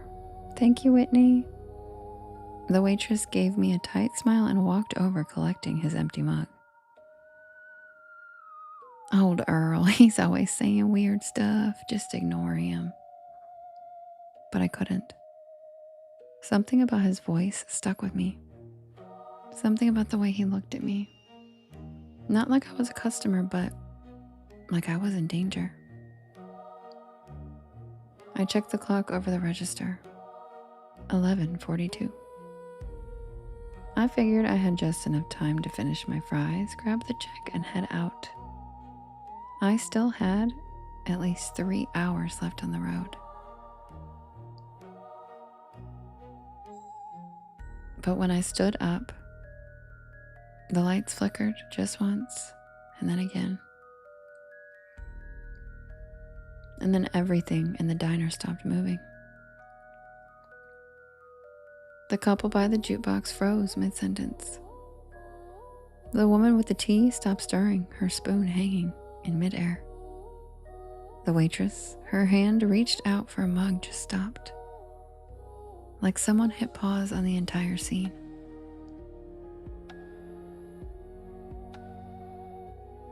I took a step back and the jukebox buzzed, glitched, and restarted a new track. I could still move, but no one else could.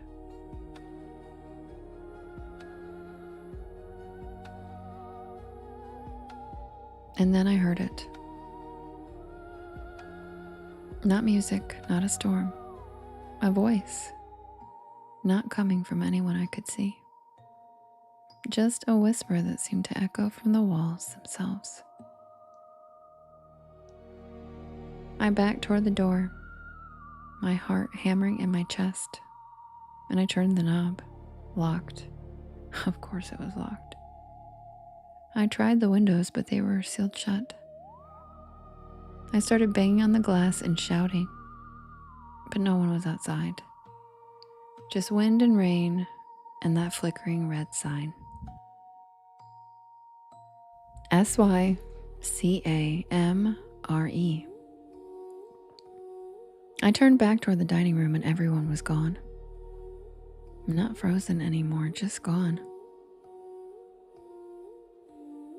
The booths were empty. No plates, no crumbs, no mugs. No sign that anyone had ever even been there. Except for my plate, still warm and still half-eaten.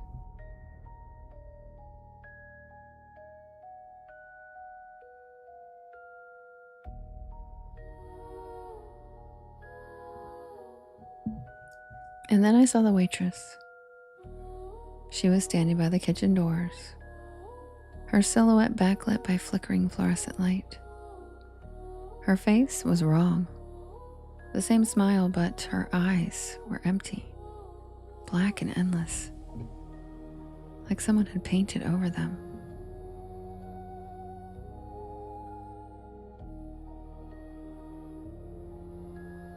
"You shouldn't be here, honey," she said in that same cheerful voice. "Not yet." I stumbled back, knocking over a chair as she took one slow step toward me. The others, they were waiting, but you just wandered in. She raised a hand and the walls began to shimmer. Literally shimmer. Like heat waves on asphalt. The checkered floor rippled and the red booths started to fade, becoming outlines and then shadows and then nothing. And then I saw it, underneath the illusion. It was charred wood, cracked tile, broken beams, and black soot. Like the diner had burned down long ago. I ran. I don't even remember how I got out. 1 second I was inside, and the next I was on the side of the road, soaked to the bone and gasping for air.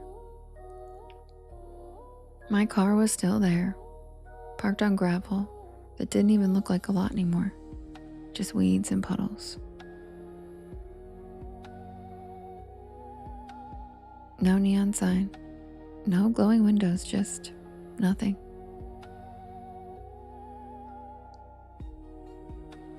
I drove back to campus that night in silence.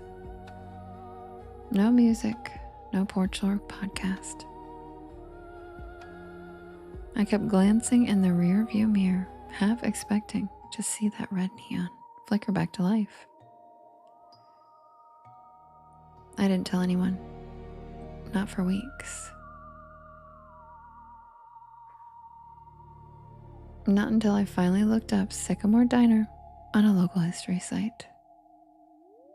And I found it. It burned to the ground in 1972. A gas leak.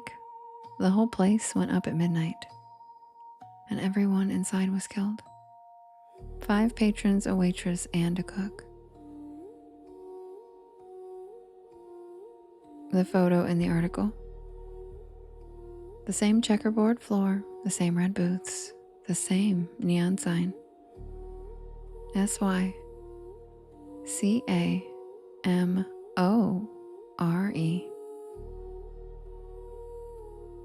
And in the corner of the photo,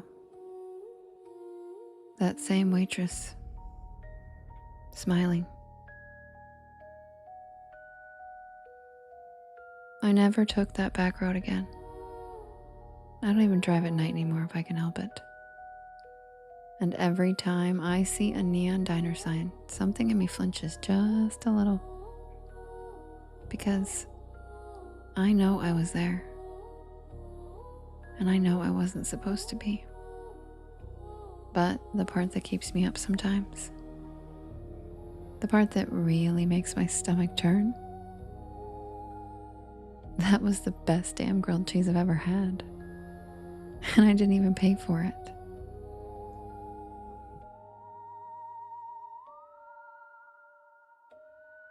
All right, Porch Pals, I love you guys. It's very late. Good night.